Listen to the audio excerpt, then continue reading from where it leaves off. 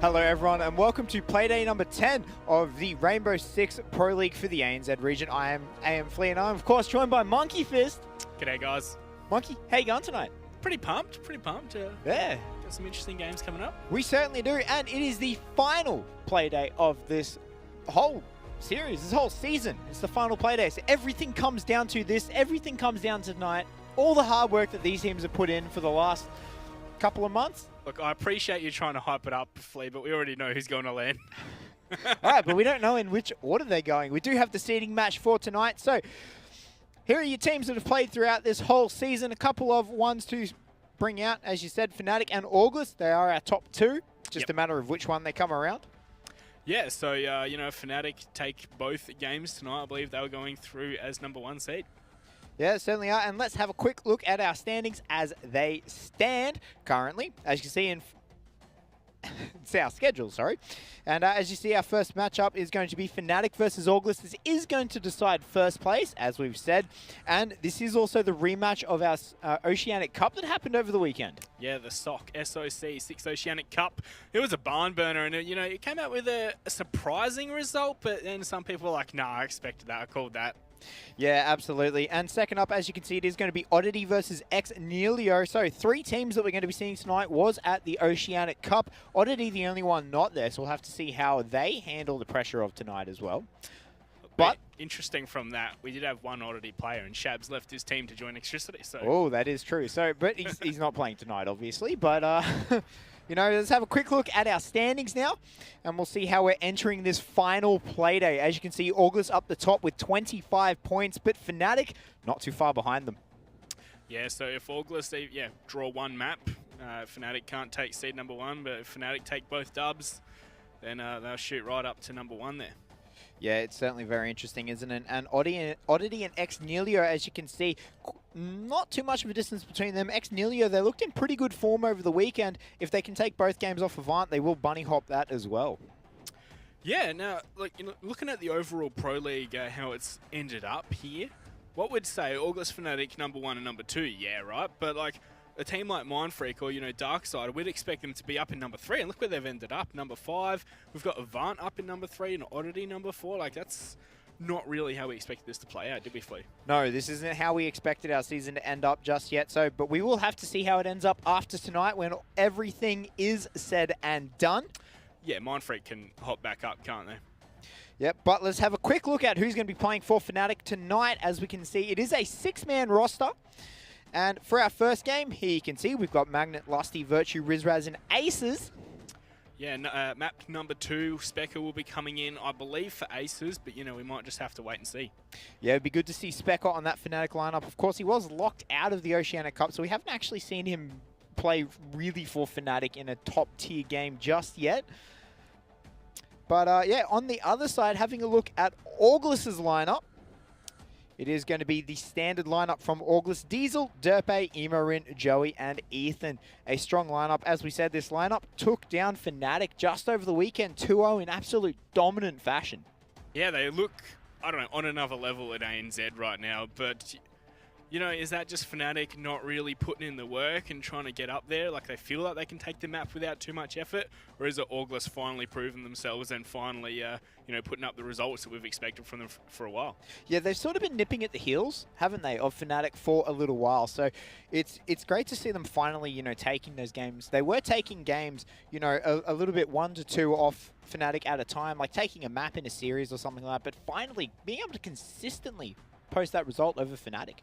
Yeah, and like this is the second season in a row where it's, well, ORGLESS were top dog last season. They took out first seed, and, you know, it's looking like they're going to do the same this season. Yeah, it's actively looking like that. I think if you're not, if you don't think that ORGLESS has got this in the bag tonight, then either you didn't watch the 6 Oceanic Cup, or, you know, you really think FNATIC is going to be pulling out something interesting tonight, don't you? Yeah, which, you know, is kind of interesting to say because they've already qualified. You know, would be surprised if we're going to see FNATIC reach into their bag of tricks too deeply. No, like talking to FNATIC over the weekend, we had some very interesting discussions about that. But for another time, because we do have our vetoes ready. Yeah, so you and I were discussing this earlier as to what we reckon we're going to end up on. Yep, and our 2 bans are Clubhouse and Consulate coming in from the previous week. So they're the auto bans out.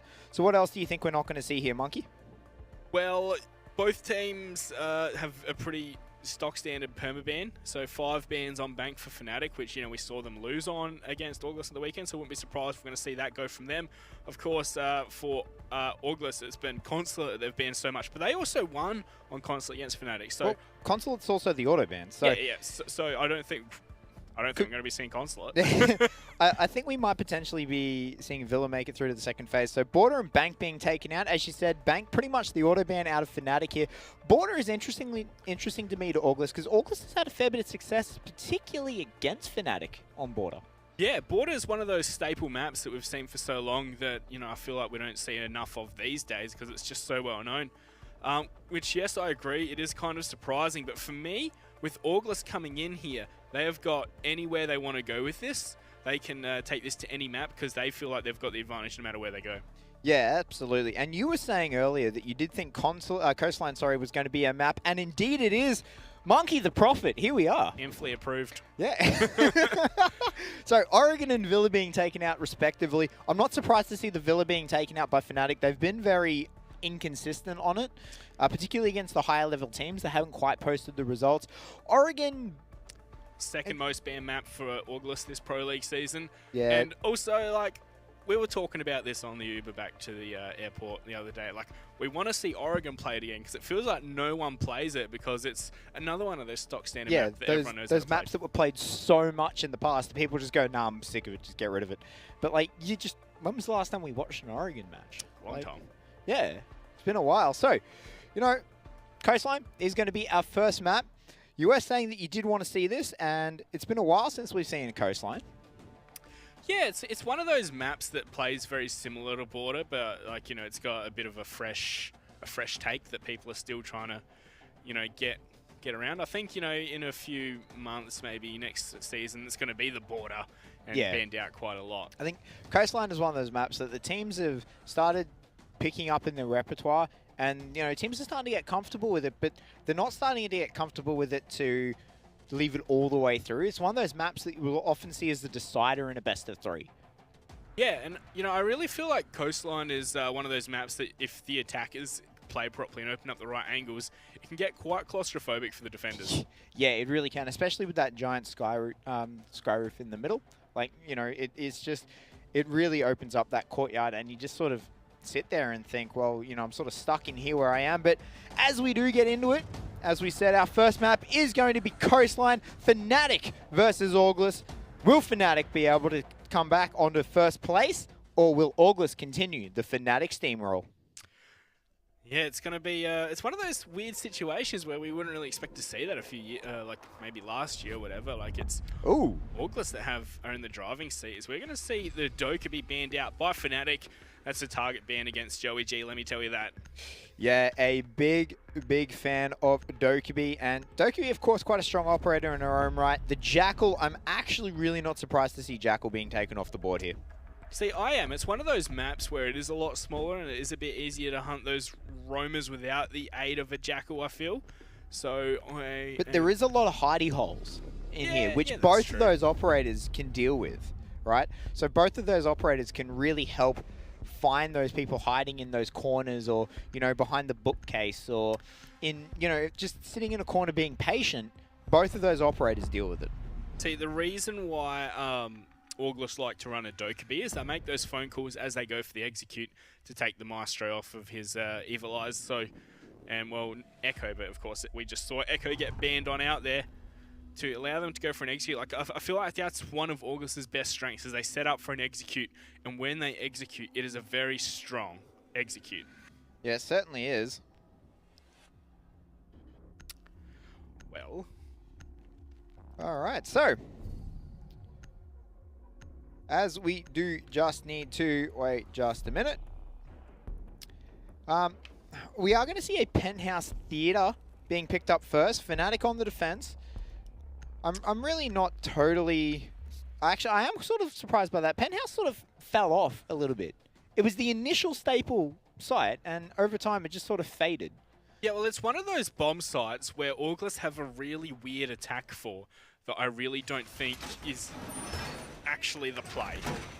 So, you know, what they'll do is they'll attack from the south side, from the stairs from main lobby rather than try and take VIP and open up the ball and everything. They'll send their bucket below, they'll open up and they'll try and execute and plant just behind the couch and the, was that a dresser bench? Yeah, well, you know, the standard push is sort of like on Penthouse Theatre is sort of a pincer. You know, you have someone come in through VIP, someone come through Aquarium, and you just sort of pincer off the map like that. Yeah. Right? So you can technically, you know, if you wanted, open up this south wall through an attack through Aquarium. So it's not necessarily the oddest attack in the world as it is 1/2. It's just that most teams tend to go for that VIP push because it is safer planting behind on the bed here because it saves you from C4. Yeah, but the way they do it is they send their buck below and he's going to buck up the floor and make sure no one can be in there. This is something we haven't really mentioned at all today, of course, with Nomad available. Yep, Nomad and Kaid are both available. Dirty. Both of them are there. And one of the stronger points that we've heard about from the Pro League players, talking to them especially at the LAN over the weekend, is talking about Nomad and the fact that she's so hard to get rid of when you hear those charges. Like you can't guarantee exactly where it is because it can literally go anywhere. It can be on the roof, it can be on the floor, it can be on a pillar, behind something that's indestructible, and you just get. And the worst thing about it is it actually goes through those walls and those solid objects as well. So you walk up those stairs, as soon as you walk in its radius, you're going to get blasted out, even if before you get a chance to even know it's there. Going to see Imorin make his way on into kitchen. No roamers downstairs at all from FNATIC. Of course, you can drop some hatches fairly easily, but Imorin, it looks like he's going to be waiting for a drone to make its way into VIP and start trying to flush that person out from below. There we go. We see him cooking a nade. Oh, he whiffed it! Oh, Imo! That's gotta sting. Is that right off the frying pan into the explosion? But Diesel's gonna tie it up. It's gonna make it 4-4. Nice little refrag there from Diesel. Refragging Imo off fragging himself. Looked like Derpe took a lot of damage from that one as Rizraz is going to go down to Ethan from below with the lifeline, I believe. Yeah, we're going to see more spots coming on out. It's good to see, you know, a backup plan here. So Emo on that buck, he was the primary one to go down and wreak havoc, but the peak from Lust, he's actually managed to down him. He knows he's down him. He's going to gas him. Derpe is going to sit out. He's going to get choked to death, and he's gone. But here comes Ethan from below. No, the wrong one was loaded, so he's missed his opportunity. And he's going to get taken out probably if he's not careful. It tags him. Oh, you know, I just realized it is Specker. It is Specker. Yeah, Aces is sitting out. So Specker's playing for the first one. Ace is more than likely playing for the second one that he's taking. 20 seconds to go, though, and ORGLESS really need to hop on their bike and get into the bomb site here. Yeah, they really do, don't they? They need to just hurry this up a little bit. Specker, as soon as he pops up, might be in a bit of trouble. He's going to throw the C4, though. Tossed it out. That's a whiff and a half. The plant is coming down, though. No, Lusty's taking out Diesel's. Magnet has found Ethan as well. The plant was denied. Joey's going to down someone, but miss him. But he's run out of time. That's the time going that way. And FNATIC pick up round number 1. So yeah, you know, I was talking about the attack that ORGLESS like to do. That was very clearly not the attack that we've seen from them historically. So changing it up now with Silex moving over to that coach role, he's decided to go for a more stock standard push, kind of. I don't know. Is FNATIC playing ranked? Why? Penthouse into hookah. Yeah, that's not normally what we see, is it? But yeah, it's I don't know. ORGLESS is just wasted way too much time on that attack downstairs. They got a few picks, but they never capitalized off it. Look, you could almost write the round off because of Emo, right? As soon as he naded himself. I don't really think so, because they took the man advantage after that, and that's when they proceeded to lose the round. But it wasted so much time. They had to. So he was the one down. He was down there by himself. He was waiting for drones to come out so he could start bucking people. But you know, then he naded himself, killed himself. So then they had to waste time as they waited for, I believe it was Ethan on Zofia to get back down there. And then essentially do the same thing with less utility. All right, well, let's take a look at this ORGLESS attack lineup once again. Same operators, unless I'm mistaken, and Flea. Yeah, it seems to be the exact same operators as, yeah, Capitao was picked. And, yeah, was there a pulse last round? I'm talking about for ORGLESS. Oh, for ORGLESS? Yeah, I believe last round Magnet was also on the Kaid as well. So that's one thing we used to see ORGLESS do back in the day, especially on attack. They'd have operators that they can use on pretty much every bomb site. So that, you know... Yeah, they never switched it up. So you couldn't take them by surprise. Yeah, like, you know, they're always ready. Of course, that's like, you know, you're stronger in the sense that you're not going to be unprepared, but then weaker in the sense that you can't really tailor operator by operator. And this is fast by Derpe. He's got that pulse right around the corner here. Specker should be scanning him. And is Derpe even going to find his position? Yes, he will. Yeah, so he knows he's there. But importantly, though, Specker can't be pushed out of that unless you take him by the window. Oh! Magnet takes him out. That nice teamwork there between Specker and Magnet. Is that a wallbang? Yeah, that was a He's wallbang. calling him out from the pulse scanner, of course. Yep. Yep, the teamwork from Specker and Magnet, netting them a very quick kill. Derpe on that Nomad is going to sit down now. I don't think he got any of those Nomad charges off either, though. Yeah, I think you're right. And we can see ORGLESS really slowed down. They're not exactly sure how they can take this bomb site. They're not trying to take above at all. Seems like they're trying to take Kitchen, trying to take from Kitchen, and then they can set up a pincer movement from the service entrance. Yeah, and I've been noticing a lot of LMG out of Capitao recently. Is that just because of the ACOG scope? The new ACOG scope? Or I'm not sure. Has it just fallen into favour? I think it's something that Joey's done for a while anyway. Well, because other people seem to be copying him then. Because it's sort of risen to prominence in amongst some of these games. You know, the advantage for ORGLESS with so many FNATIC members downstairs is they've only got 2 to contend with on site. As Emo Ren, he's going to get the down there onto Lusty. Looks like he did a lot of damage to himself in the process, however. Yeah, Emo, he's had a very love-hate relationship with his grenades, hasn't he? But Magnet's managed to get his way in. He is going to pick up Lusty, so that advantage they had has now been brought to 0. Yeah, but look at the very low HP there. But they've still got Specker below them, just covering it off. Finally, Diesel's going to open these roof walls, and he is going to make his way back down, try and go for the plant. We're down to the final 45 seconds, but Lusty through those holes as Ethan just wasn't paying attention, was looking downstairs. That's one of those things that can make this map feel so claustrophobic, but it works against the attackers there, as this is falling apart here for ORGLESS. Yeah, this is not the coordinated ORGLESS we've seen so far, but Diesel, man, that was a shot. Manages to find Lusty, but Rizraz finds Emo through the smoke. Magnet finds the second one. That's it. FNATIC pick up round number 2. Yeah, I don't know what... ORGLESS just looks lost, don't they? It's not that they look lost. It looks like they're going about their business very slowly, and FNATIC are a step ahead, and it's showing. It certainly is, isn't it? Like, I don't know. It almost seems like ORGLESS, they're wasting a lot of probably the first half of the map. Yeah, like it's not like they're lost. It's they know what they want to do. They're just doing it really slowly. Yeah, they can't get it done quickly. They're losing players like Derpe getting wallbanged and whatnot. Like, as soon as he knew that pulse was there, I think he should have backed out. That was beautiful by FNATIC. That was beautiful. They didn't even need to scan it. It was just a yellow ping, like prone right down in the doorway. Once again, those same attack operators. If there was one operator you would change out from this one, Anthony, what would it be? I'd probably drop the Capitao. I was thinking the exact same thing. We haven't seen much utility usage from young Joey there. He's just been a bullet hose with the LMG, hasn't he? That's really it. Yeah, and like we've seen him drop a couple of the smoke bolts, but we haven't seen those asphyxiation bolts get used at all, right? Like they could have killed Lusty with an asphyxiation bolt through that drone hole. Oh yeah, they could have. They probably could have picked up a double kill if they timed it when Magnet went for the revive as well. Yeah, I really thought they went for that nade in the first place because they droned him out, and then we saw Emo keep jumping back on his drone and such, but they never tried to capitalize on the fact that they'd got that down.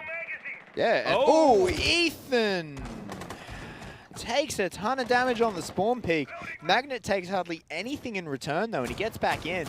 He's going to be real happy with himself.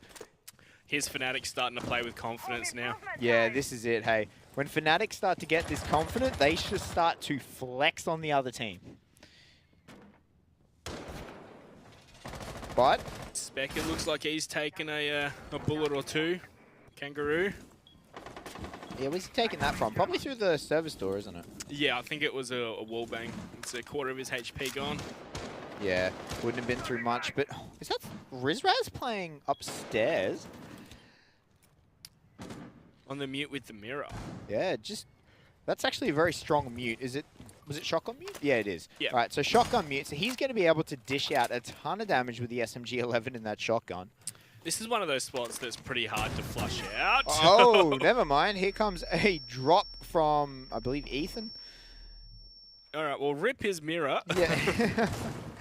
I said it's going to be very hard to flush out from that one angle. Like, they need to try and push from another angle as well, as Rizraz has taken more punishment. Yeah, you know, ORGLESS is starting to collapse on him, and he's had to go downstairs, and he's had to retreat all the way down. Once again, very slow, though. Yeah, very, very slow. But again, Derpe not capitalizing. It hasn't pushed down. They're not putting the noose around Rizraz's neck here. They've had him there. They just need to get that final little hang. Are they playing too scared, perhaps, here, ORGLESS? I think they are. They've lost people first every single time, and I think it's starting to play on them, right? So they're playing too carefully, just trying to make sure they don't lose those men advantage early. They are ahead in the health count, though. Yeah, but there's still 5 guns against 5. And FNATIC is really on point with their shooting today. Like, they're landing those shots that ORGLESS just aren't. Right, so ORGLESS wants to play. That's what we're going to need to do. Is Specker is going to find Ethan. Headshot, doesn't matter how low he was. He's dead anyway. Yeah, Zofia being taken off the board. And Specker is... I've been impressed with Specker, hey. He's played really, really well. Yeah, the fact that the mirror wasn't banned out is really playing into... All right, Derpe. It seems to be really playing into FNATIC's favour right here. Here we go. Here's some Capitao utility. There's a gap there, and we're going to see Diesel get taken down. Diffuser too. That is an angle and a half from Lusty. Poor smoke placements there. We also saw, who was it? I think Emo get a kill simultaneously. Oh, Lusty can't land those shots either. Fortunately, but there is only 8 seconds. Oh, we're going to see the down from Joey, but the trade back. He needs to go for the plant right now. Is Derpe covering? Is Virtual in a position to deny this? Not right now. Not. Plant is not almost confirmed. Yep. There we go. Plant's down, and it's a 2 versus 1. The pings are coming off. They know exactly where they are, but Derpe from downtown will find Virtue. I think this was a dirty shot. I want to see this. I feel like he ended this man's life. There we go. Threading the needle. Indeed. That's one of those shots you just sit there and go, I would never have gotten that. So that round, successful for ORGLESS, but was it messy? Successful, yeah. That's exactly what I was going with that one. It was pretty messy. A few mistakes, missed smokes. You know, people dying to weird things. The spawn peak at the start that took. It was at Ethan very low. Yeah, FNATIC staying away from the bars. You know, I was looking at the stats for Magna. I think it was from the invitation, one of the games. He has a super low headshot percentage. But I feel like if he could up that quite a bit, he would be a monster of a player, like more than he already is. What are you talking about? Like, are you talking about a normal, like, low for a normal person or low for a professional? It was like 0.13 or something ridiculous like that. Like, normally it's about 0.3, 0.4, 0.5, whatever. But yeah, well, it was pretty low. That is actually very low, isn't it? Because, you know, even talk about like an average gold member's stats, it's a headshot count of maybe 40%. Yeah, that being said, that was one game against a bunch of pros in a high-pressure situation. Like, I don't know, it's just like if Magnet could be more consistent with those headshots, I think he'd be a much scarier player. So, yeah, it'd be interesting to see what his headshot count is across the season, wouldn't it? I wonder if CCG has such a stat. We'll have to get onto the CCG boys after this, because I'd be interested to see that. I agree with you. Yeah, I think you're right as well, because if it is low, and like for that spawn peak, for example, if he got a headshot, kill. Yeah, it'd be like stop playing Apex, start playing like what, Osu? Like, or maybe just, you know, get back to playing Siege. Oh, that looked like it was scarily close to Virtue there as Ethan has sprayed down. I think it was through a reinforced wall. Yeah. Yeah. Okay. Oh, still can't. Half reinforced. Could have got there. Could have got there. Yeah, the angle could have made it happen potentially, but. Going back to the penthouse, it's interesting to see, you know, avoiding the bars entirely for FNATIC. Well, I want to know how ORGLESS is going to play this one, right? Because we saw Derpay trying to enter in solo, Emo trying to enter in solo, which both really didn't work out, did it? So, like, I want to see more teamwork and more cohesion here from the ORGLESS sides. Yeah, and coming in, oh, Magnet. He is not afraid to get aggressive here. He sees the repel line. He's going to get droned out, but is he going to have the reflex if... I don't know who that is. I think it might be Ethan. Oh, no, it's Joey. That was Derpay's trying to get that dirty angle through the hole. Oh, we're going to see the peek, and nice shot there from Joey. That's what I was afraid of. Hey, he was holding the angle expecting Joey to go up. If Joey, I was going to say, is he going to have the reflexes? If Joey goes to the side, they know exactly where Magnet was. If he went to the side, would they be able to get him? But Rizraz is going to find the shot that Magnet didn't take. But Rizraz right now. Yeah, taking a ton of damage for his troubles. But at the end of the day, it's still all tied up 4-4. Oh, and there we go. Derpay's going to... what is it? What's the word I'm thinking of? Find Lusty. Eliminate Lusty. Frag him out. I was going to... Well, shoot him in the back? He got it off the back of the Nomad device, right? The air jab. Oh, did he? Well, we heard it go. Yeah. Capitalize on the Nomad on device. Okay, there we go. Yep. You know, you'd think I'd be good with words. It's all right, Monkey. It's just your job. But no, yeah, we're still finding more. ORGLESS are finding these picks now. Leaving it in a 2 versus 4. FNATIC, ORGLESS might have finally woken up. Yeah, complete contrast to the first round, isn't it? And Virtue feels like he needs to go for a play. He can't sit back. He needs to push up, try and hide in this corner. And I think he's going to get aggressive here. He's going to get aggressive, but there's 2 of them waiting. He doesn't know which one to go for, and his hesitancy gets him fragged out. Now it's all down to Specker, the man, the myth, the legend. As we come down to the final 15 seconds left, the plant goes down, but Specker, he can't push forward. He can't capitalize on it. He can hear it. The C4 goes out. Will it be enough? No, he whiffs it entirely. The shots come down, but Specker still hasn't taken anything. Worried about that window, but no one is sitting on there. He doesn't know what to do. He's not sure where they are. No intel, it seems, here for Specker at all. He's going to put a couple of rounds down. Only 10 rounds left in the Vector. He's going to finally reload, but this clock is ticking, Monkey. Yeah, he just needs to go balls to the wall. We can't be checking every angle, and Emo Rin's going to clean him up there in the end. ORGLESS tied up at 2 apiece. Like, in a clutch situation... You don't have the time to worry about that sort of stuff. Yeah, you don't. Like, you either lose the round or you win the round. And the only way you're going to win the round is if you take a chance and go for it. Yep. But sitting back passively like that guarantees you the loss. At least if you get aggressive and take the fight to them, you have a chance to win the round. Although here we are, some casters judging pro players' plays. Like, I can understand why he's like being methodical. Like, it's not like time was super duper ticking, but I don't know. Like, you really got to go for it. Like what we saw Virtue do, getting up and aggressive in Hall of Fame. Like, that is what you got to do. You got to make a high risk, high reward play, because either way, they're just going to make a trade play on you, and you're dead. Like, there's not much you can do from that one. Yeah, especially if you give him that time to work out exactly where you are as well, it's going to fight back on you. Look at those frags, even across the board for both teams. Yeah. No real standout player for any team. Highest is 4 on Derpay, Magnet, and Lusty each. Yeah. Lowest is 1. So, you know, each team has every player pitching in, doing their part. Even those support players getting in on the frags.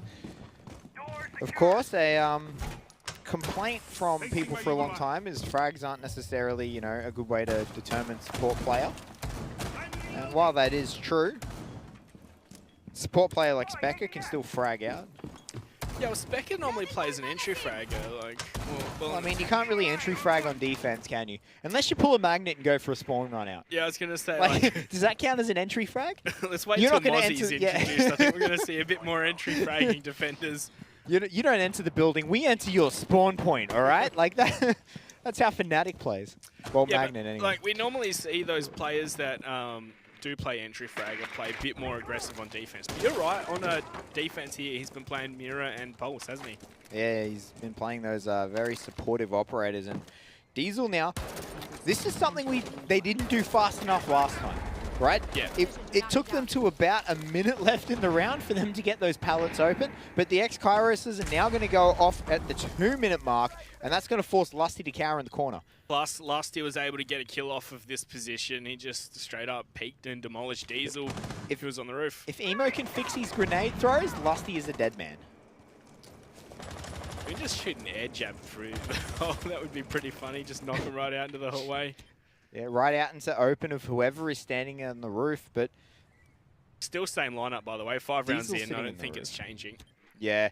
No, it looks like the old Athletico principle of, you know, one lineup for every single bomb site. And, you know, that's a fair mentality to take. You know, as we said, it does have its strengths and weaknesses. So overall, you know, it's the safer option. Yeah, well, one thing ORGLESS is definitely going to have to worry about is this pulse below, and it seems like they've done what they wanted to do to begin with, and have just completely stalled out. Yeah. This second minute here has... Dragged. Yeah, well, they've gained no meaningful ground. They haven't pushed anyone out of a site. They haven't picked out... that's a foot. Right. Just as we say that, Emo Rin's going to peek straight through a drone hole that Virtue's going to get peeked out of. That drone hole has claimed many a feat, hasn't it? Emo Rin has got one of the biggest brains in Rainbow Six, I reckon. Well, you can't put a suppressor, though, on... he's not running the suppressors anymore, actually, is what I wanted to say, but... I was going to say, that's a flat-out lie. You can yeah, obviously... you can, but he's just choosing not to run them. But Specker finally comes into play downstairs. Going to find the C4 kill onto Diesel. And Derpe, that's another one being taken off the board. That's a head from Joey. And he's going to get one for himself. And that leaves it in 2 versus 4 now. Once again, the round just feels like it's spiraling out of control here for FNATIC. Just Specker and Magnet left alone, and, you know, I think it might be just Specker in just a moment. There we go, Derpe. He has the reflexes of a madman as the plant's gone down, but Specker could have denied that, but Joey is cognizant of his position, and that's ORGLESS taking the lead after going down 2-0. Yeah, ORGLESS coming out really, really well here. 3 rounds in a row, and I'm not really sure what that prone was in reaction time. From was it Rizraz? Magnet, yeah, the second last one to die, yeah. I saw he was proning, but I think Derpe had the massive, like the super fast reaction speed. Yeah, he did, but you know, Magnet knew he was coming through that door, right? He saw the explosion to get rid of the goo mine in the door. He had every single advantage to him. He was just caught in transition, going prone, and I don't know. I think Magnet could have played that 110% better. Like he could have just got a headshot. 1 bullet, 5 bullets is all it takes to end this round, or end this game. That's all you need. 5 headshots, round's over. 5 bullets, go home. You're all good. I thought they were at home. All right, monkey. Like. So we see FNATIC go 2-0 up, and then ORGLESS string together 3 in a row. Interesting. So what's going through FNATIC's mind right now? Right now, they're looking for a round win, right? So they lost on Penthouse, they moved straight to Hookah. They lost on Hookah, and they've moved straight to Kitchen. You know, after 5 rounds, we've finally got a change for ORGLESS. Blackbeard. Yeah, just the one. The Capital for the Blackbeard. Yep. Honestly, not the worst in the world. Did they perhaps expect FNATIC to go back to Hookah, where Blackbeard, you know, we saw Joey playing that position on the pool window. The Blackbeard would be a lot better there rather than the Capital. Potentially. Like, FNATIC hasn't repeated a bomb site this whole half. Yeah. Right? So they've gone Penthouse, Hookah, Kitchen, Penthouse, Hookah, Kitchen. Right? Foregoing the bars entirely. Right? We're not going to see around the world here, but only giving 1 attempt on a single bomb site. See, on this bomb site, I really feel like a Capital is a much stronger operator than the Blackbeard. Like, this is probably the one where I'd say... I agree. Smoke out both the entranceways, and you can just run in for a plant. Right? Like, very... Disclaimer, this is more complicated. yeah, but like, you know what I mean? Capital makes more sense on Kitchen and service entrance than what a Blackbeard does. Right? It brings a lot more utility, and it brings a lot stronger of utility to this bomb site. I would never claim, you know, just forget about everything, just smoke out that service entrance and just go for a plant. Like, that's suicide. But, you know, you do have to do additional setup on top of that. But Blackbeard's not going to help you with either A, the setup, or B, the execute. All right, so, well, you know, Blackbeard's always helpful as like a turret, and that's what Joey's doing right here. But where's the overall push going to come from? So I'd say they're going to clear out this top floor, or Derpe is just going to prone on inside. Yep. He's just going to belly crawl his way across. Just yeah, they might not even try and clear out top floor. Derpe really taking his time here, being very wary of the punch hole that was made there. Once again, he's like on his own on the other side of the map, trying to push in solo on the Nomad. Yeah, Virtue actually got concussed there. Ethan now knows he's there. That lifeline came in, but wow, those drones getting caught out. Once again, very, very slow here, and we might have Magnet going for a play.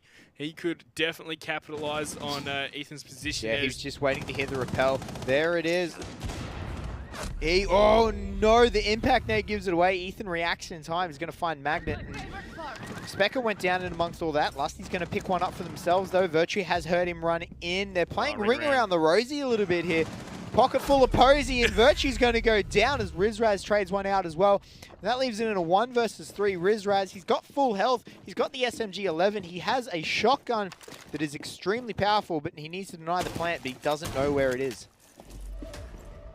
Yeah, successfully gone down. This is looking all over Red Rover to keep that, what's called nursery rhyme trend going as Joey to finish things off there. That is a very successful half for ORGLESS after a very dire start. Yeah, 4-2. As we said, like, ORGLESS really slack start to the half. Like, it was a lazy start to the half. Oh, yeah. They woke up. Maybe they didn't do their T-hunts leading into this. But 2 rounds, they woke up, and they just sort of turned it all into themselves, haven't they? Like, was any of those rounds even that close, those last 4? I don't think they were. Like, there was maybe like a 1v2 in there. There was no 1v1s. So there was no 50-50 swings. It was all, you know, 1v2s, 1v3s at the end of it. So I think ORGLESS had a very strong showing in amongst that. And also in that last round, like, it really looked like things were about to go south for them. Like, Magnet was in a power play position, but every time Magnet's in one of those positions, his timing is just off. And I suppose that's why we've seen this Valkyrie ban come out here from ORGLESS. Because this game is timing, and, you know, to time things correctly, you need to gather that information, and so without the information, you just got to go for a random play. Yeah, and, you know, Valkyrie, FNATIC is exceptionally good at Valkyrie camps. Like, they put a lot of time and practice into finding good Valkyrie camps, and they rotate those camps, so you never know exactly where they're going to be. You know, they don't have set spots, they just throw them wherever they think ORGLESS are going to come from, and ORGLESS obviously not wanting to deal with that. Banning the Valkyrie worked very, very well on their attack. Now let's see if it's going to hinder their defense. I hear you're a bit of a connoisseur of the Valkyrie cameras, Steve. Yeah, look. Confirm or deny? I can neither confirm nor deny this. But lukewarm. You know, I did give ORGLESS some of their cams at no, it wasn't ORGLESS. It was ex-Nilios. Some of their cams at the Sixth Oceanic Cup. So let's take a look at this FNATIC lineup, right? Same operator lineup that we saw exact last round for ORGLESS. Yeah, very, very interesting. Obviously, it's very different to attack the penthouse, isn't it? Like, it's Specker. Okay. Specker's an absolute machine on the Zofia, isn't he? Yeah, Joey trying to maybe go for a bit of a peek. Losing your dock this early is a bit of a problem, though. And looks like Derpe is going to go down to Rizraz as well. At least he is downed. Is he going to be revived? Losing 2 or 3 of your ACOGs this early. The cogs. And they might be able to get him back. No, there's going to be a Rizraz to finish off. So 3-on-5 after just 1 minute, Amphley. Yeah, that is not a good start for ORGLESS. FNATIC has played this start brilliantly. The aggression that ORGLESS has tried to come out with these ACOGs, finding, you know, going for those peeks out the windows, out the doors. FNATIC's just had answers for it. Their droning has obviously been on point to spot these out. ORGLESS have 2 off site. There's only the 1 on site in Diesel. Yeah. But Emorin's going to huff it across the map. We'll have to see whether or not he can have any impact on this roam. Actually, if he jumps out the service door, he could get the kill. It looks like that might be what he's trying to go for. Well, he does have the impact nade in his pocket. Yeah, if there is a Claymore stopping it, oh, wow. He's going to hear the rappel. He needs to go for the impact nade in case there's a Claymore. He hears the rappel. There is a Claymore there, and it's far enough back. The impact nade won't take it out. So he's going to need to double impact nade it if he wants to go for it. But the defuse is being planted amongst all this. They know it. He's going to try and deny it from below. Emo, is he going to be able to successfully do it? He's stopped it, but he hasn't found Lusty for the frag. No, Diesel will, though. Diesel will. Diesel finds the answer. And can they do this? With, you know, the one on site, two off site play, it's looking good here. So FNATIC seem to have stalled out, but they still have the numbers, and they need to start winning these gunfights here, ORGLESS. Yeah, Ethan's made his way back on the side. It looks like he might try to go for a rotate around. Diesel's screaming for his life. Magnet does find Emo, though, below. And Diesel puts a couple of shots through, but he's really, really low on health. It's going to come down to Ethan here. Can he protect him? He gets the down. Yeah, Diesel finds another one before he gets traded out. 1 versus 2. Rizraz has the diffuser, though, in hand. They can go for the plant. No one's on the window. The plant is coming down. Oh, they know exactly where he is. Yep. Do they? No, they don't. Oh, it's just They don't know where he is. Ethan, you were staring at him through the floor. If only that was coming. If only they had vision on it from above. However, Ethan is now going to have to book it back to side. Yeah, and he's lost so much time, and he's got to make the 1-on-2 happen. Not likely, but, you know, this one still feels doable if Ethan can reach into his bag of tricks here. Yeah, Ethan, he needs to find something. Putting a couple of shots through, he's not going to find anything. They're both back out. One's in hallway, one's in bathroom. This is a solid crossfire. It's almost over. Yeah, he's run out of time. He can't do this. He's run out of time either way. Yep, Spec is going to find the headshot, though. And FNATIC come out with their first attack win. That was a messy defense from ORGLESS. It's been a while since I've said that. Nice one. Yeah, that's old habits die hard, I guess. But once again, it's a clutch situation where you lose it from timing out, not from giving it a go. Yeah. Well, I mean, no, he did die. He did die. Yeah, he died. Specker put a bullet in his head, but either way, he had run out of time. But the only way he would win that right then and there is if he jumped on the diffuser at that exact moment. Yeah, So he did run out of time, I think. Yeah, as you said, these retakes after the plant has gone down has been too slow from both these teams. Just give it a go. Like, you know, you or I, we're not as good as these players here. Well, speak for yourself. All right, that's a blatant lie. Blatant lie on the desk. But still, like, we can see the glaring issue of no matter if he played that round 100 times over in the exact same way, there's no way that he's winning that. No way. I agree. The clock was run just way too low, and we are going to head to the kitchens now. To be fair, he did spend a lot of the time down below, but still he, you know, it was still a third. It's still you can run in guns blazing, like, you know. I think that... What would John Wick do? Run in with a pistol that has unlimited ammo and he never has to reload. Okay. So, yeah, what's your problem, Derp? How come you have to reload your weapon? What is this? You guys are still using reload weapons? Yeah. Lol. Monkey over here living in, you know... Plasma rifle era. Yeah, oh. Oh, okay, Lusty just caught on something. Just moonwalking. Alright, so last round we saw ORGLESS lose it because he was a 3-on-5 with a minute down, right? If ORGLESS cannot get into a 3-on-5 after a minute down... Well, they've lost 2 of their ACOGs. The Doc and Rook have been subbed out. Attack lineup though, same. Yeah. Maybe expecting to be attacking Penthouse again, but we have, of course, changed it up to Kitchen. It's interesting, because Kitchen is the one where ACOGs makes a bit more sense. Those ACOG operators are actually I really think on Coastline it's a map where you can take these long-range angles and long-range fights, so I think the COGs are fine on pretty much any site on Coastline. Oh, Ethan. Giving out the calls that they're above, and Diesel might have to reposition there as the Buck's going to get to work on his floor. Yeah, Joey, you can see him not wanting to stand still, not wanting to get caught out here. He's waiting for the pings to come across, maybe from Ethan, but... It's just that claustrophobia I was talking about earlier. Yeah, it really is, isn't it? Just, everything can be opened up. You don't know where you're going to end up. Deploying sensor. Just heard an air jab a few go out. That's going to be on the flank watch. It's going to make it rather difficult there for anyone from ORGLESS to go for any kind of flank as Diesel. Oof, that's a lot of damage. Yeah, he's on in literally 1 HP. Is anyone going to reset him? But Joey from above again. Look at this, man. Joey is just being forced out of every spot he sits.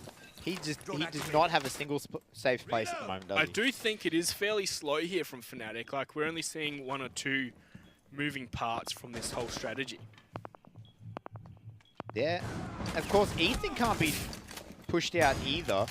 Joey getting into a bit of a fight. Virtue comes off worse for wear in amongst all that. The battle of the shotguns. Key Skeleton versus the M5. Or the M59, sorry. Yeah, 40 seconds to go, and once again, we're still seeing no movement. Just, you know, Virtue in a one-on-one here with Joey, which Virtue is going to win eventually. Yeah, Joey just lost sight of what he was trying to do, but Derpe going to be holding these hatches. He's adamant someone's going to drop here, but the nade is going to catch him down. He's crawling to Emorin. Emorin is going to be able to pick him up as Diesel finds Specker. That's a good kill for the 1 HP Diesel, but I think he's been downed in amongst all this. Yes, he has. Derpe finally gets picked up. Magnet finds Emo. So he gets picked up for absolutely nothing. The C4 comes out. Oh, no, he got it! But Magnet finds himself a second in reply. It's only up to Ethan. He doesn't have to kill them all. He just has to waste the time. Now he has to kill the planter. He doesn't know where he is. He's going for it, but the cover from Virtue is enough. FNATIC come out with the round win. Barely. How about that big brain play to toss the C4 into the bathroom, to go through the wall and kill the planter? Just wasn't enough, but yeah, Ethan, he almost stole that round right from underneath FNATIC's, I don't know, what are they? That would have been massive if he got it. Right from under their nose. Noses, yep. You know where that glorious mustache of yours is, Monkey? Right under my nose. Yeah, right under your nose. Right, so I've seen a bit of a trend appear. At the start of the half, we'll have 2 FNATIC rounds. Ooh, do you think ORGLESS are going to go another, what, 4 in a row? Well, they only have to get 3, but... Yeah. I don't know, it's very limited data we can extrapolate from here. 1 game. We got this. It's on the fly. But, as we're going to see, going back into kitchen again. Attacker lineup though, once again. Kills are still very even though, hey. Across the board, the kills are still relatively even. Yeah. Magnet, as you said, pretty poor headshot ratio, but still with the most kills. Doing really well for himself. It was just 1 game, okay, Ampli? Like, I'm not sure if it's a regular trend for him, but I think it is. Like, yeah, but like it is interesting to note, isn't it? His headshots are that low, but Magnet consistently puts up high frag numbers. He's finding a lot of kills without finding headshots. That is a very interesting statistic in itself, right? Like maybe he's AWPing. I like wrong game, man. Wrong game. I like how we see like all of ORGLESS like come 1 by 1 to pick up their armor during that prep phase. It's like, all right, it's your turn now. Oh, Derpe, that is interesting. That's a nasty angle. Don't get greedy here, Derpe. That is a nasty angle from Derp. No one's going to fall for it. They're going to see it and just go, yeah, okay, we're just going to go around this way. Well, they're just going to lob a nade in its direction. Like, it seems like it has a pretty He would have an easy ADS, surely, right? Like, probably, but where can you put it that's not going to get easily taken out? Like, yeah, I can't see one. No, he doesn't have one. Okay. So he is falling back, though, to the stairwell. Living life in the fast lane. Yeah, surely Virtue's just going to head on over there and be like, Kobe. Oh. Virtue's just going to drop and narrowly miss Emo in. That could have been close. That could have been disastrous for Emo.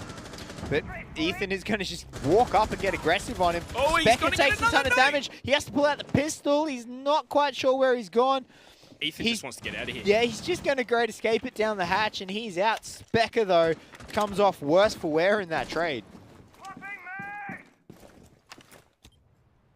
Well, just as I thought the FNATIC ship was righting itself, it looks like disaster has struck. Stormy weather has approached. Yeah, maybe they've hit the iceberg. Titanic theme song plays in the background. Yep. And No, we're not doing this. All right, we've got 1 minute and 15 in this round to go. Advantage in ORGLESS's favor, but that can flip at the switch. What's wrong with my singing, Monkey? My ears are wrong with this singing. But come on, focus up. Yeah, FNATIC really don't look like they have an avenue into the bomb site apart from just going balls to the wall, in you go. Oh, Derpay. He hits that on land, he says. Yeah. Yeah, he wants to take that fight, and Lusty looks like he wants to run in through the main door here, but he saw someone. Did he see the booty? Yeah, he saw the backpack anyway. Maybe not the booty, but he definitely saw the backpack. And Magnet's come to say hi as well. He's going to hold off that tight angle. Trying to creep in together, aren't they? As Rizraz is getting gassed. Yeah, he gets forced all the way out. But with 20 seconds left, Joey can hold off that entrance from Rizraz entirely if he wants to. Essentially forcing Rizraz to just go somewhere else. And you can see how much damage he's taken from these gas grenades. Magnus managed to push in though and find himself one. Derpay trades one back, but Ethan standing there to find Rizraz. Diesel finds one. Derpay with the final kill as well, and ORGLESS come out. Monkey, is this trend actually going to happen? Well, it's continued so far. Great analysis there. It was exactly what I was looking for. And, yeah, the trend has continued so far. But back to pen. I don't know. Like I think FNATIC aren't going to lose at 7-4. I think they're going to bring a few more rounds out. You think? Yeah, I reckon. I don't know, this one's going to be pretty close. All right, I'll tell you what. In true ANZ fashion, let's make a bet. All right? The bet has to be, we've got a KFC across the road from our hotel. All right? In true ANZ fashion, we'll bet some Zinger stackers. All right. All right? So, is this trend going to continue? Whatever you take, I'll take the other. I think it's going to be a 6-6 draw, so no. 6-6 draw? If I'm right, dinner's on you. All right, we'll do this. You heard it here first, folks. And later tonight, check our Twitters for who won. Make sure we follow through with the bet.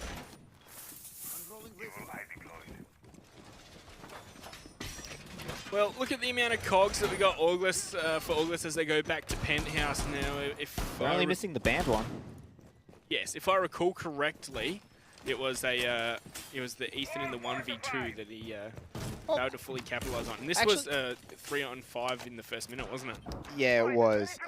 When this happened last time, it didn't go very well for ORGLESS, as you said. Technically, you can actually have a team of 5 ACOGs now with Kaid. His shotgun has an ACOG on it. Same thing, isn't it? Yeah. So you can actually have a team of 5 if one of them isn't banned out, but of course Echo has been banned out. I never thought I'd see the day with 5 defenders with ACOG. Do you remember the glory days of the ACOG? Jaeger banned at ACOG. To be honest, I'm actually glad they don't have ACOGs. Like, yeah, it was the MP7. The carbine actually made sense with an ACOG, but the MP7 didn't. Why not the SMG-11 one then if we're doing throwbacks? Oh, that bullet hose. You put the suppressor on. Not the suppressor. You put the Yeah, it had pretty much compensator. Vertical recoil no matter what, right? So you aim for chest to get a headshot. Yeah, and you just put the compensator and the front grip on it. The thing was a bullet hose, man. It was so accurate. More of like a sniper rifle. Well, it would be out of bullets in half a second, so it's not like a hose. Yeah.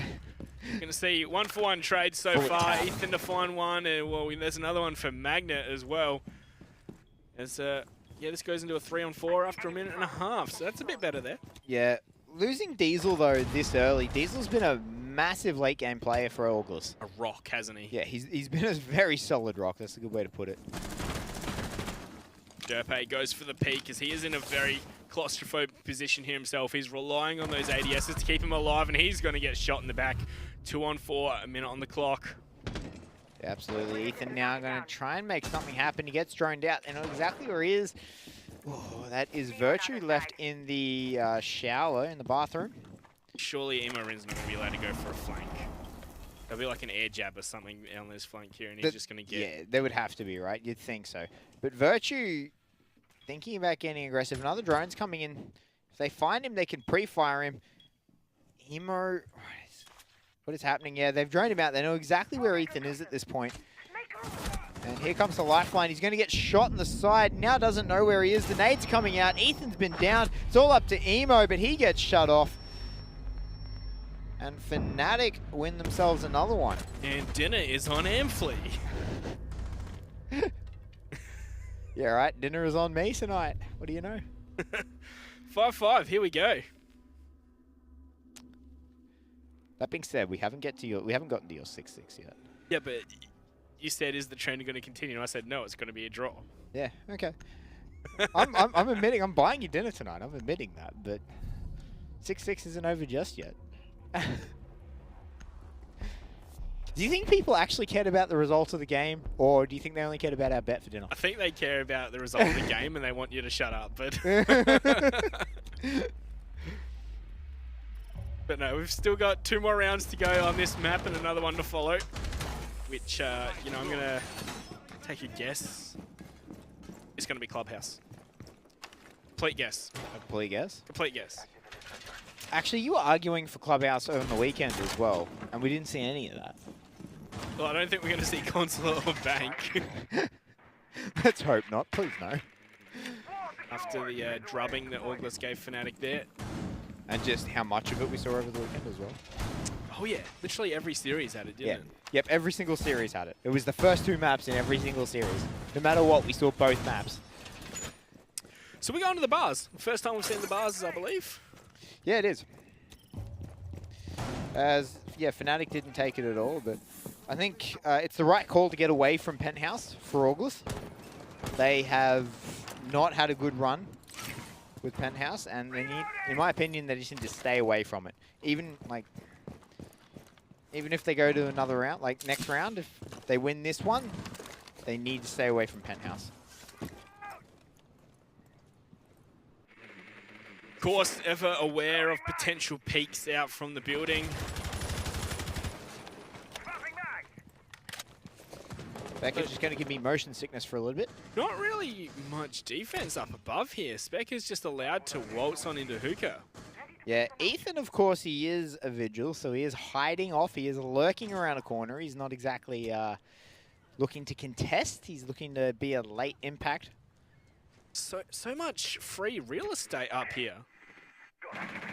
But free real estate. Magnet's free real estate, says Emo, Rin. Free to an early grave, as that's going to be the Nomad. No more of those air jabs. What did someone call them the other day that made me just crack up? I believe it was Dev. Say. I can't remember what it was. Little nickname he had for him. I can't remember. But yeah, I think it was Dev. So. Oh, well, halfway through this one, this round here, and it is ORGLESS with the man advantage. Spec is going to gather some information, and he wants to react off this. But this is a shotgun at point blank range. Yeah, you're not winning that, are you? Specker has to hit the headshot if he wants to get the kill, and we're going to see Derpay in support as well in just a moment, I believe.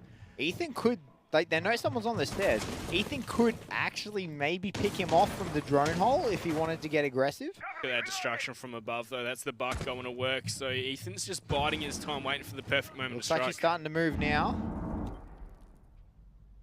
No, just going to try and get closer. Yep, here we go. He puts on his ability. And he'll wait for it to recharge, surely, right, before he peeks out. But here we go. He's pushing his way in. Oh, there's no rotate for him. That's going to cut him off. But Specker and Rizraz both found one apiece. That makes it 3 versus 4 now. That's just how quickly the favors can turn in Rainbow Six Siege. We're going to see him go for the peak, and then we're going to see him even it up. Where's the call to the buck? This is the position he's in as the plant is going down here from Lusty. But it's being pinged out. He's not doing anything about it. There we go. Finally managed to put some shots down, but it doesn't stop the plant. He had that ping. Yeah, he had the ping the whole time. Well, 3-on-3 retake here for ORGLESS. It's going to be a tough one. Time is against them. Yeah, they do know that there is no one above because, you know, they did have Ethan above.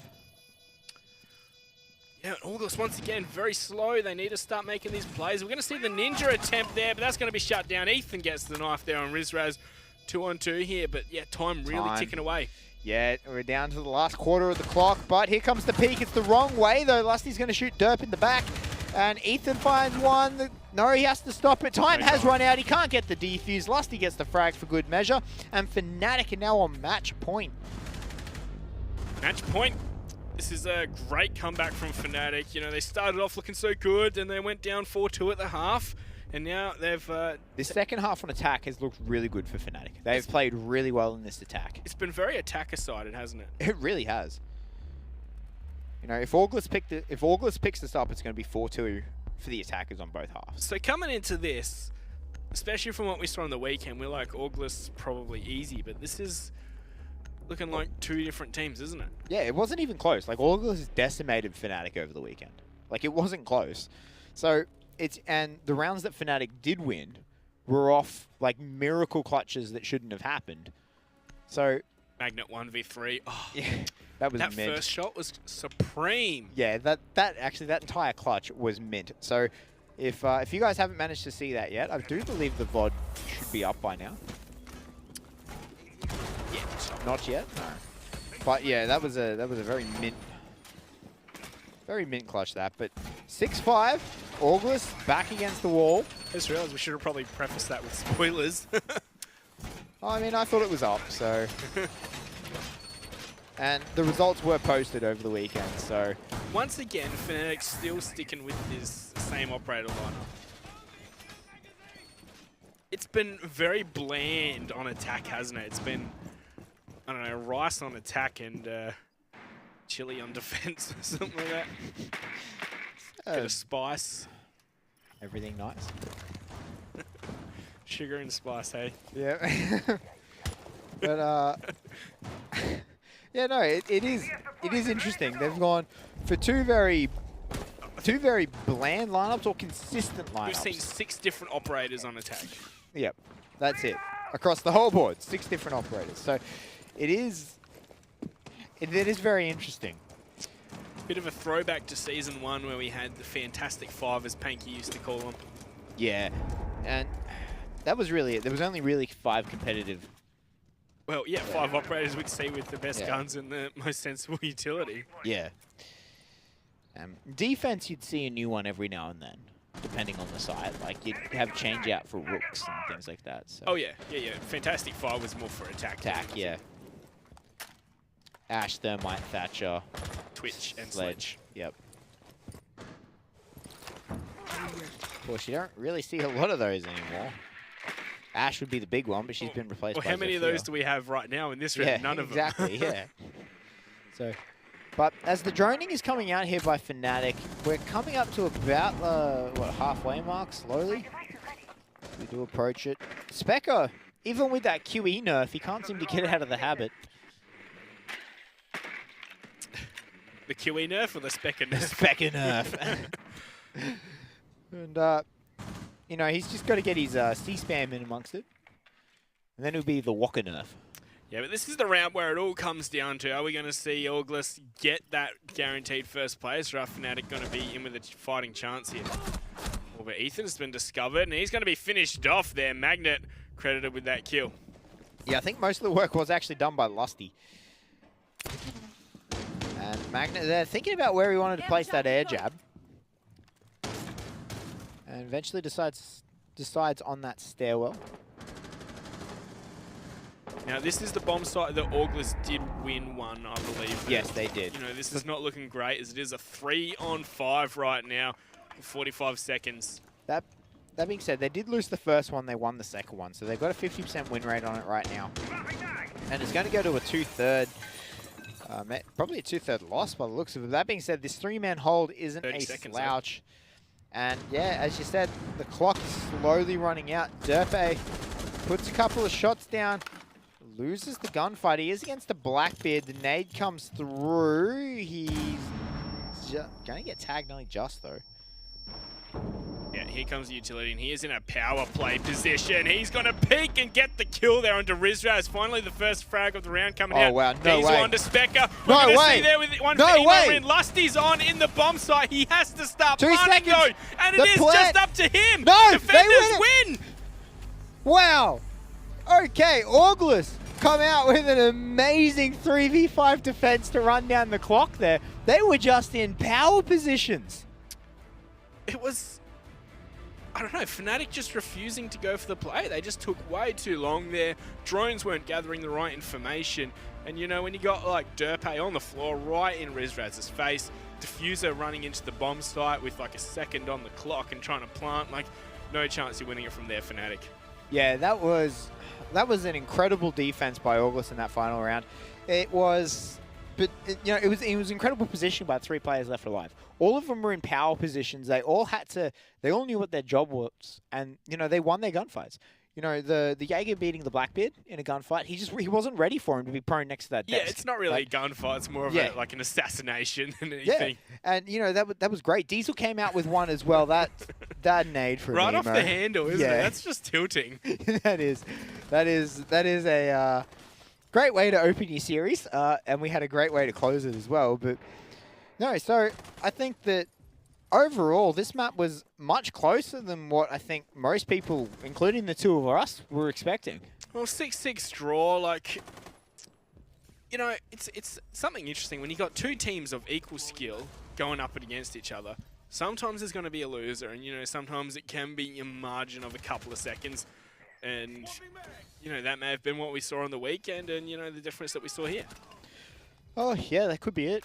As you said, a couple of gunfights either way, and results get changed quite drastically, but the 6-6 is pretty much what I think most people were hoping for out of this matchup, right? All the way down to the end, all the way down to the wire. We saw some really good stuff. Like, we saw the replay of the C4 that was tossed into the bathroom to go through the wall to deny the planter. Ethan almost got that 1v3. That was... Yeah, nice. that was really close, wasn't it? I think really unfortunate for Ethan, and it would have been amazing for him to see. And of course, he did get it. It would have been a 7-4. Yeah, that's one of those rounds. Yeah. Exactly, absolutely. They would have picked it up. But I think that both teams are going to be happy with the performance they put up. ORGLESS maybe a little bit less. They seemed a bit more sloppy than FNATIC did, but they also seem to be stronger than FNATIC on the rounds they win. Yeah, that's an interesting point to make. Like, ORGLESS were having more close rounds on rounds they lost, but they were demolishing FNATIC on the rounds they won, so... Yeah. All right, guys, we are going to head to a quick break. Stick around, stay around, and we'll see you for the second matchup between ORGLESS and FNATIC very shortly.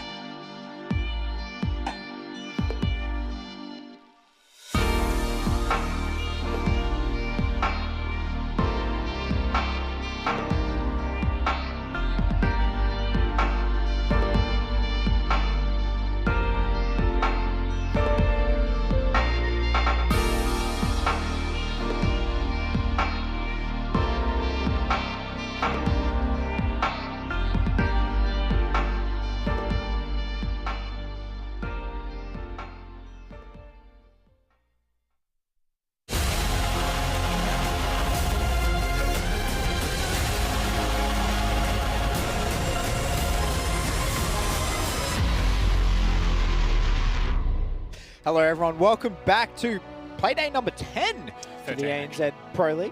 It's 13. It is. What? Yeah, it's 13. 13. Oh, Yeah. okay. And, no, it isn't, is it? It is. It is. Oh, okay. Playday number 13. I thought it was. Yeah. Anyway, welcome back. ORGLESS versus FNATIC. We're in the middle of the series that could decide it all. 6-6 draw we just saw. So that means ORGLESS are seed 1. Yeah. So It does. You're right. yeah, Correct. ORGLESS have guaranteed themselves seed 1. FNATIC guaranteed themselves seed 2. They're Yeah, not going anywhere. We didn't mention that. Yeah, we didn't. We actually didn't end up getting touched on it. The game was so ridiculous that we didn't get a chance to touch on it. But anyway, let's have a quick look at our vetoes for our second matchup tonight. Here we go. Of course, we do have Coastline and Oregon being taken off, so Consulate is on the board. We saw these teams play it a lot over the weekend at the Oceanic Cup. Look, Fleet, as I said, Clubhouse. The going with Clubhouse. Just got a Alright. feeling in my bones. I actually don't know what we're going to see. There's Border. Okay, so I did actually have Border in my head as something that we would see being played, but ORGLESS is going to ban it off. Bank's being taken straight off the board. Consulate's still on here. You know what? I'm going to say Consulate. Are they both the same bands we saw first last Yes. time? Yeah. They are. So I'm actually going to go with Consulate here. I think Clubhouse Villa are going to be our next band. Oh, okay. Nope, Clubhouse. Monkey, you're right again, mate. You're on fire tonight. I Hey, am, aren't I? You're on fire. All right, so Clubhouse, infamously a pretty average map for FNATIC. FNATIC can't play Clubhouse. Yep. It is. It's one of those hit or miss ones for them. Like, it's like they either show up or they don't show up. It's going to be very interesting to see what they come out with. Of course, that being said, the outcome of this map doesn't change anything.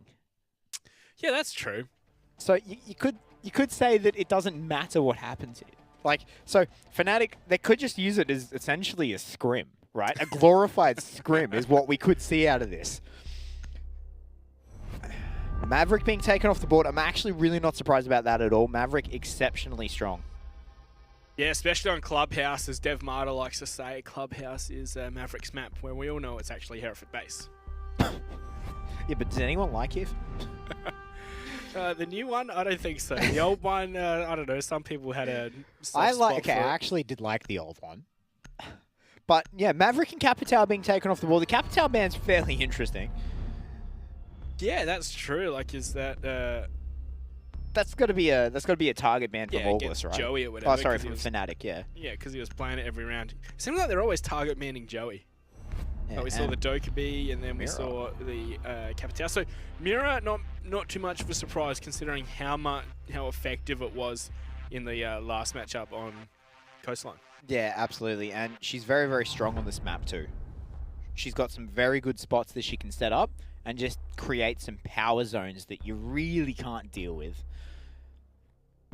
I do like Clubhouse without Mira though. It makes it more dynamic, more spicy. Yes, it really does. And Jim first.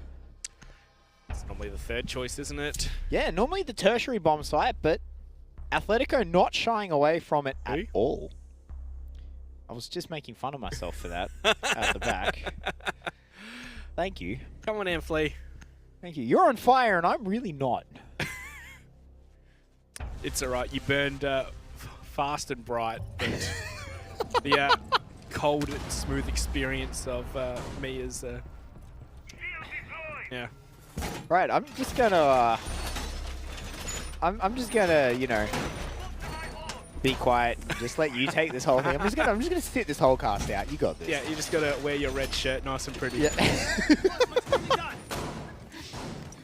All right, so it might be gym bedroom, but there's a lot of utility being put down in on the cache and the server rooms. Yeah, so a lot of teams will definitely put a lot of resources into taking control of that cash room area. And we've seen so many like exciting gunfights in that part of the map because they just sit on a seesaw, on a teeter-totter, which way is it going to go, to the attackers or defenders.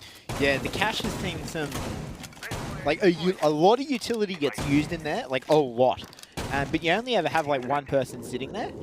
Maybe a second if you're feeling, you know, confident that they're actually going to push it that way. And then they just waste so much time, particularly if a smoke is set in there. right? So Joey is playing that smoke, so I expect to see Joey in there, and yeah, there he is. He's got Derpe on support. Derpe is going to be in one of those tough positions where if he's going to fall back, he's going to have to decide to do it nice and early. Yeah, or else he's just going to have his life forfeit. I do agree with that entirely, so we'll have to see what comes of it. But Rizraz watching the flank from that blue staircase. Not exactly sure what it's going to see. Rizraz, though, he could... No. Is he not aware of it, or is he just not worried about it? Boys. He has to know. Now he knows. Yep, there's a goon mine. Derpe puts a couple of shots down. He doesn't have a goon mine in his inventory. So he doesn't have that sound cue at the back anymore. Just going to try and bait out a peek. He gets flashed up. Is that the last frag grenade used up there? I think it was, but Joey is in a strong position. Derpe gets taken out though, but now Joey is in a world of pain because he's got he got shot out. The second one comes out though, but he is in a world of pain. The impact trick comes out to stop that, and there's one. Joey has found Virtue. He's still in a strong position. He is still pressed up against a lot of people. That final gas babe comes out, and he's going to put it out. Pulls out the SMG-11. He's going to retreat back into the cash room, and a lot of pressure being put on him, but he finally does fall. He did waste a lot of time, though. Yeah, minute 10 on the clock. And a lot of there. utility. Oh, yeah, and a lot of HP as well. Lusty is lit. Yeah, it's a miracle that Lusty didn't go down, hey. Like, it is an actual miracle that Lusty didn't go down. Joey was trying to go for those style long-range shotgun shots, wasn't he? Yeah, honestly, he should just pull out the SMG-11. He wouldn't nailed him, but Ethan going for a long flank here. What is the objective with this? He's going to peek from the little gap at the top of the wall or a melee hole, or he might actually get something. Oh, that was a head. He sees it. He hits it. Ethan, what a shot. Oh, so we got aces in there. Yeah, that's something we didn't talk about either. So Specker has taken a back seat now, and Aces is in the lineup.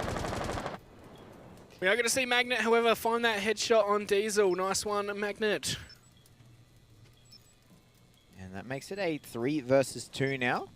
And look how they are committing to having this one off-site and one on-site. Like, they're really not letting it go quietly into the night. We're going to see the push up there. That's going to be down. One down for Emo Rin, but he's getting pushed on his left. He can't find the next one. But that's the diffuser! That's diffusing out. He's going to do it. Yes, he manages to take it out. What a round. Ethan clutches it.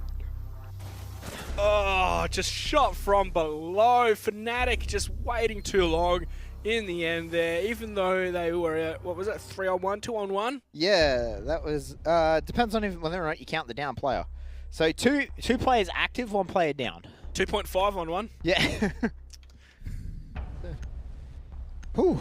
Wow, going down into the basement this time, so they're avoiding that cash room. Ooh.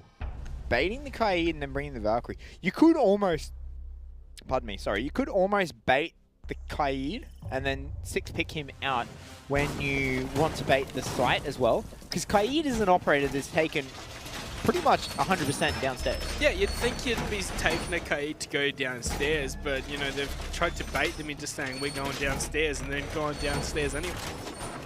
The IQ is just too strong for us here, Anflea. It's too many baits and switches, isn't it? Oh, yeah.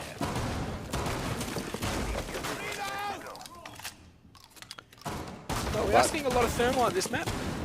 Yeah, we are. Well, with Maverick taken off the table, it is inevitable that we'll see that second hard breach.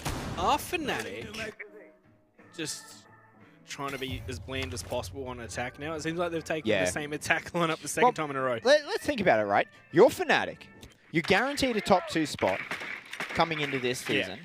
You play your best, but you don't show anything, right? Because you're guaranteed that spot. It doesn't matter to you whether you're first or second. You guarantee the spot. You don't show anything. You then boot camp your heart out in the lead up to the APAC finals, where you come out and you show some things, right? Like, I think both teams here are being deceptively bland for that reason, right? Like, we haven't really seen ORGLESS change things up drastically. We haven't seen anything new from them. We haven't seen anything amazing or great or special out of them. We haven't seen any cheese strats or anything like that. So I think that both teams are sort of going to protect some of their strats or really just do your stock standard averages. Yeah. So Because at this point, for both teams, there's no point for either team really fighting for what they want. But this, of course, they're still going to try and win the match. Yeah, but whether of course, they, but they're not gonna pull out all the stops to win it. You know, they're just gonna play their best. they're going to put in the Italian seasoning, the all-purpose Italian seasoning, rather than going intricate on it. All-purpose, rather than bringing out, you know, the coriander, the basil, the what else do Italians eat? Parsley. I'm trying to think of other Mediterranean herbs here. But anyway. I am not a chef.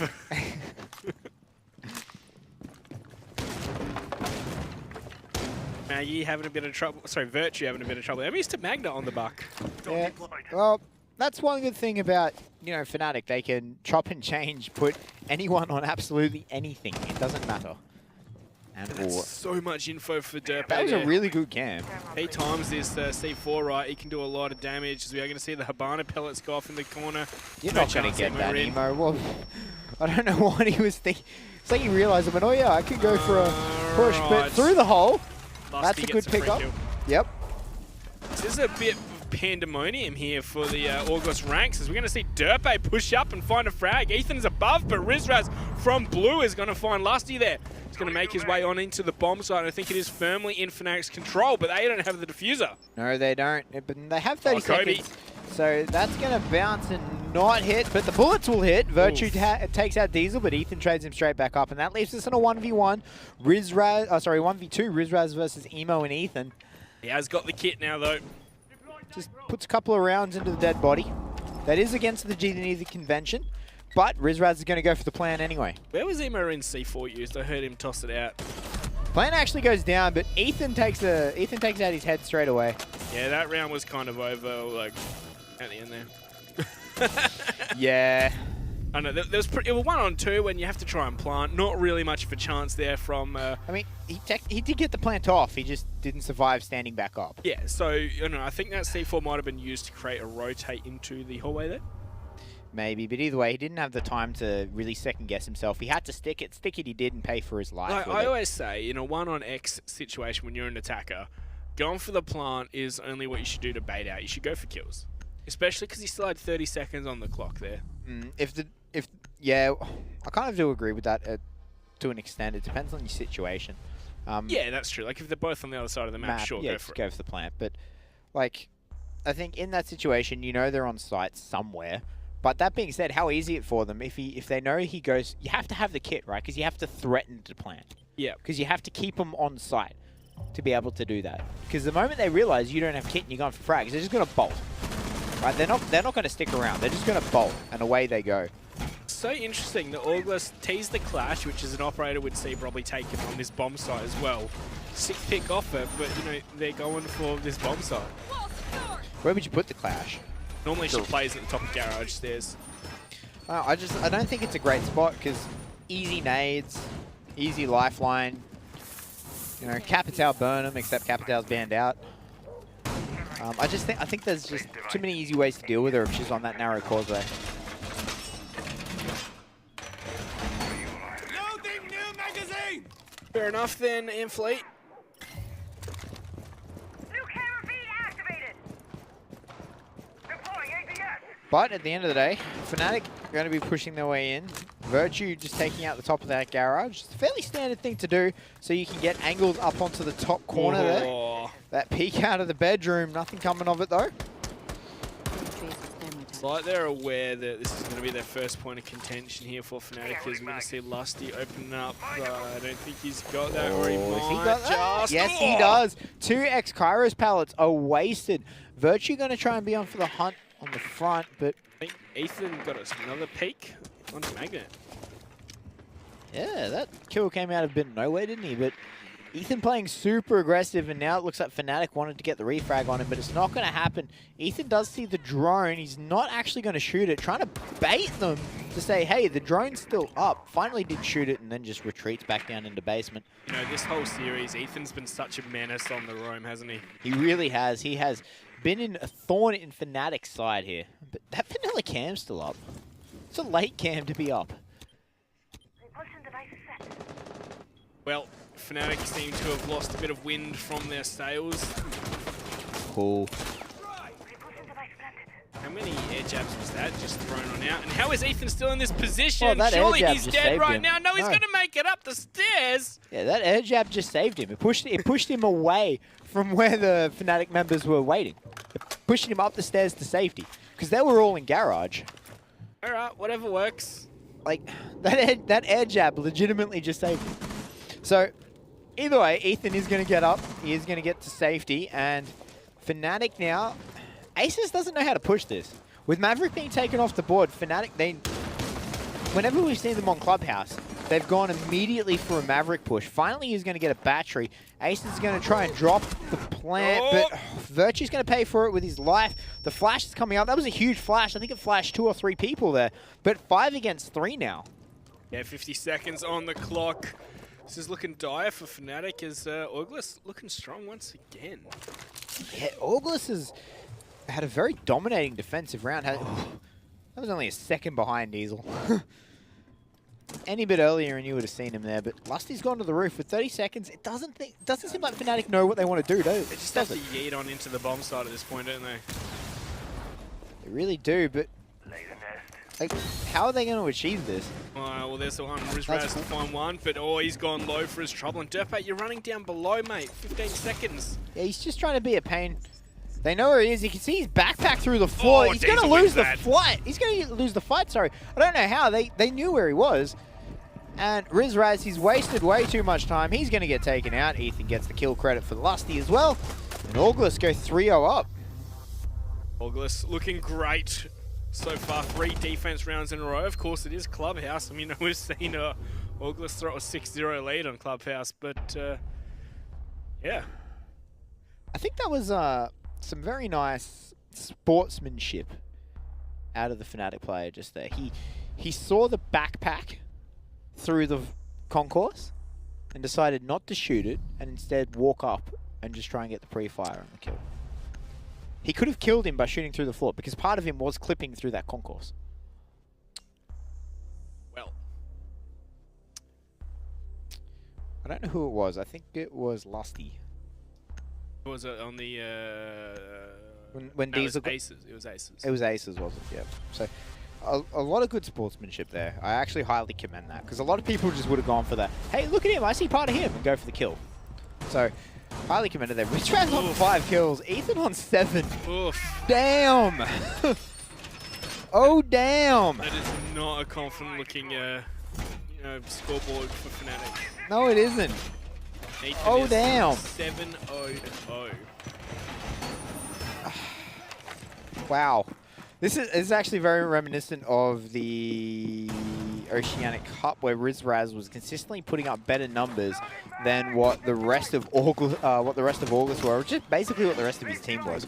Rizraz did play out of his mind that weekend, and he's playing really well today, but he didn't, like, the rest of his team weren't there to capitalize on how well he did play. Like, it was just, and Bit of a solo effort, yeah. yeah, you could see he was actually quite frustrated with that as well. After they did step down from the stage, you could see he was quite frustrated with it. Yeah, Riz, of course, had a very good weekend, putting up the numbers. Ultimately, not as successful as they would have hoped, but FNATIC want to breach this. They need to get rid of the Bandit. They just need to do that a lot faster than what they've been doing. Yeah, absolutely. Aces is just wasting time out here, right? He can get there as fast as he wants, but from the moment he gets here to the moment they can guarantee a thermite off, they are just wasting time. There is nothing. Aces is not actually achieving anything here. And there isn't even a bandit there to stop him. Yeah, it looks like he's just headed on out of there. He doesn't want to spend too finally much time. they've realized Aces is going to pop it out. Oh, it's a free kill, but Lusty's missed it. I think Dirtbait wasn't even looking his way. Clear. No, wasn't quite ready for it. Joey's going to get droned out. He's going to get shot from multiple angles. Joey is in a world of pain right now. He can barely even stand up. Finally going to get himself to a safe place. And in come the FNATIC members. Trying to attempt to go for a plant. They're going to nade over the top. That's going to net them a kill. Virtue gets the kill credit onto Joey there. That was a beautiful Kobe over the top.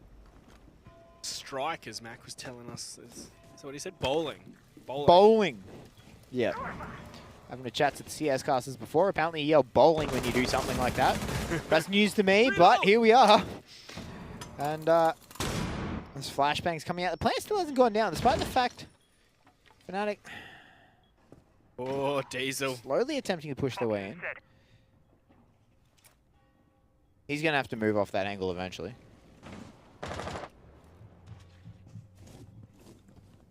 Yeah, you can hear the drones coming in behind him. Oh, he's just looked away last second as they're going to start spotting him out for sure.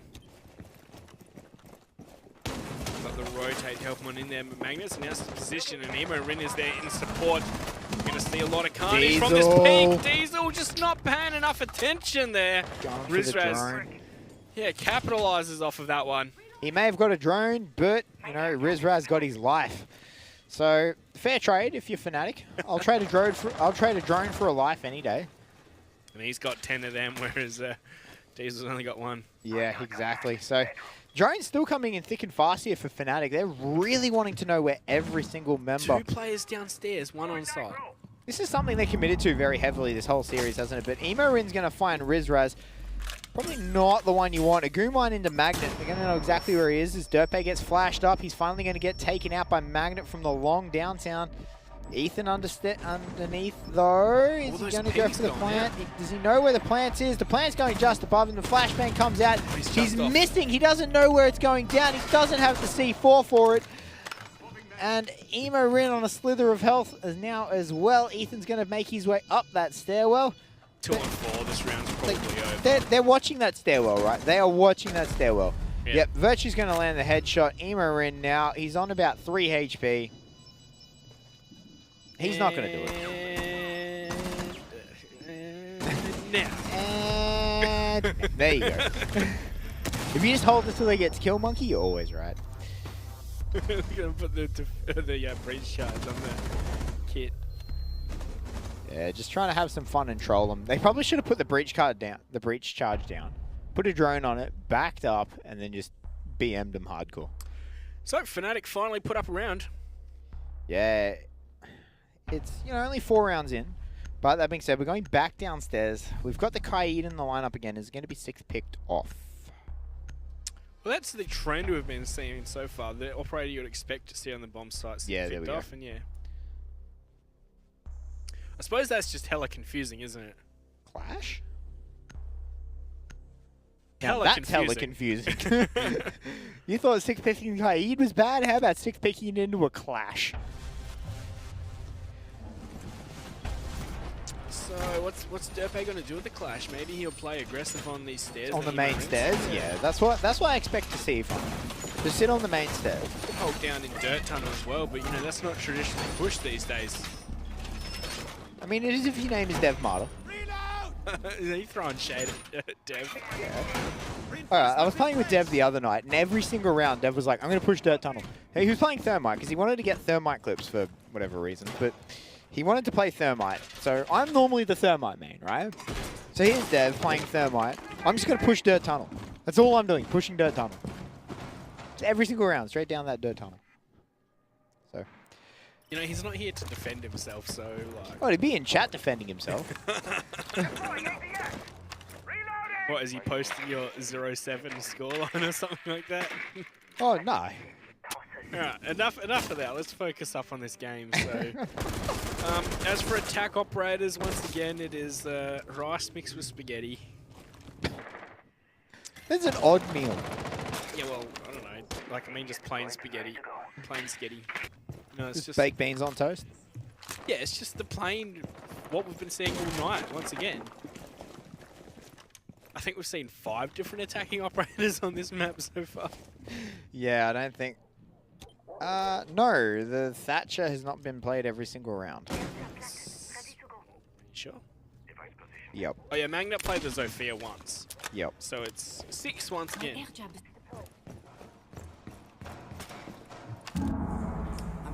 So Depe is going to play aggressive on the blue stairs.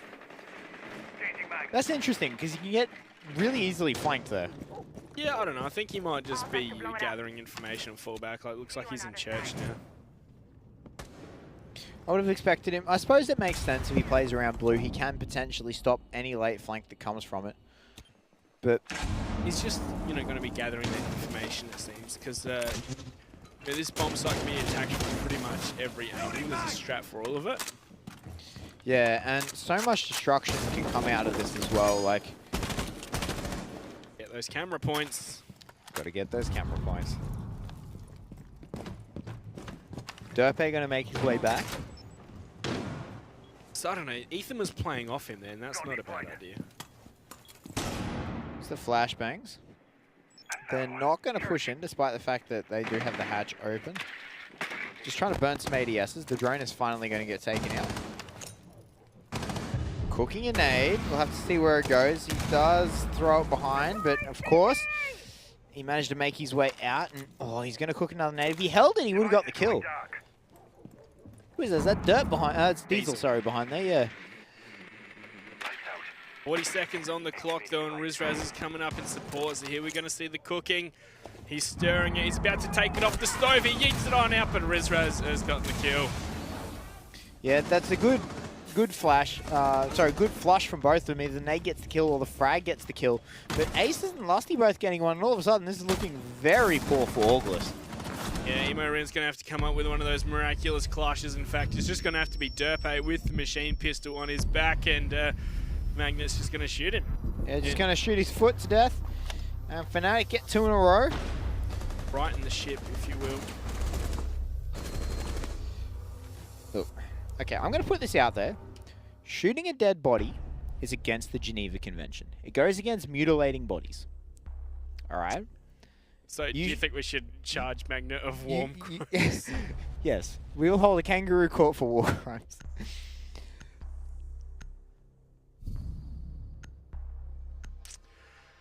Well, that was a weird direction for the conversation to go in. Sorry, he shot him after he was dead. He actually stopped shooting and then went back to start shooting him. Maybe he thought he was still alive. When it auto stops you shooting at the end of the game. Yes, alright, let's focus up on this as we are going to go back to, where was it? Cash. Cash, alright. So it looks like ORGLESS were doing the, yeah, we're changing no matter what strategy. I mean, it kind of works. Like, where do you go, right? Like, they won all 3 rounds last time. Yeah. Arguably off some individualistic plays. Like, you know, the first round in gym and bedroom was more luck than anything else, I think, when they won that. But, you know, coming back, they won 3 in a row. FNATIC now looking to win 3 in a row to tie it up 3-3 for the half. Grenades now. ATS deployed and ready to go. I think it's a smart move to move on the one here. Like, you're going into the last round of your half. Are you just going to do something you've done and just lost on, or... Okay. Not happy with that Claymore placement. It really depends, right? Like I always say, like it only depends on how the round went. So, you know, if you almost won it and you only lost it off of, you know, some bull crap, then sure, give it another go. But if you lost it because, you know, the other team legitimately played better than you, oh, wrong wall, right wall. Right wall, oh, it's just a little too late. That's your grenade. Nope, not coming. But yeah, you know what I mean? Like, if Yeah. you lost it because of, you know, one small thing that you're going to change next round, sure, give it another go. But if you lost it because the other team is 300 IQ and Virtue is hitting coconuts like that, then, yeah. That was just in time, too. Contact. Garage. Very close. That was just in time. Well, Ethan looks like he wants to go for a cheeky peeky here from the strip club entrance, but I think there was a drone at the drone hole there. It's scared him off of that one. Yeah, I'm not quite sure. I don't think... Well, actually, he could have picked up aces if he timed it right. But the thermites have come off. Hostile found. You know, we've been seeing such an expansive roam, or like just defense game from ORGLESS all around. They've always got someone downstairs, always readjusting, always, you know, like even when they're at a man disadvantage, they have like more people off-site than on-site. Yeah, it's a very aggressive playstyle from ORGLESS here, isn't it? They're really pushing their way through. They're really making those roamers... They're really making FNATIC work. But they're not... FNATIC can't be sure that they're safe. But Joey gets a very nice kill there on Velocity, evens up the mad count. Diesel gets taken to about 60% health here. How is he still alive? Mad Oh lad. no, Yes, that that's worked. the dead magnet. And there's another one out there. Where's the utility usage? You can't just sit here and take this pixel peek. The thing is, they've actually opened the wall up below him. They could literally walk under him, nade him, right? Yeah, Like, I think they might be out of nades. I think Virtue tossed one up and it got caught by the ADS. Rizraz just going to waltz on into sight, and oh, Joey's going to win that fight. 2-on-4 as Diesel is finally downed. Looks like that pixel peek not really working out for him in the long run. yeah. 15 seconds, they need to get up there, and Ethan's found one from Oil Pit, just up to Aces. Gonna pad his stats, because that's all he can really do at this point, as Derpe's gonna finish him off. And there we go, we're gonna end at a 4-2 half. Yeah, August, that was a great defense. And you know what, I really think, like, even on our previous map, Coastline, ORGLESS's roam game on their defense has been superb. It has been exactly what they need.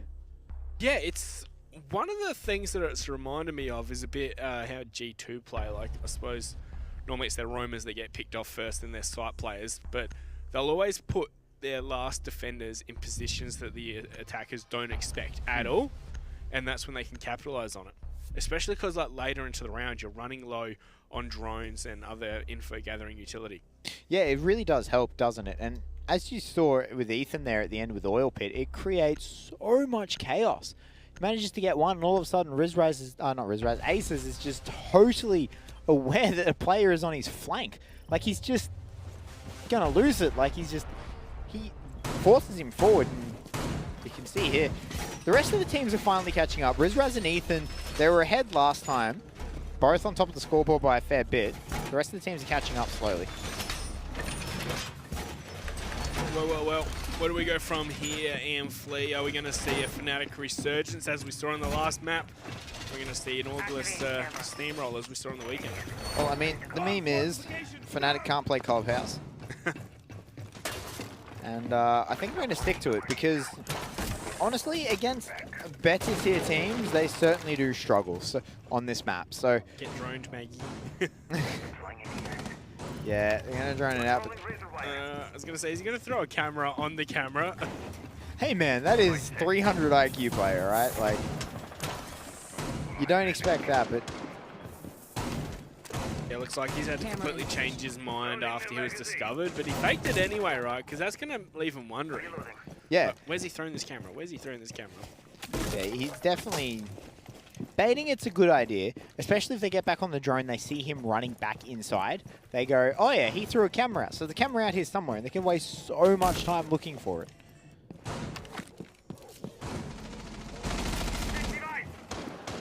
Looks like Magnet wants to play that very aggressive Camera feed up roam and roll. running. Rip. No. Not going to take it, he's just going to leave it there. So, Derpe is taking some damage, I'd assume, from the wire, the electric wire. I'm set. Campaign incoming. So are they... Clear. Oh, he's got both of them last Yeah. year for sure. Just mistimed here from FNATIC. He's going to save one battery. Please do this. He did save both of them, but he's going to lose one here for sure. Oh, are they out of EMPs? Yeah, they are. Oh, okay. So, FNATIC and ORGLESS are not going to get the wall open. FNATIC's defense holds strong. They can go below and buck it up. But at that point, how much are you committing, right? At this point, you're better off rotating around to construction, opening up that other wall, and just trying to force your way through. Just got to do something. All right, you can do this as well. Oh! No, you can't. Also without the ADSs. Yeah, the ADS is, of course, still alive. You can't do anything until another nade goes in. They have to bait out. There we go. That's the ADS baited And out. we see that bandit just get on out of there. He knows if he tries to go for this trick, he's going to be dead. Oh no, Emo, you missed up the throw! It's the second time Emo's missed up the toss. And yeah, those batteries are still up. That wall is definitely not getting opened up. 40 seconds. This has been a masterclass by ORGLESS on how not to do things. Yeah, it really has. You know, if the memes FNATIC can't play Clubhouse, then ORGLESS are going to need to show something here, because right now they're showing they don't know how to attack this place at all. Well, there's Emo Rin to open things up onto Aces. That's one way to win it. You can just hit all 5 headshots. But for 20 seconds, they're going to have to get in there, and Lusty's finding his own. Diesel drops with Diffuser on stairs. Yeah, but he gets picked straight back up again by Emo. Joey's made his way in. Dope's found one. He's found another. I don't believe it. It's all up to Rizraz. 7 seconds left. Emo clutches it out. All right. ORGLESS pulled his back. I'm out. Like, how does that happen? ORGLESS do literally everything wrong in the round. And they still win. And they still win. How do you waste that much utility, that much time, and then still win?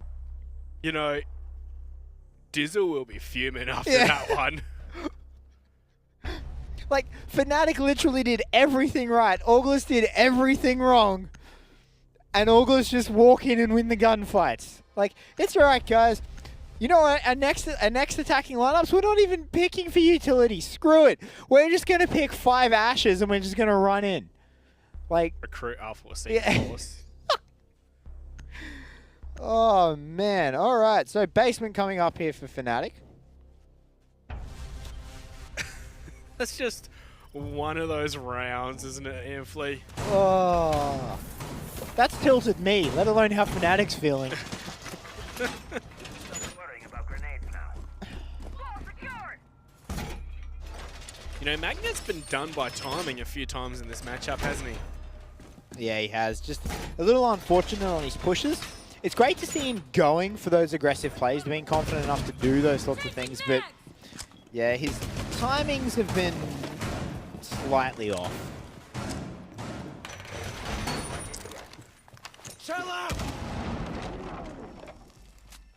Shell out. Both of the Pokeballs going to get used.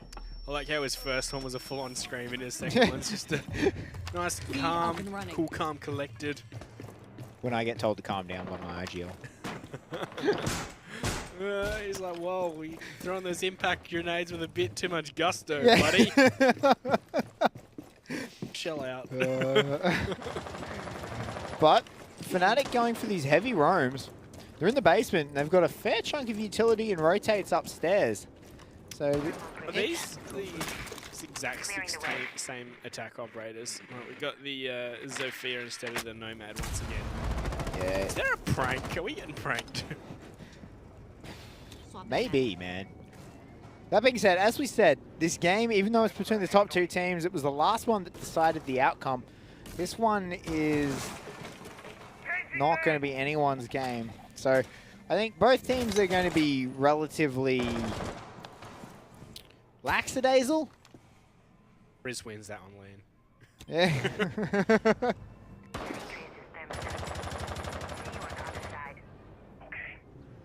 So again, maybe just trying to try out some like wackier stuff, I guess you could say, from both teams. Like, you know.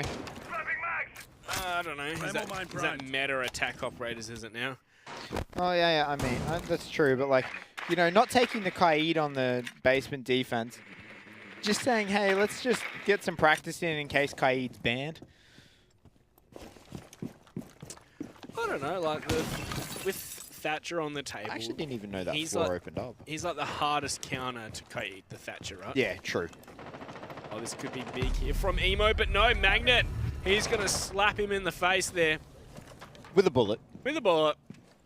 Sends him to an early grave. Yep, Emo's going to have to wonder what exactly happened there. That was a very, very good roam by Magnet. And they had that information. We saw that camera go down in between gym and bedroom earlier. So information plays allows Magnet to time it perfectly. Yeah, Rizraz though on this Vigil, he's actually cycling his Vigil, like his camouflage gadget very often, but the attackers aren't even close to the bomb site. No, they're not. 30 seconds left. Knock, knock. They have open hatches, so they can just technically drop, but Rizraz made his way back down. I believe Magnet has as well. Just look how much map control has been just given to ORGLESS here. Straight to FNATIC. Well, they're all back on the basement, right? So right now, all they have to do is just stop the drops. Yeah. There's one. That's Diffuser down as well. Who's the next one for Magnet? Surely they can't lose this round, right? Oh, I don't know. Magnet has been dropped. Aces finds Joey in reply, and there we go. FNATIC with a quick 3. And they pick up the round. They're not going to let it happen twice in a row. Yeah, I was going to say, I was worried it was going to happen again. It was close. Going the distance again, are we, Flea? You know what? No. ORGLESS will take this. 7-3. 7-4. 7-4. Yep.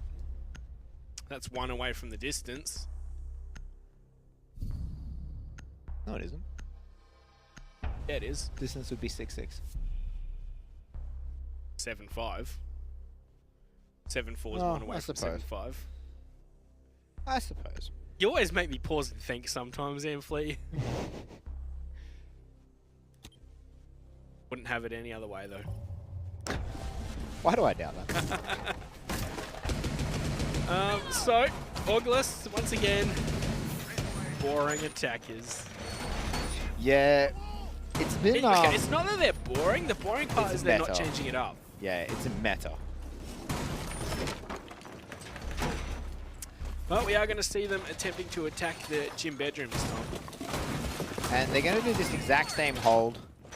Oh yeah, the extended one out of the cash room. Yep. Where the smoke player, in this case is going to be Lusty, it's a power play for the smoke player. And they're doing it even one better, where they are actually reinforcing the whole back wall there. So last time, there was a rotate for ORGLESS in that back wall, where this time FNATIC are actually going to reinforce the whole lot. It provides extra security for the smoke player. Yeah, so the reason why we saw ORGLESS not fully reinforced is they had Derpe playing at the top of the stairs there. Yeah. And that was meant to be his exit avenue. Valkyrie camera found, nicely done. But of course, Derpe got completely shut down. Yeah, and then it turned into a negative then for the smoke player. Who the thing is, right, is if you've got no pressure on the stairs, they can just waltz in below as a buck and start making your life hell. Yeah. In the cash room. Yeah, and that's why you tend to see the smoke players stick around the table. They tend to stay on the table, vault up onto that as much as they can. But the Thermite gets pushed off. Aces is in a pretty powerful position as well. And it looks like ORGLESS might just be ignoring the cash room entirely. Right, you're going to stick people over there. We're just going to focus on site, I guess. Yeah. Especially like if the team uses a lot of utility in that area. It looks like they are trying to push it anyway. So they just want to get the flank open in case. Yeah, it really can be your worthwhile to say, all right, well, the utility is going to be weaker in other spots. Let's just go and take advantage of that. Emo putting random shots in. I think he was looking for cams there. But Lusty is still on this table. He's on this power play. We'll have to see how long he lasts. That's a good drone. They know exactly where he was now.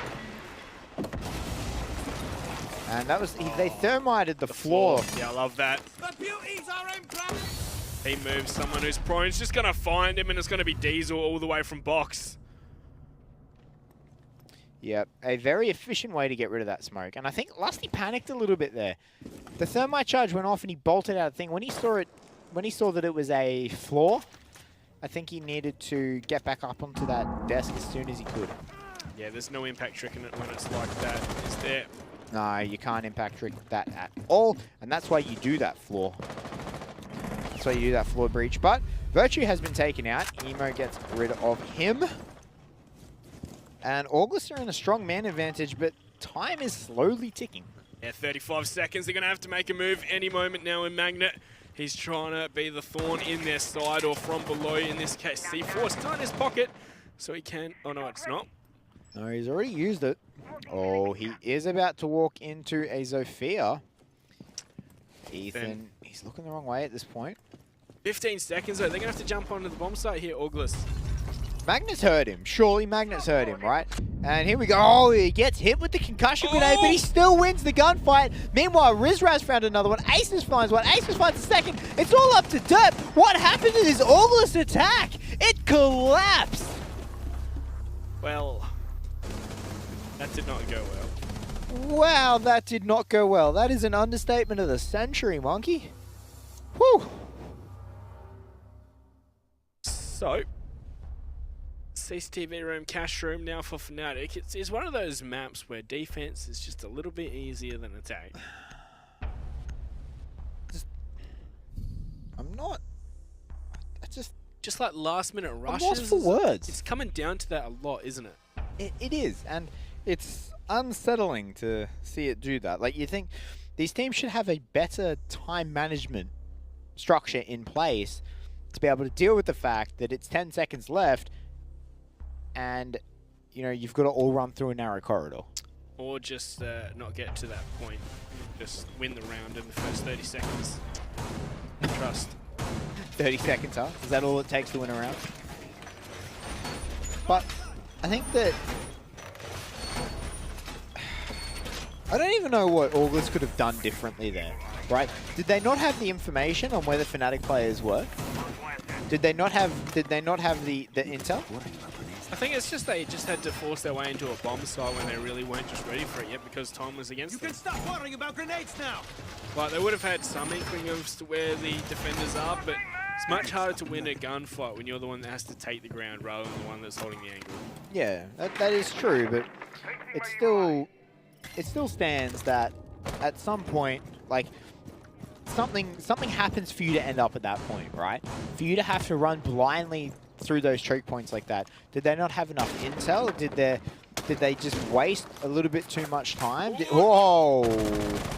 I like how Emo looks the other way as if it might be a teammate. Yeah, that was adventurous from Lusty. Yeah, well, I mean, he almost emo-rinned Emo. So it was a magnet, maybe. Almost did it. Now there is a claymore outside of this door here. So I wonder how aware Magnet might be of that possibility. Texan Dynamite goes off.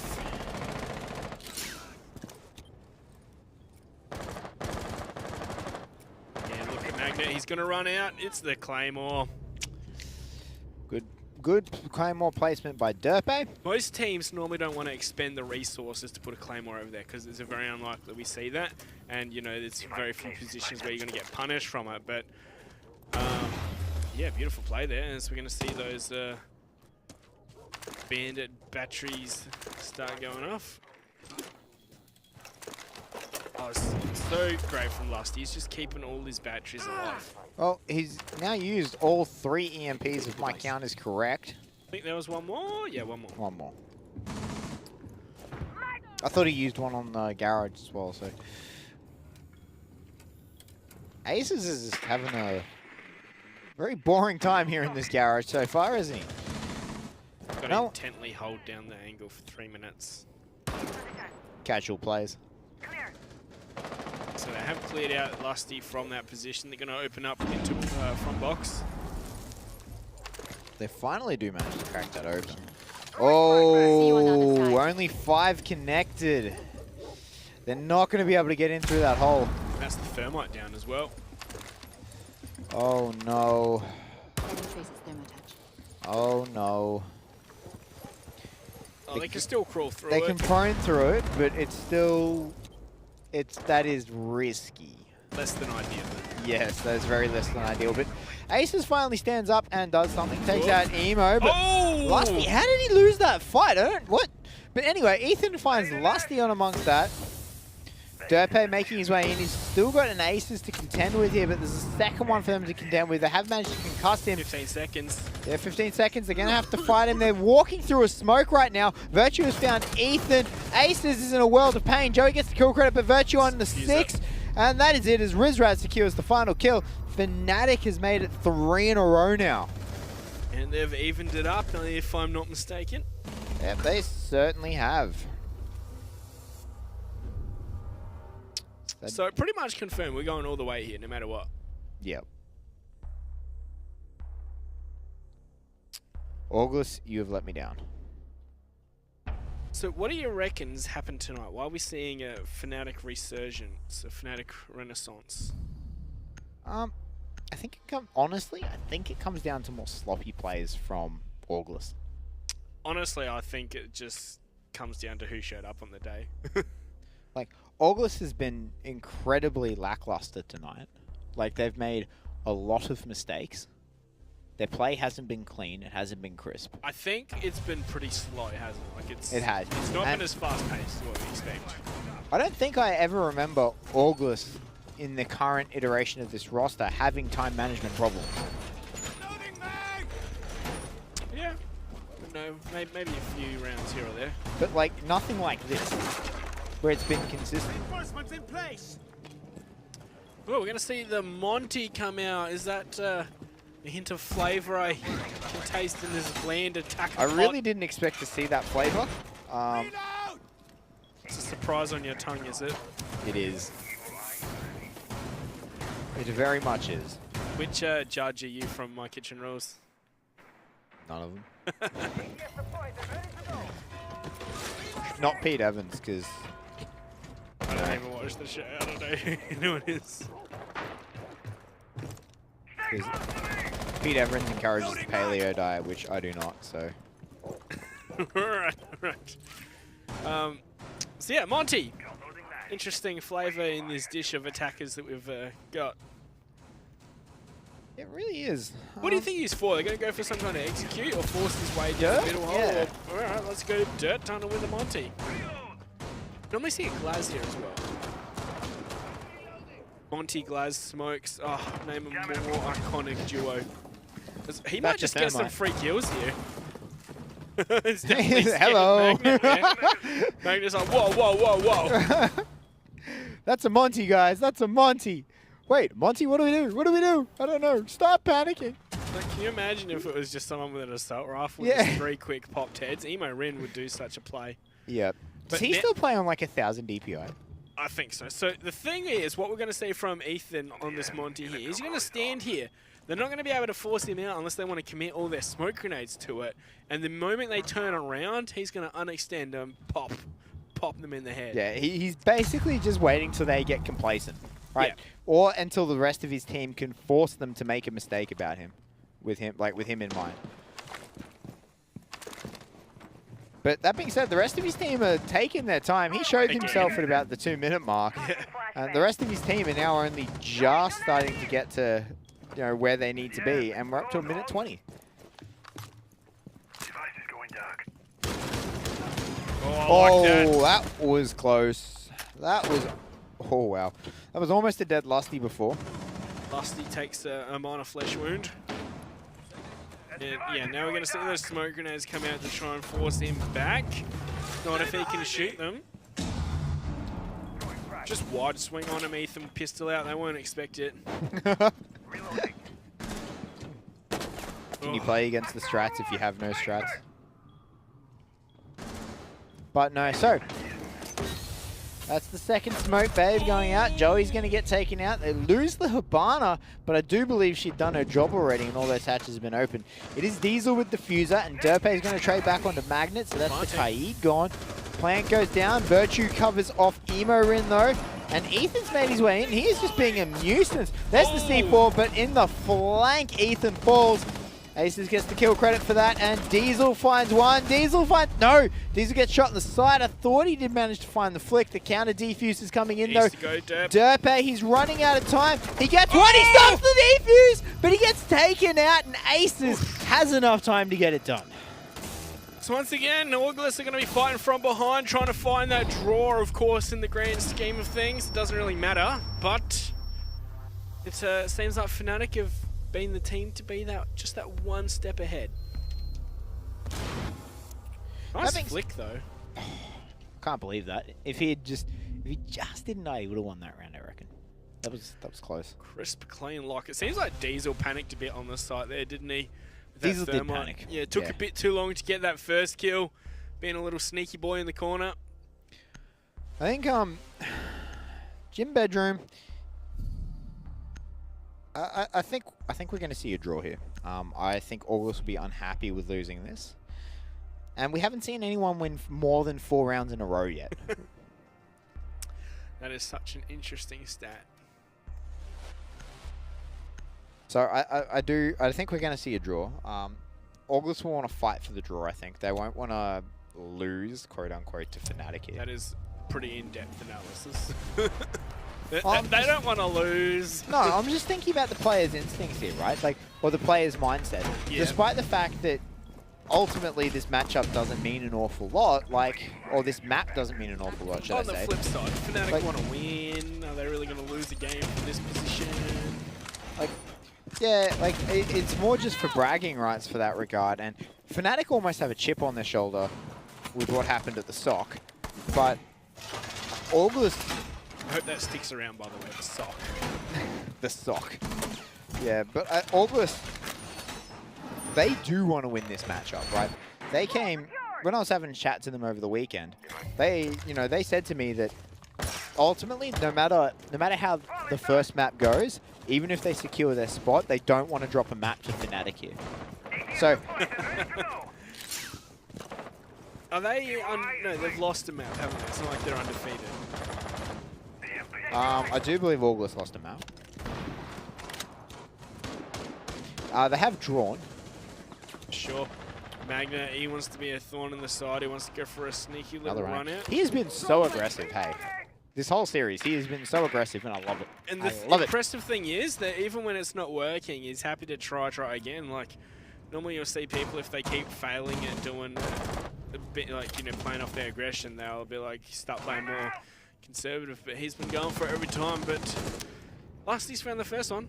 Yeah, he nailed Emo, didn't he? That was not how that was supposed to go. So they've lost their frag grenades. He has taken about a third, 2/3 of his health, sorry, as he's getting shot from below, but he just needs to stay alive. He needs to waste as much time as he can. As we come into the second minute of the round, he's done a good job so far. They still know exactly where he is. He's going to piece out of that. He's going to get down by Joey. Going to be dead. Yep, and he's going to be dead. They did waste a lot of utility to flush him out, but that being said, he didn't use any of his smoke babes. Oh, look at Magnet's position. He is just tucked away in a corner of the kitchen, quiet as a mouse.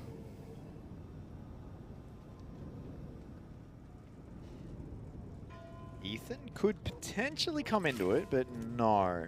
Yeah, I was thinking it looks like he might be getting a little restless, but looks like he's changed that. Just going to reposition up to try and help out his team as they've got a minute to go for their final push here. So what I think Magnet needs to do at this point will rip.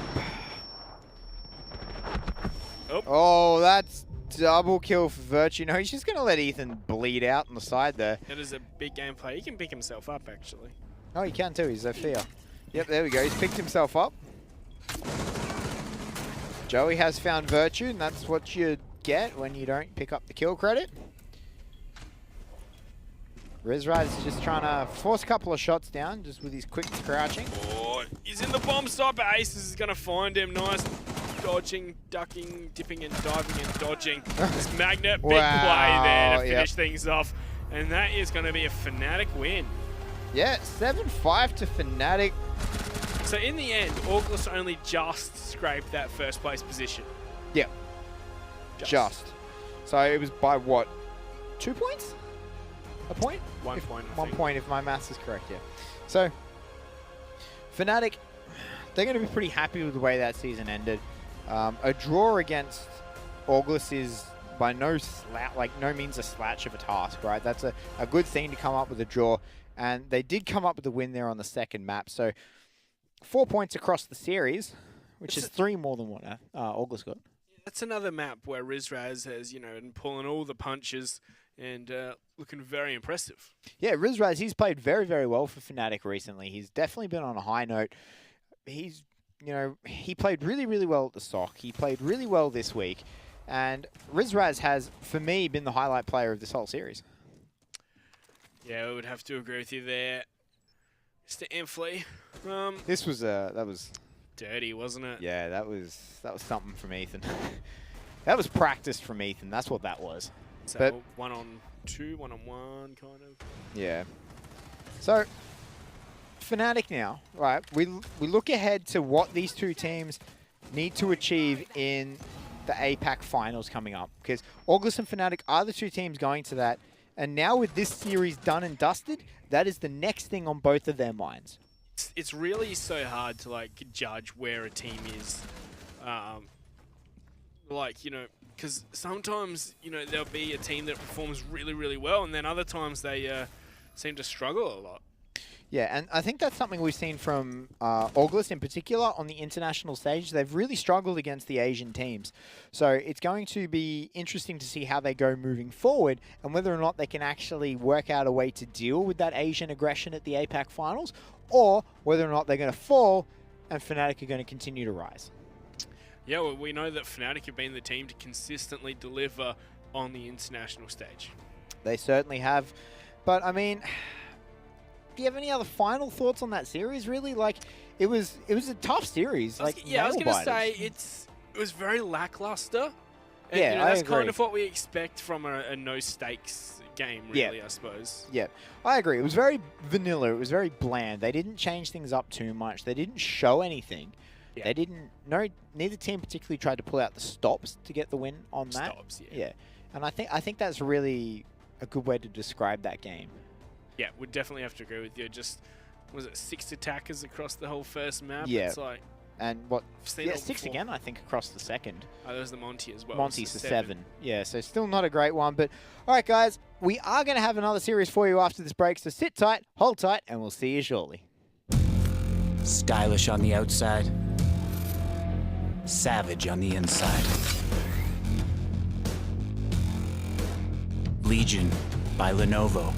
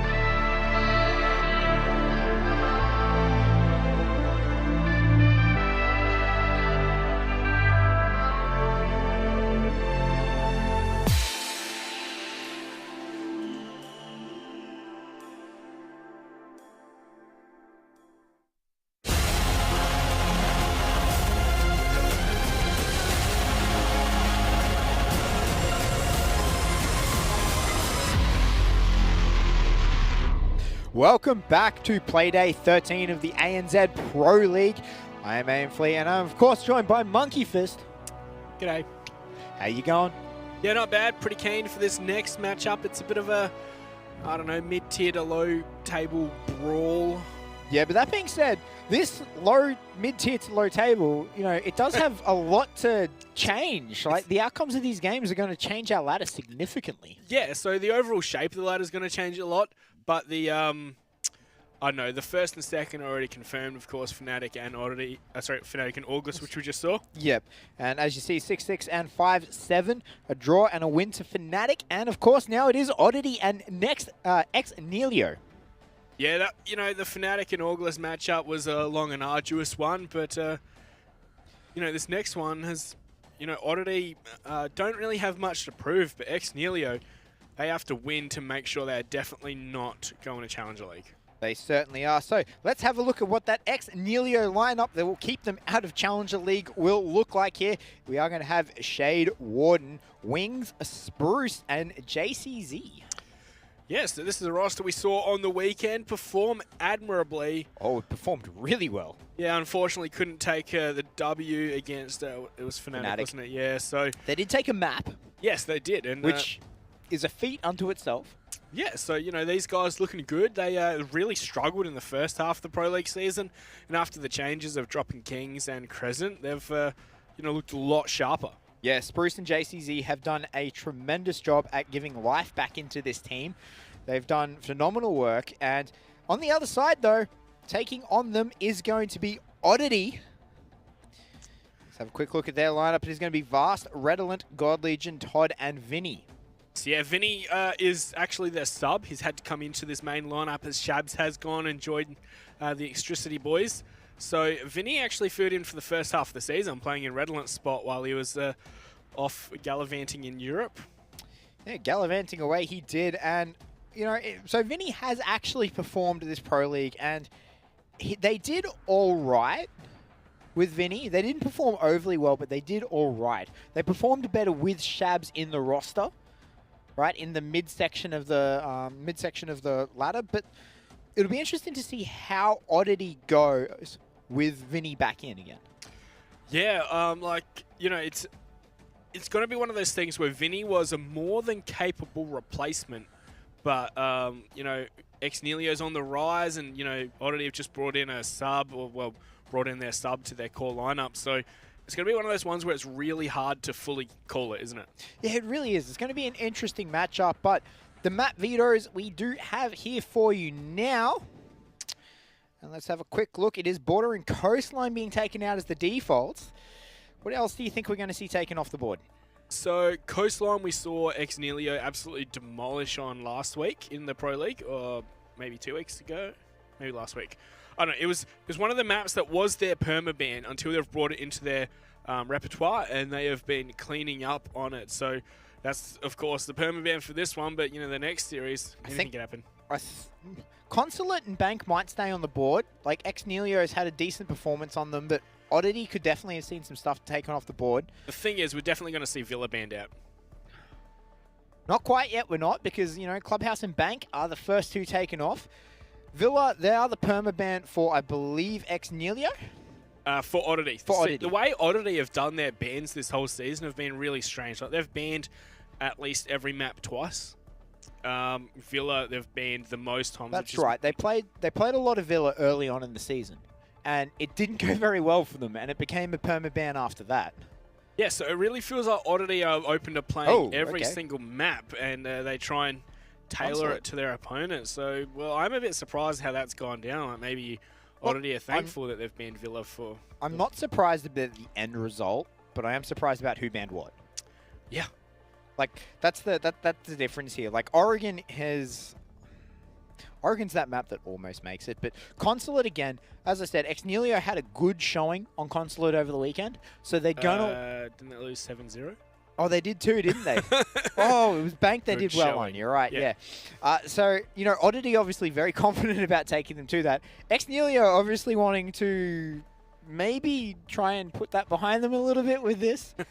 Well, what's surprising for me is that sorry, not surprising for me is we got the, you said they had a good showing on Bank, and that's the first one out for Oddity. Yeah. So Oddity obviously doing their homework, saying, okay, these guys are really, really good on Bank. Let's try and fix something up. But as we get into this matchup, guys, there was a poll on Twitter earlier about who do you think's going to win, Oddity or Xnelio? 70-30 to Oddity. Yeah, so I don't know. I think this is a match that can go either way. I'm going to put it down to 50-50. It's going to be very, very interesting. Just like that ban is very interesting. Nomad, Xnelio are big proponents of the Norengo ban. It's the Glaz and Echo, I believe. Yep. Copying the Glaz Echo ban straight off the bat, as you said. The Norengo. So it's called from now on. The Norengo. It's what they ban every game. Like, you don't need to do research into what they're going to ban. You know what it's going to be. Really not liking Glaz. Hey, do you think when the Glaz change comes through next patch, if it comes through in its current form where you have to stop to get the thermal scope, do you think that's going to change people's perspective on Glaz? I think, honestly, the fact that you can see through smokes, not that it's just got a thermal scope, is what makes him more powerful. It's not going to change his pick rate too much at all. But do you think it's going to change his overall power because he can't move? He can't peak the way he can still move. It's just they won't be highlighted. Yeah, he loses the... Oh, yeah, you're right. He loses the banana vision, doesn't he? Yeah. Yep. So he'll still be able to see through smokes that you throw down if he's moving. It's just it won't be people highlighted for him. Yep. So As the far as I Maestro understand. ban being the final ban, that's a very interesting one to ban. Normally, Yeah, 2 denials. Yeah. Of course, Mirror not really needed on this map at any point. I'm just surprised Valkyrie made it through the ban phase. Valkyrie is one of the most common bans on Consulate. Yeah. Well, you can see Warden with the instant IQ pick. It wasn't even 6 picked. It was just, hey, here's an IQ. Like... And Oddity with the Nomad ban. Yeah, that is interesting to me. Oddity obviously not feeling... Well, I mean... Ready to play against the...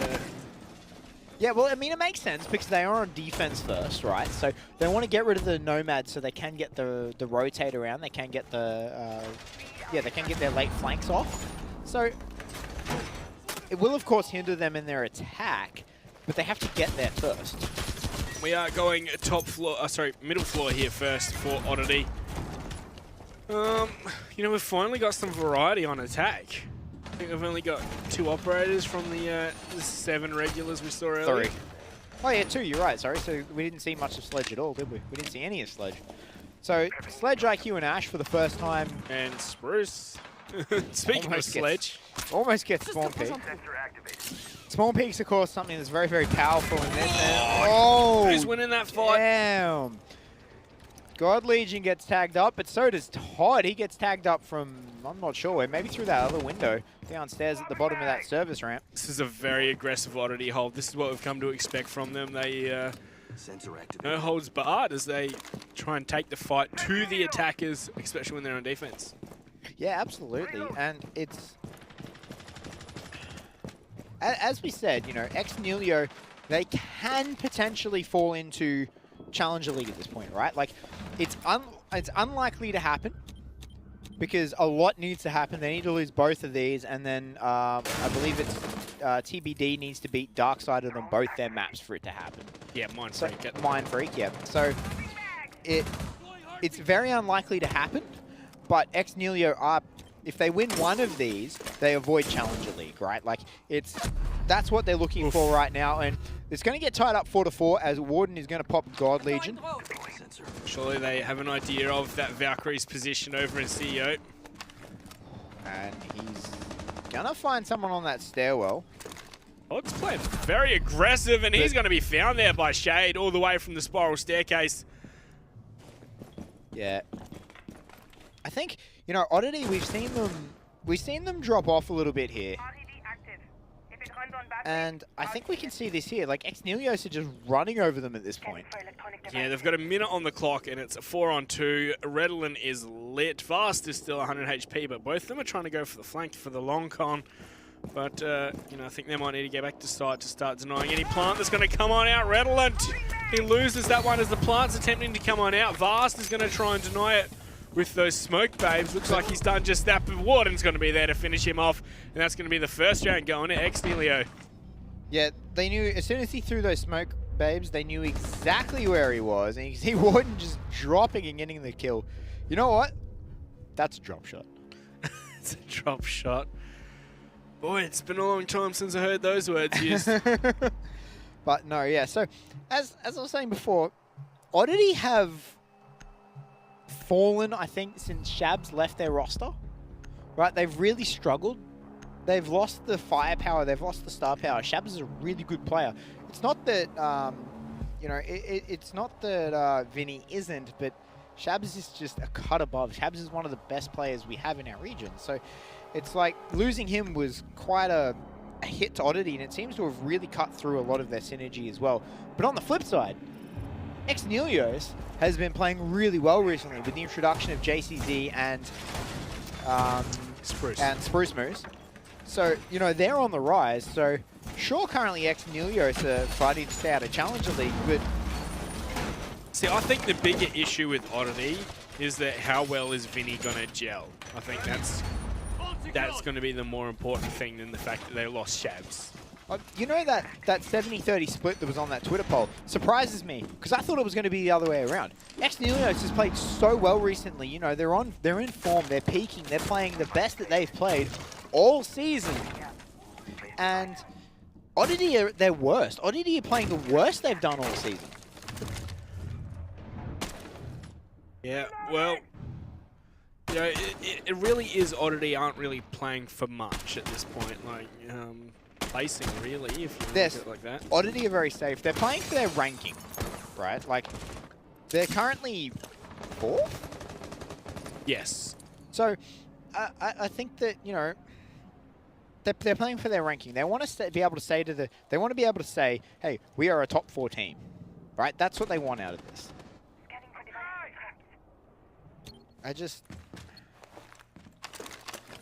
Scanning for electronic devices. Yeah, I just don't think it's going to happen though. I think X-Nelio could potentially take both games because they've just been playing so much better than Oddity has recently.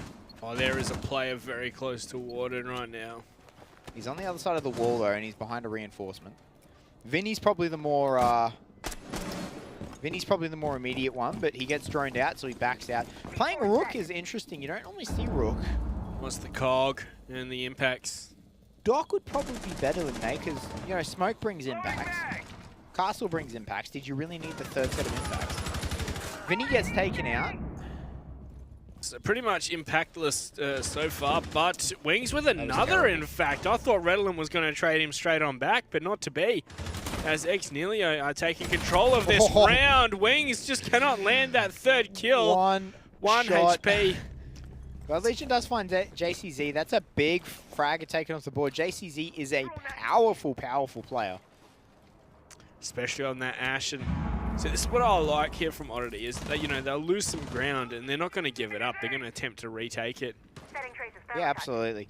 And that's something we always say about Consulate. You have to fight for every last little millimeter of ground on this map, right? You cannot, like, it is hard to gain meaningful ground on this map. And Oddity are trying to take the fight back to them. Like, they just don't... It is good. It's something I like seeing. But... Wings and God Legion so close together right now. If Wings peeks any further... At the end of the art hallway, we've got Todd as well. Oh, sorry, he's actually by exit stairs. Yeah, he's on yellow, so he's doing fine. But Warden, though... See, this is what I'm talking about, where they'll just have the one player on site and they're going to try and bait the rest of the team into just pushing the site. There's God Legion to find Wings, and he's going to spring. Todd has also sprung from his possession, and this has flipped. Shade and Warden. He's downed him, but he's going to get shot in the back. Todd finds the final kill. Oddity comes out with a round win. That was solid defense from Oddity. Yeah, Shade just thirsting it a bit at the end there, wasn't it? Just trying to finish off that downed player. I don't know if he knows that he downed him though. Maybe. I think he did. Yeah. And ooh, going down to garage, we're avoiding the console office. Yeah, pretty interesting, but we've still got the Kaid on the board.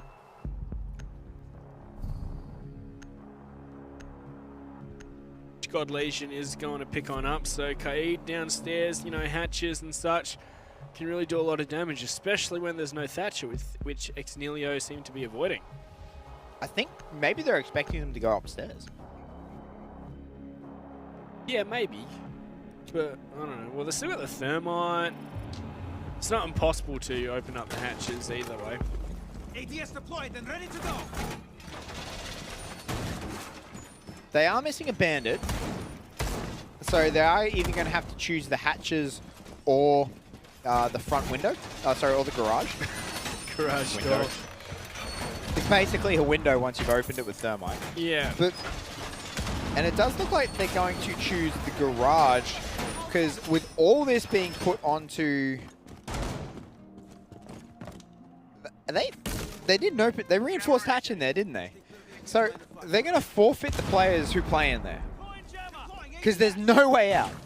No, that hatch is soft. I thought I saw one going to reinforce it earlier on. It'd make sense if it was unreinforced. Yeah, it's open. Okay, good. So, I thought I saw someone actually starting to reinforce it, but it's good that it's open. Look, the hatch in the circle desk is fully open as well. Yeah, that is going to be interesting to see what comes of that. Normally you reinforce that one as well. Located. But you get... Those electric claws? Yeah, Yeah. he's finding them. He got one of the electric cores straight off the bat. Did he get both of them? I think the other one's still up, yeah. So Yeah, we're the gonna other see one's... the pick. Oh! What a shot. Wow! Okay, bye-bye Thermite. Shade's going to have to sit the rest of the round out. He's going to wonder where he went wrong. God Legion running the AUG as well. He's not running that shotgun. Says It's JC's. in air quotes. Yeah, of course. You can't say shotgun, not in air quotes, when you're talking about Kaid. But, so, Redolin takes a huge chunk of damage as well. And amongst all this, we're sort of finding that Oddity are losing their gunfights. Oh, come on. That's a vanilla up, Like- Spruce. Yeah, that's pretty lackluster. But Vinny, if they're not wary of him, that's the word I was looking for. He could be devastating. Yeah, Exnelio seem to be going for a very fluid style of play where they're just going to take what they need and then just grab it, with They're aggression. JCZ is going to find Redolin. Warden onto Vast. This is going great so far. Warden onto Vinny. God Legion. It's off to Vinny. He's going to get shot in the back. Back to back Yep. and Spruce to finish him off. So yeah, Exnelio, they're just going to do what they want and like take control of what they need and then push off that, and that's all they need to do to win a round. Yeah, that was tough. It's such a strange strat It from was. both sides, wasn't it? I don't... Yeah, like... Well, okay, Oddity's defense and Oddity's setup was fairly well standard, right? Like, reinforcing the bathroom and having people hold the bathroom and get ready to drop down isn't exactly something new. That's not mind-boggling different. But Exnelio... They opened garage, lost their Thermite, and then all rotated around to the front door and just dropped hatch. That's all there is to it. Like, I think it's just one of those things that you'd never expect them to do, so they just did it, and it worked. I don't... Yeah, it was an odd call. At the end of the day, it was a fantastic call because it worked out for them, but it's an odd call.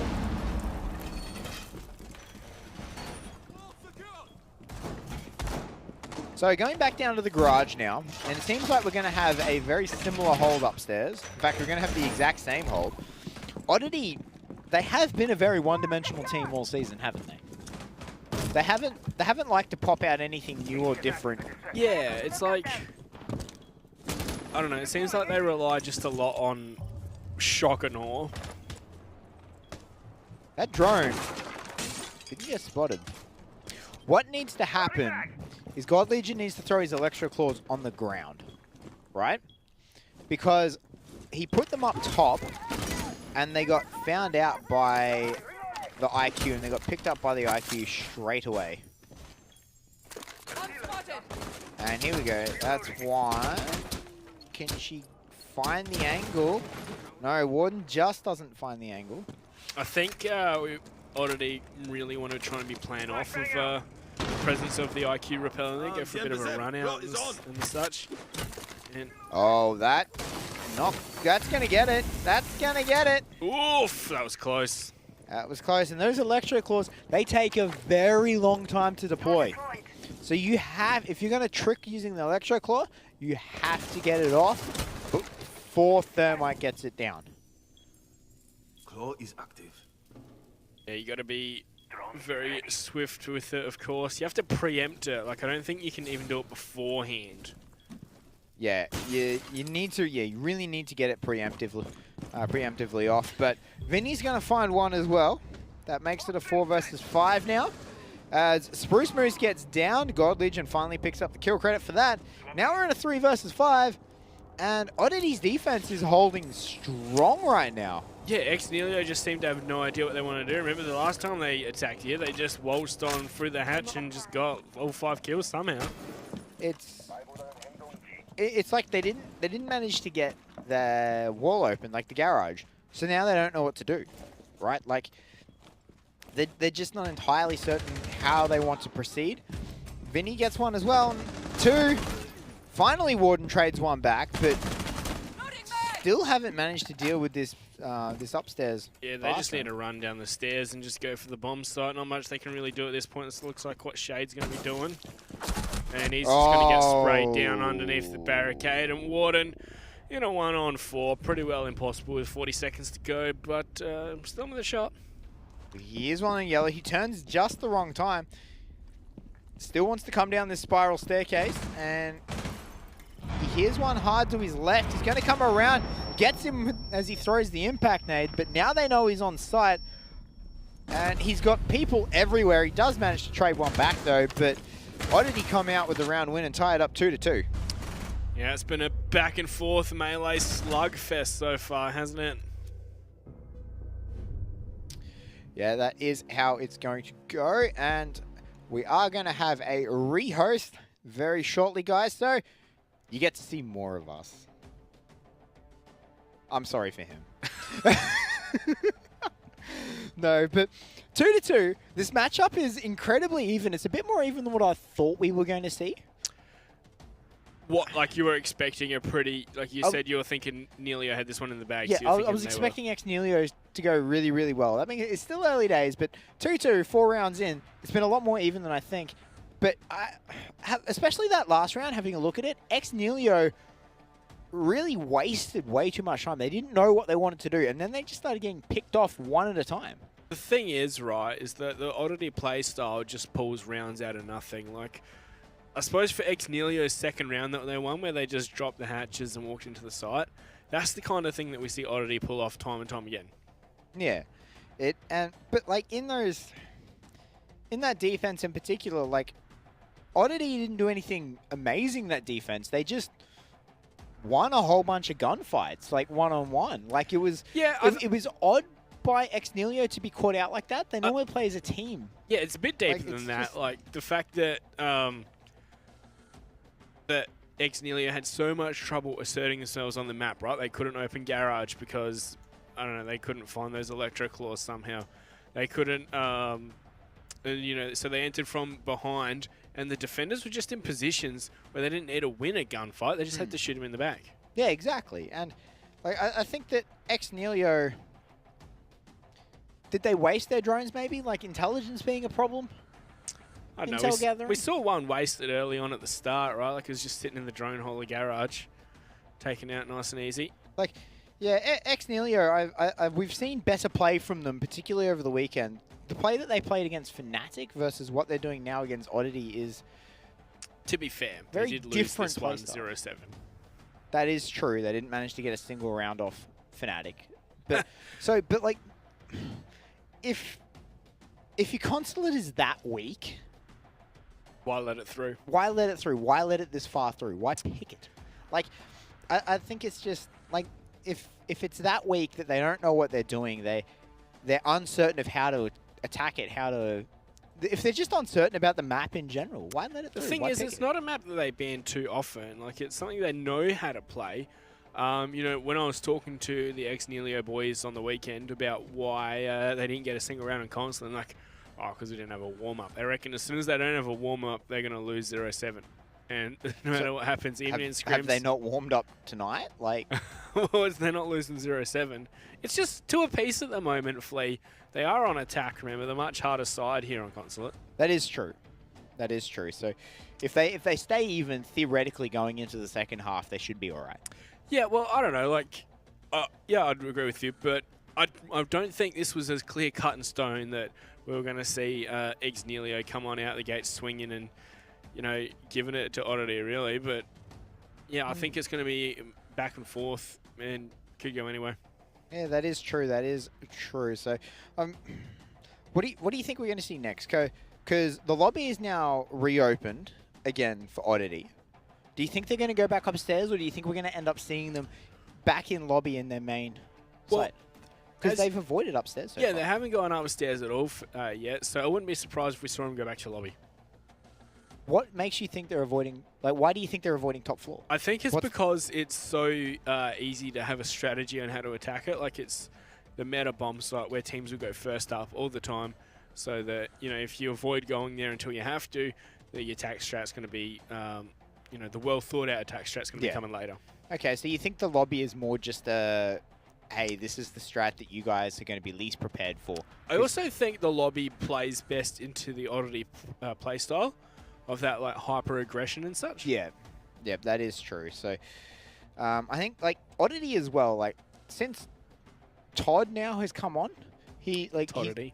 Toddity, he has he's managed to bring his years of IGL experience to the team, and it shows in their confidence to be that aggressive, because that was something he did all the way back in Athletico when he IGL'd them. He was the aggressive one. He was the one that always found himself on runouts and things like that. So it's good to see that he's bringing that confidence to this newer team. You know, I think we also see Todd on roles that he typically likes. Like, he enjoys playing that pulse all the way down in archives, and you know, on attack, we'd see him play Ash because he enjoys playing that entry fragging Ash. Yeah, absolutely. It's interesting to see exactly, you know, where he's going with this team as well. And he's more of a flex player. Like, he's not he likes playing those support operators, but he's more of a flex player in how he plays. He doesn't play in that traditional supportive play style. Yeah, that's true. You know, you don't really need a support when you can find all the frags, but some people do anyway. Yeah, that is true. That is true. Goddity and Toddity, they've certainly made a good pair so far, haven't they, on the defense? Yeah, well, they seem to be like, what is it, the dynamic duo. Like, as soon as those two are dead, you've won the round. Yeah, exactly. So, you know, ex-Nelio and Oddity, neither team out of this just yet. 2-2, it's a very, very tight game as we are getting back into it, and it looks like you're right. Lobby coming out.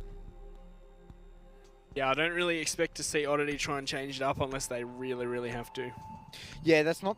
As I said before, Oddity are rather one-dimensional on that attack. Like, they're on their strat, sorry. They have a single strat, and that's how they set it up. That's what they do. And they don't really like to chop and change it up, or as little as they can. So if the strategy's working, that's great. But if it's not working, they're a team that struggle to adapt in that regard.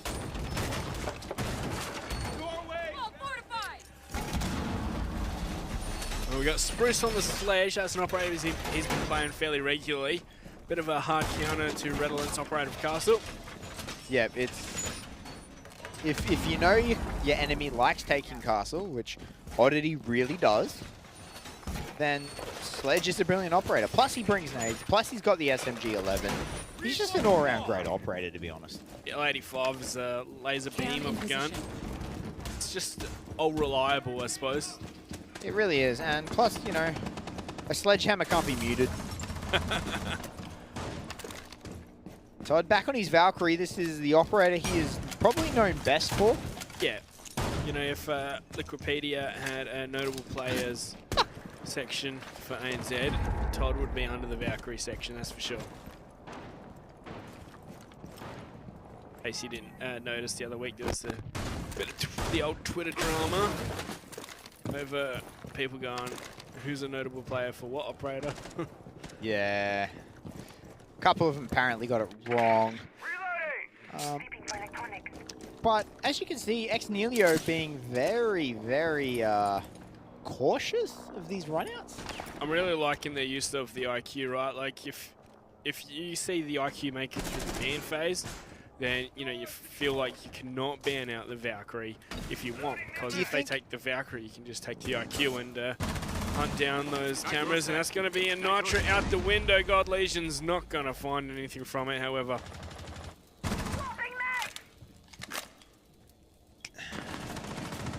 Yeah, that C4, they had already left by that point. He is going to get flashed out. He's gone to ground. He's actually dropped. Redolent has found Warden amongst all this. Redolent's actually gone down Spiral to try and support his teammate. Bit of a one-tap, wasn't it? I heard it just yeah. Warden just gets told to sit down, son. Looks like this top floor is mostly clear. We do have Todd and was it Vinny at the top of exit stairs here.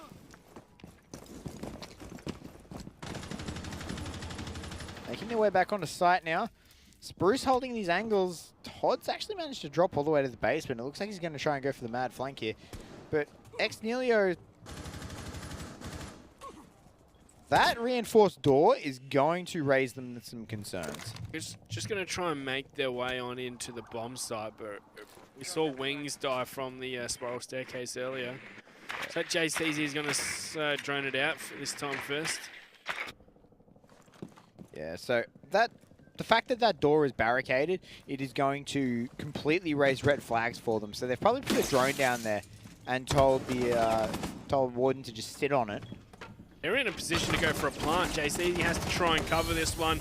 Gonna Redolent to take out Shade, but it can still hold it off. He gets downed. Bruce gets the kill credit, but the trade back from the C4, but the plant does go down. Wings has found one in reply, but he's gonna get downed.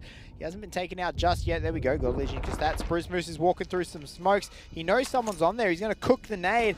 Is he going to get the bounce correctly? I don't think he did, but he did force him towards the back of the stairwell. Defusing. He just has to stop the diffuser. It's not going to happen. Oddity's going to take the round win. First time we've had 2 rounds in a row, Ian Flea. Certainly is. Oddity is playing really, really well right now.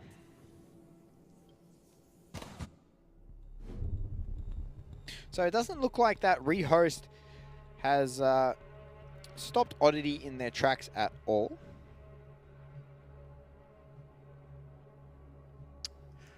Well, now we're going to hit the top floor. Finally. So they sort of have to, or Yes. well, they could go split bomb site. And who's going to go split bomb site except for FNATIC? I mean, to be fair, we saw Xnelio do it against FNATIC. Did it work? No. Yeah, exactly. But yeah, so console meeting. We'll have to see whether or not your theory of Xnelio being able to just steamroll this through with rank strats. So do you reckon the reason why Vinny's just going the Rook is because they've said, all right, Vinny, I know you haven't played with us for a bit, you're the sub, so we're just going to give you a cog and go take some fights, right, mate? Maybe it's the operator he's most comfortable with. Maybe it's his most played and he's most comfortable. Like,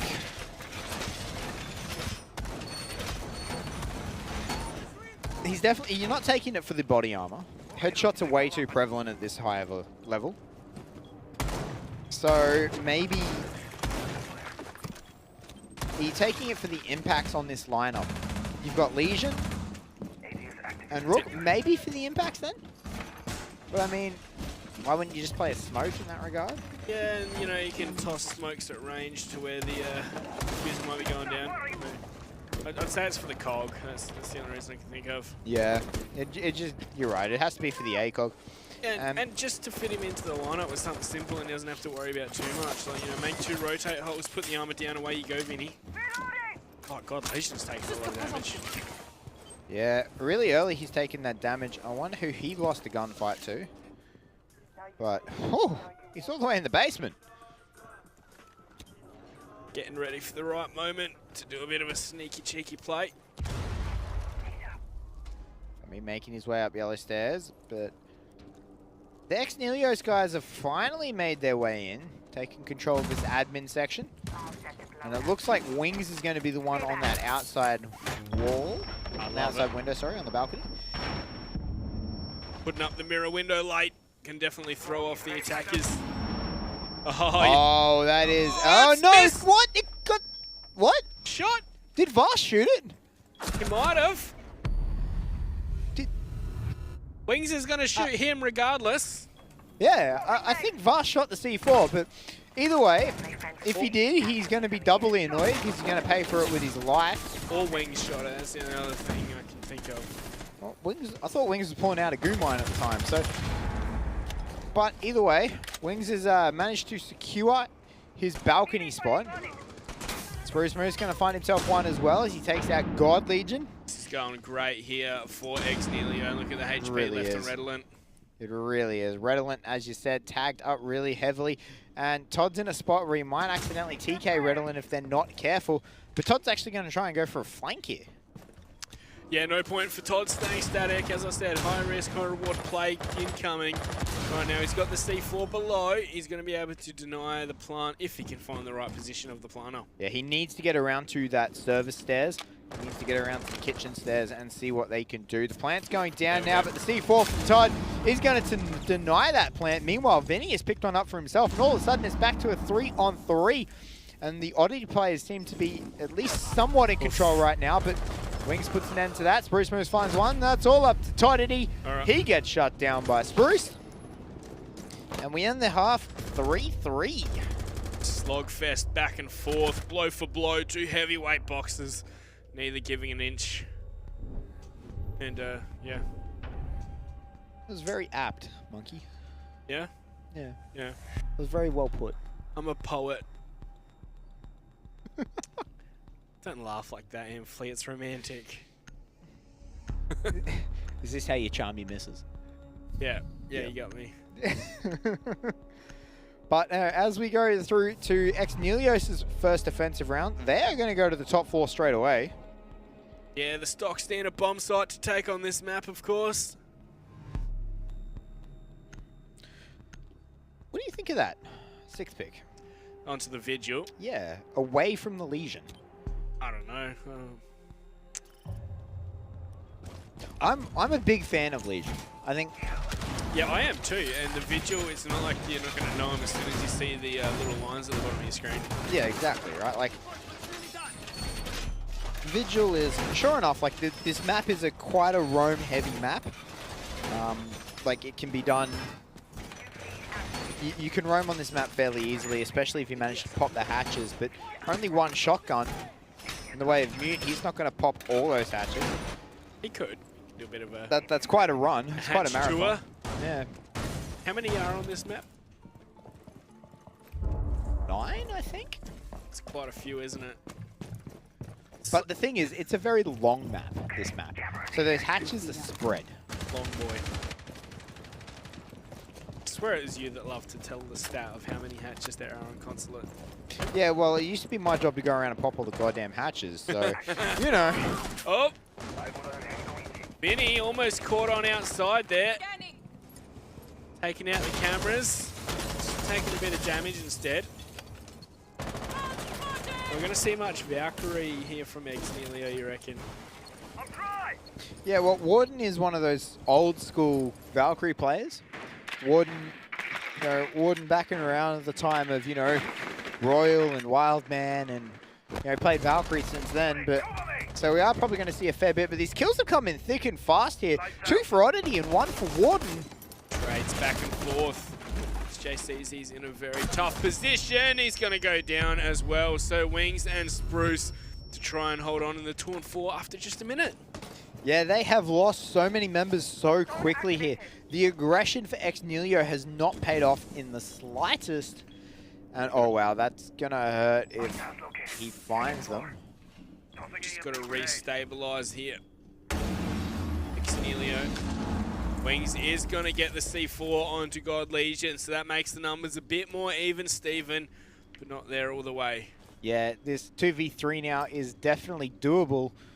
It's one of those numbers that looks a lot better than 2v4. But oh, Spruce is going to juice himself. He thinks he's going to get into a bit of a gunfight here. Oh. But there's the nade. The juice actually saved him. I don't believe it. That pre-plant, he saw him. Now they know where he is. Oh, nice Wow. shot from Wings. Good pre-fire. Spruce is going to find Vast as well. Is the 2-on-4 going to happen? Wow. A minute to go, and Todd has to try and clutch this one out. He does have plenty of time, though, right? He has plenty of time. He doesn't have diffuser in his hand at all. I think it's actually left outside, so he has to go for the frags at this point. Spruce has managed to get himself back up to almost full health here, but Wings is sitting at just over half.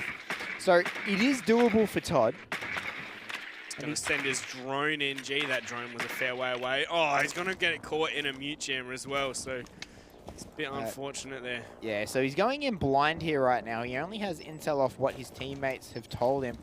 He's getting pinged out, I believe. Yeah, I believe you're right. He's going to turn the corner, can't land the shot, He but now gets he it. finally is. 1-on-1 with 20 seconds. Todd versus Spruce. If Spruce knew about the situation about that diffuser, he would just be running to the other side of the map as fast as he could.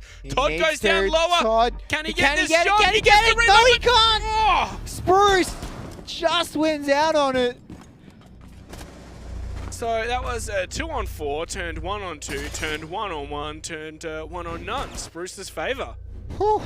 And we're going to see Xnelio take the lead. Back and forth, back and forth. These two teams are just going at it. And that was tense. Two heavyweight champions, Flea. So we're going into lobby now, and we're having the exact same standard lineup. We'll see whether or not they 6-pick onto the Vigil this time, which didn't really do anything for them last time. What was, like, I don't know, going through Oddity's mind there, do you reckon? Like, was it just complacency at the end of that round that led them to lose the 2-on-4? I don't think they had a cohesive push, right? So they all got caught out one at a time. So, and you can't get caught out like that. It's a 2-on-4. You have the numbers advantage. Use it and go for the refrag. Right, we saw them push individually and just get caught out in one-on-one gunfights. That is how you lose a 2v4. No tariffs on these trades, guys. It's 1-for-1. I like that. I can get behind that. No tariffs on the trades.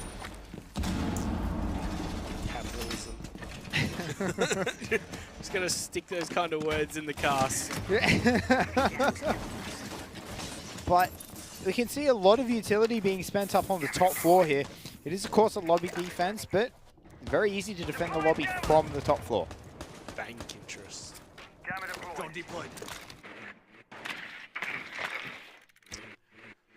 Well, drones up above, not really finding much, as this looks like it's going to be free ground given to Oddity, but there's a few new jammers up and ahead, and some Rios to contest with. Yeah, those new jammers are definitely going to make it hard for them to flush out these top floor holders. But they do know that there is one in this meeting hall now, and they just have to find it. Wings, whether or not he can hold on for long enough, we'll have to find out, but that's a bit unfortunate. JCZ has removed himself from the match for the time being. But we'll need to see if Xnelio can get the refrag or Oddity can push it further in their favour. Refrag off the disconnect, that's interesting, but as we go in. Yeah, Wings is just going to piece on out from up above there. Yeah, I think that's the right call, to be honest. And now he's just going to open it up and just wait for someone to jump in through that window. He is so exposed here, though. Someone goes to that hatch right behind him. Looks like Warden has to go for the big play up the stairs. Yeah, well, they're not exactly sure where these Oddity members are. They have managed to take a bit of damage, but, I mean, they've also lost Shade in amongst this. I say Redland wide swing on the front door, and he's going to catch Wings out. There we go. That is unfortunate for Wings. He rotates at just the wrong time, but that's God Legion on the stairs, and they are tagging out Spruce here as Warden and Spruce have both hit one apiece. Yeah, 2 quick kills rain on in. This could be done here for Xnelio. Wow, Even the I don't man believe count. it. 2-on-2. Could this slip through Oddity's hands once again? I do not believe this monkey This cannot happen again to them. Oddity will hate themselves if this goes through again. God Legion managed to hit a goo mine, so they're going to gain the intel of where that is, as long as Shade can work it out. Warden's getting above. He wants this kill. He's Yeah, going to peek. he's gonna get as it. well. All up to Redel, and now that's the second goo mine he's hit. He is not having a good enough time right now. 1-on-2 from a 5-on-2. Just previous round was a 4-on-2. Goes to a They know 1-on-2. exactly where he is now. Struggles to hit that cam out, but from above, Warden's going to put an end to the round. And I do not believe it. A second time in a row, Xnilio has pulled out a 2vx. I got no words. Starting from a man down because of the disconnect. Like, that was insane. Do they really need the rehost? Like, It's all right. Xnilio, you do not need your 5th player. Just 4v5, and that's what's happened. no, it's 2v4, 2v4. All right, so they only need to field 2 players. Yeah. So, you know, Spruce and Warden's all they need. God Legion and Wings, out you go. So You can once go take a again, smoker. what is Oddity doing in that situation? Oddity, whether it's complacency, whether it's because they're not certain what they're doing, whether there's a communication issue, I think Oddity's biggest problem here is we're seeing them push extremely individually, right? They're getting too excited, aren't they? I think their biggest problem is they're not working as a team. They're not working as a unit, right? Yeah. They're pushing individually, and they're losing their gunfights individually. So that is the reason why you lose 2vx's, 1vx's, is because you're not working as a team. You have the man advantage. You have double the players the enemy does. Just refrag them. Doesn't matter if you lose the initial gunfight, refrag them. Yep, Right, just that's- peek together. Find out where they are, peek them together. Can't shoot two. It's a numbers game, right? Like, unless you seriously stuff up the refrag, you're going to end up winning that numbers game, right? Like, Oh, yeah. it's just, you can't... I think they need to start working as a team more. And it's something that has hindered them a little bit. It's been their greatest strength and their greatest weakness. Because no one has been expecting them to do these individual plays, they're pushing from 5 different directions at all at once and being able to just light people up from random spots they don't expect them. They need someone But- to put them on a leash. Yeah, but it works really well when it works, but when it fails spectacularly, right? Like, I think Oddity needs to just mediate it a little bit and just work as a bit of a team. Wasn't it last week that we saw Todd get a 1v4 on his own? Yeah. To draw up the map, I believe, instead of losing it? Yeah. Yeah, it's what happened. And as I said, when it works spectacularly, but when it fails, it fails spectacularly. If they just work as a bit of a team, give a bit of cohesion, I think that they can maybe moderate that giant swing that they have. I think that's where they need to go. Sure, so, what's the score? 5-3? Yeah. 6-3. 5-3. 5-3. So, 5-3 Oddity are definitely on the back foot. Xnilio here are looking like, if Xnilio do take both maps, they get 6 points. They will actually be in 4th place. Right? Just how close has our Pro League been, eh? Yeah, it's been phenomenal. So, at the moment, they're in 6th. If they take both of these, they'll be in 4th. But then, of course, the Mind Freak match can upset that as well. I believe it was 1-1. 1-1. Ooh. Okay. So that means as of this point, Xnilio are actually in 7th? I believe so. Yeah. So if Xnilio lose both these maps, And they go to Challenger League. Yeah. So they really got to put up the numbers somewhere. Yeah. So they have to take this map at a minimum. If they take this map, they send TBD to Challenger. Yeah, they can lose this map and take the next map. Yeah, true. But it's... If they win one, Yeah, one, they got to win one map. Yeah, they got to win one map. So as long as Xnilio win this map, TBD are going to Challenger. Ooh, our standings are tight. I think even 2 draws would put them down to head-to-head. Ooh, now that would be spicy. I think, though. I think. to steal the words straight out of Cthulhu's mouth, that would be spicy. But so I actually, I want to see that. I love me some tiebreakers. Hey, I love me some tiebreakers. Do you? I don't know. I found it messy and complicated. And Well, I mean, that's the admin's job, not my job. I just get to cast some great Siege. Like, I think it would come down to head-to-head through the season. Like, it's not going to play another map. Yeah, fair enough. That's actually fair enough, but that'd be interesting. And yeah, I think, you know, ex-Nelios, what do you think they need to keep doing in order to stay in order to keep this win streak going? I think they just need to keep clutching. No, I'm kidding. That's a terrible strat. That is a terrible strategy. It's all right, guys. We're going to get down to 2 players, 1 player, and then we'll just win it. The thing is, right, is that it's not like ex-Nelio are winning those rounds. It's the Oddity are losing them. Yeah. Yeah. Oddity I agree. Oddity are throwing them. Tossing them out the window. Yeah. So yeah, I don't know. I think ex-Nelio need to stop losing players early on. And when they do lose a player, they need to trade it back as fast as they can. Yeah. And what happens if we lose one of the star members of Warden and Spruce? What do we do then? Well, you can't clutch up, of course. Yeah. Okay, so if they lose both of those, are you calling round wind Oddity? Sure, let's go with that. But yeah, so I've been really impressed with both those players. One person who I haven't been overly impressed with tonight has been JCZ. Yeah, I don't know. It seems like he's just There tonight? just doing his job. And He's definitely flying under the radar, but he's been a consistently high player for ex-Nelio, right? And like even when we go back to SOC, he performed so well against FNATIC. So I think I want to see a bit more of JCZ stepping up and being able to get those frags that he has to get, that he knows he can get. You know, one thing we haven't mentioned is that ex-Nelio have brought on a new coach. They've got Stellaris as their new coach. Ewan is, I believe, on the analyst role. Yeah, and, you know, talking to them at SOC and at LAN and talking to Ewan as well, I think that's definitely going to be better for the team as a whole. Like, Ewan, very analytical mind, very good at, you know, all that sort of stuff, finding out patterns and crunching the numbers to be able to give them the information that they require. Deep passion for Siege. Yep. So, you know, good luck to the new coach, and hopefully he can make ex-Nelio perform at their peak. Alright, Spruce on the dock this time. It seems like they're having a lot of success with the ACOGs here, ex-Nelio. Whoop. Warden's castle there. He's got to go around the long way. He's going to go around the ultra long way, actually.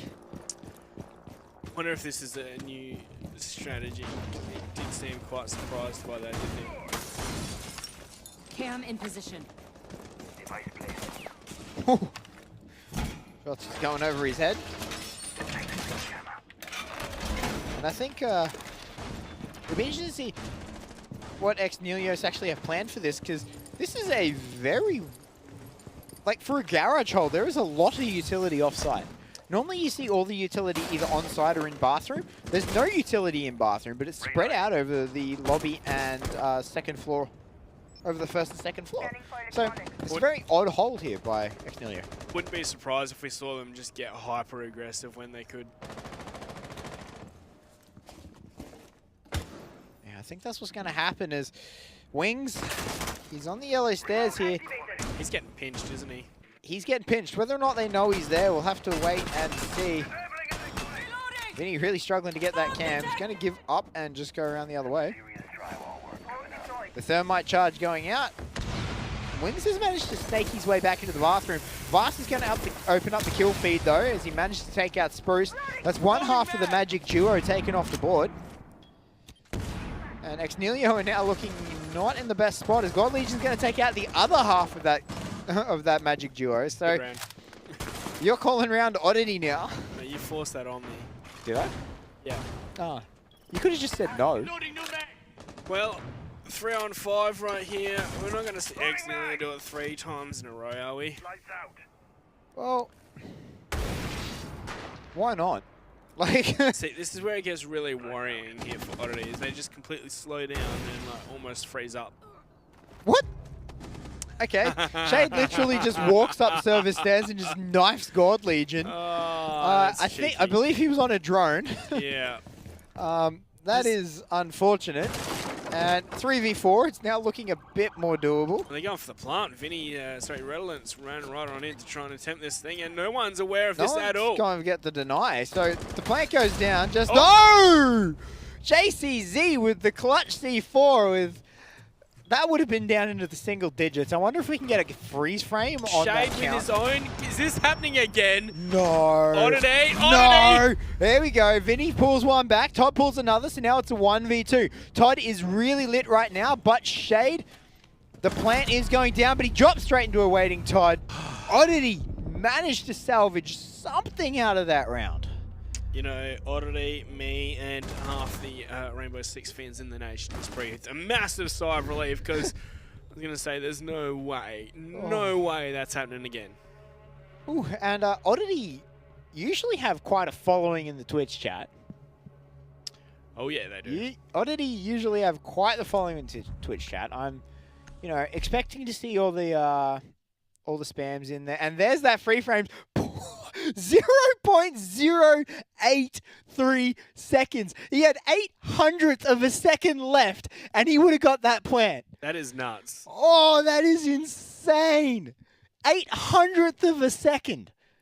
You know, we wouldn't have been able to see that with the old UI.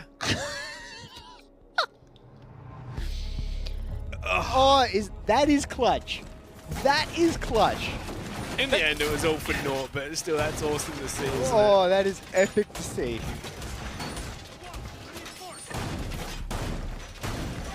Oh, so, with 800th of a second on their side, ex-Nilio looking to try and extend their lead. Oddity looking to try and tie it up now, as we are heading back to top floor. And excluding the clutch. Okay, let me just phrase a question for you right now. Alright. Has Oddity been the better team here on this map? Yes. Yes. Definitely in these last couple of rounds. Despite the scoreline. Yes, despite the scoreline. Oddity has been the better team. It's really, as you pointed out, it's really been their mid game that's really It's like they all just freeze up and die. Yeah, it's their mid to late game that's really hindered them. Drone active. Tossing EMP grenade. Just scanning my eyes over these operator picks once again. Spruce still sticking with this ACOG. Yeah, he really loves his dock, doesn't he? And I'm not surprised. He has done some really, really good work with it. I see it. Wings is having a fair bit of pressure placed on him, but he's struggling to miss the drone as well. Struggling to miss it means he's hitting it. Sorry, he's struggling to hit the drone. That was two sentences rolled into one. Oh, it's a run out. Run out from Spruce, but he's going to get traded back. Todd gets the kill credit for that. Worth it on, like, I don't know, nades are off the table, I suppose. They've still got Todd for nades, though. Yeah, but I suppose... And they've lost the heal power that has saved Spruce and managed to let them clutch so many times. Yeah. That's the second time we've seen that Valkyrie camera Thatchinated. Firing. Yeah, Oddity. You know, the curse of this middle section of the map, they've struggled to really push in here, haven't they? Yes, once again, massive slowdown. Looks like they're gathering the information. Like, I suppose we haven't really been seeing them gather the information the last couple of rounds. Oh, if he peeks in, Wings is going to get that for sure. Oh, I think you just saw him, eh? That's the nade. It tags him up a little bit. They would have heard that, but he pulls out the shotgun. He knows he's getting pushed here. Warden does cover him from the side. Wings has so much aggression put onto him right now, but how has he not died? How have they not managed to flush him out? Well, the help of Warden is how he has it. He nails the head of Vast, puts a bullet right through his skull. God Legion's going to trade one back. God Legion gets himself his second. He's going to pick up Diffuser and have to head his way back down. Final 30 seconds, 2v2. The plant is now going down. No, it gets stopped, as they did have vision on them. Plant happens now again. The C4 is coming out. They've lost all vision. They don't know where it's going down. They're finally going to get it as Todd's picked up Warden. Shade now in a 1v2. Playing that player below would have been a bit, looks to be a bit misadvised unless Shade can clutch this one out from here. 1v2 probably not though, but yeah, without the info or with it gone, not the best idea. And there we go, God Legion to finish things off and evening up the score count 5 to piece. 5 Yeah. apiece. 5 to 5. So, we're going the whole way. Big round from God Legion. Yeah, he played really, really well. Is there a map where we haven't gone the full way, Amphley? Not tonight, there hasn't. I'm feeling it. I mean, there's always next map. Always next map. But, yeah, no, so 5 to 5. We are going to go back upstairs to the top floor again. This console and meeting office. And I really want to see that castle traded out for a pulse. Oh, they're going to go double ACOG. Gonna trade the castle for a rook. No? Pulse. Rook. Come on, go the pulse, go the pulse. Okay. It's going to be rook. I'm a little disappointed, not going to lie. But It's like, just, yeah, the ACOG that- they've been trying to force it out. their hold of being downstairs ready for the plant would have worked if they had the pulse. They could have C4'd the plant with the pulse, right? Yeah, So yeah, of course. that strat is a good one, and it worked. They managed to keep him alive long enough so he could come up and, you know, try and get the kill from below. And if they can do that with a pulse, it's around 100%. The thing is, right, is that, yeah, either take the Valkyrie or the Pulse for the most part. But then again, looking at this lineup, you've got a rook and a dog. Like, bit outrageous. Both these there. teams are really liking rook, aren't they? Yeah, like just trade one out for the Pulse there. You can stop worrying about I would personally trade the rook out. activating camera. Well, I would personally not care. No, they've both got their strengths and weaknesses. Of course, I think ultimately it comes down to do you prefer impacts or do you prefer barbed wire? Well, do you prefer heals or do you prefer armor? Both are just health gained in just different ways. Not really. I mean, technically, yeah, I suppose headshot would negate both. But either way, Oddity have made their way to the roof in about 45 seconds. Making their way downtown. Walking fast. Faces passing the home down. Sorry. I'll just straight up apologize for that. The subtle reference is the best way to go, Fleet. Oh, JC, how'd he get down? I think God Legion, look at the position he's in. Warden is in a odd spot, but yeah, JC, I don't think he's getting revived, hey. And that's a dead rook. Free kill. Yep, finally Redolin manages to get it. But that is a dead Shade nonetheless. And it's going to be a dead JCZ soon if no one can get in there to pick him up. 2-on-5 technically. And, well, I mean, it is a dock, so Spruce just gets himself straight back up again. They're relying on the clutch here once again, ex-Nilio. Is he just going to vault? Well, he wants to, but he's not gonna.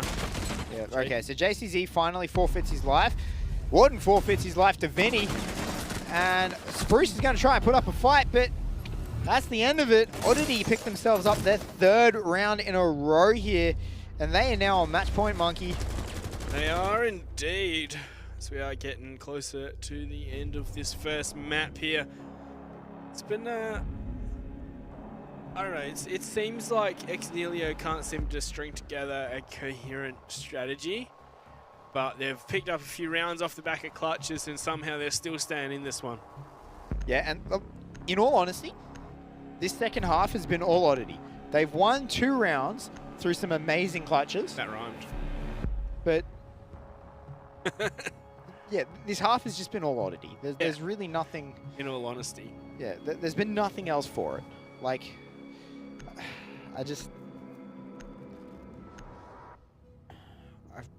Round number 12.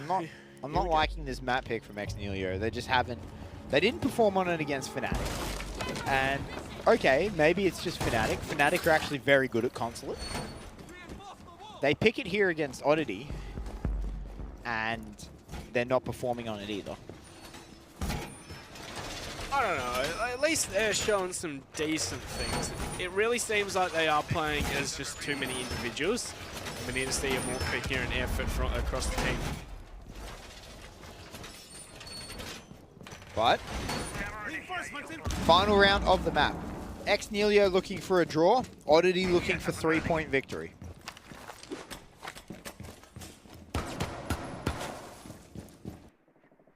Well, what will it be? 3 minutes on the clock to find out. Yeah, if they get a plan, it can technically be 3:45, but it's a manticle. Or if everyone died early, they could find out earlier. Activated. Yeah, that's it. I mean, 20 seconds into the round. Why isn't this over yet? What the hell? What do you mean it's not 5 people spawn peeking? Reloading. But no, so Ex-Nelio need this defense to come true for them right now. They need to find their stride finally. They have failed time and time again on defense and only have managed to successfully pick up defensive wins through some Hail Mary plays.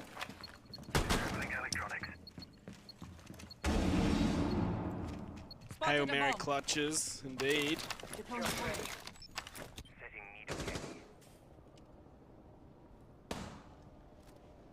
So what's the plan here for Oddity? They're going to try and force out this top floor and then push into the bomb site? Yeah, well, they failed to push Wings out of this spot time and time again, right? Wings has really impressed me in this meeting room. See, I don't think he's playing like really smart in here. It's just like, I don't know. Oddity have failed to just push him out. He wastes his C4. I don't know. He's not playing smart in here. He's just surviving. And Oddity aren't doing anything about it. Yeah, I think they need a coordinated assault to try and push Wings out. What that coordinated assault looks like, I'm not entirely sure. But either way, he did drop the hatch, so he did get out alive. Of course, getting the control of top floor for Oddity is only the first step. They still need to get control of Robbie to get the plant off. And we're down to a minute. Yeah, minute on the clock. Todd has been watching the flank. He's going to have to start making his way forward any moment now.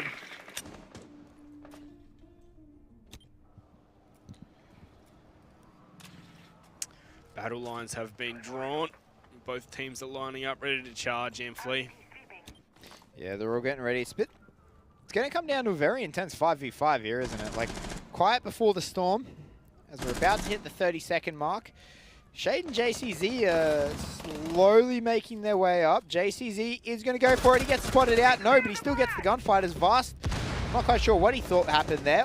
Redolin has almost been down. God Legion has traded out Shade, though. The defuse is being planted as Oddity is now in control of the whole site. But trade's coming in thick and fast. Finally, it looks like it might be going Ex-Nelio's way. 1 versus 2 right now. It's all coming down to this. Last 6 seconds. He picks up the diffuser. He's going for the frag. He's going to miss it. Moose gets it. We have a tie. Ooh, 6-6. What a matchup. Yeah, that was intense, wasn't it? Ex-Nelio finally put together a Competent round. Yeah, competent round, a cohesive defense. And I'm not 100% certain how that honestly, I'm not 100% certain that Ex-Nelio should be feeling very confident after watching that. Yeah, right? the 6-6 is a really flattering score. It is. It is a very flattering score. I think it... It's some good makeup. They managed to patch together something passable there. I just don't... yeah. Ex-Nelio looked like that. They struggled that map hard. Oddity was definitely the better team coming off that. And I think Oddity need to work on their mid-game in order to shore up that level of... You know, watching that replay, I think it was Vast. It had to be Vast, didn't it? It had to be Vast that killed that. But yeah, no. Oddity have some serious work to do on their mid-game. What that looks like, I'm not 100% certain. but they need to get a bit more confident in their pushes and in their picks. Because at the moment, they're not achieving anything in the middle third of the round.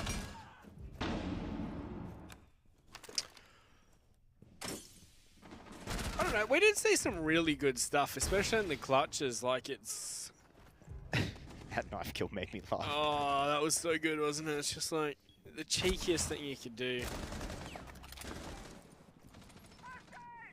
So, But yeah, like I don't know, we saw some good things, especially in those clutches, like some pretty good plays and the like. yeah, absolutely it was. But that was only map number 1. We still have a second map up here. With Consulate now taken off the board that Ex-Nihilo has struggled with, do you think they're going to perform better on the second map? Yeah, well, let's hope for their sake that they can. Yeah, like they got to stay up in Pro League, well, guaranteed in Pro League if they can in their minds. Yeah, that's it. All right, guys. Well, that question will be answered very shortly. We're just going to go to a quick break, so hang tight, and we'll be back in a moment.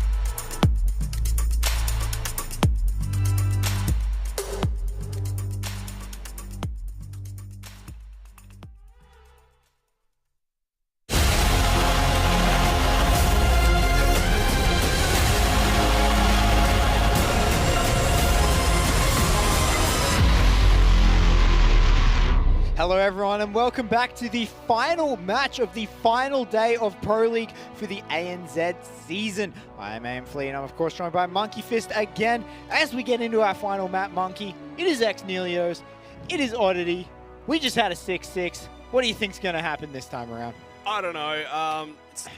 I really think we might be hitting the distance once again. Like, this is one of those days where every single map of Pro League goes to 12 rounds no matter what happens. You know, honestly, I'm not upset by that.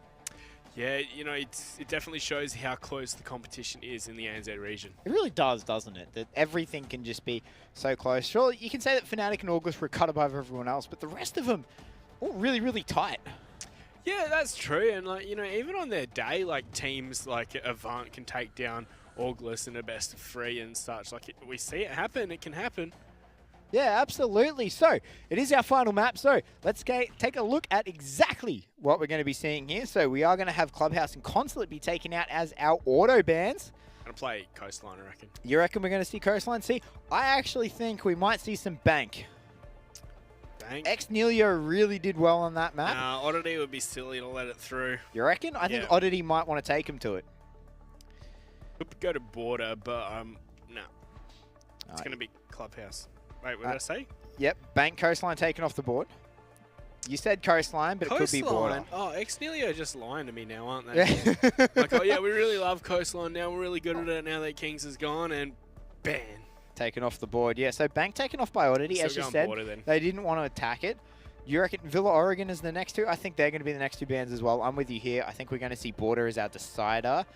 Yep, there we are. So Border is our final matchup. It's been a while since we saw Border. It is. It's going to be some old school showdown for our final matchup here. And, you know, I'm not really surprised by that. Xnelio haven't particularly liked Villa, and Oddity have, despite some mixed results. I mean, Oddity have banned Still their most banned map. It's their most banned map, but they played it almost relentlessly in the early part of the season. Yeah. It was whenever it was an option for them, they picked it up and they played it, and then obviously when they didn't get the results they wanted, they just started banning it out and said, okay, we'll just play something else. Forget it, it's not working. Maybe it was just a tactic to try and hope that other teams hadn't put the effort into Villa. Which is not a great strategy at this level of play when, you know... but if you're hoping for that, that's not a great strategy. But Border is our final map. We're going to see some good stuff here. I like Border a lot. It's a very balanced map. You can go either way. It's one of those maps that has a lot of variety of strategy. It certainly is, yes. But with that being said, once you're doing a kind of strategy, there's not much you can do in that strategy that's off bridge, off kilter, off trend. Glaz still coming off the board.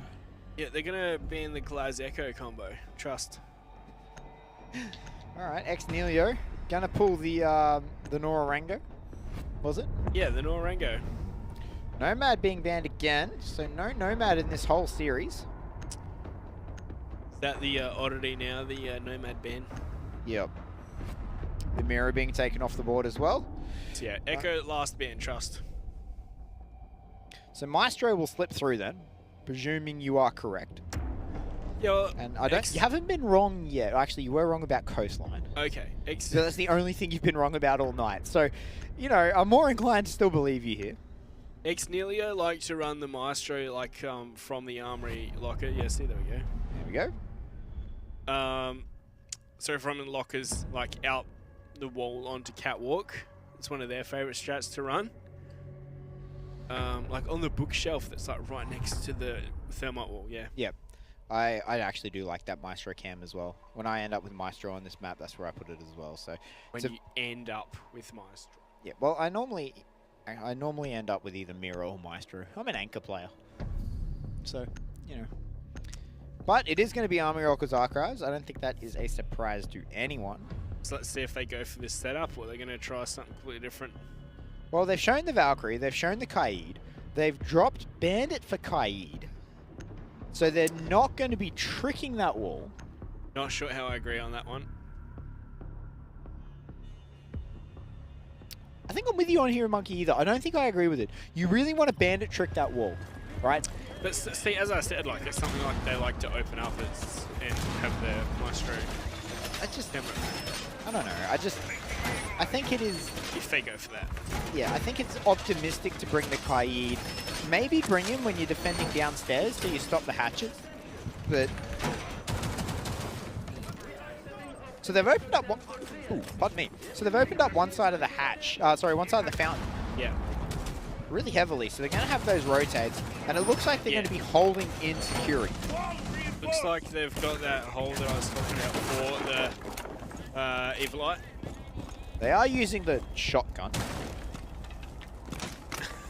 Look how big of a hole that beast makes. Destruction you are not for. It does take 5 shots to open a hatch with that thing, so like... Yeah, you gotta pump it in. So yeah, it looks like they've only got the one Rio on Armory Wall.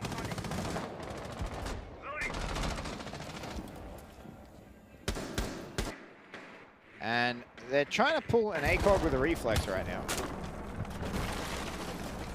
As I told you before, ACOGs are crutches. ACOG is a state of mind. Reflex can do the job. So Todd's been tagged up really heavily. I'm not quite sure where from. Yeah, Toddy.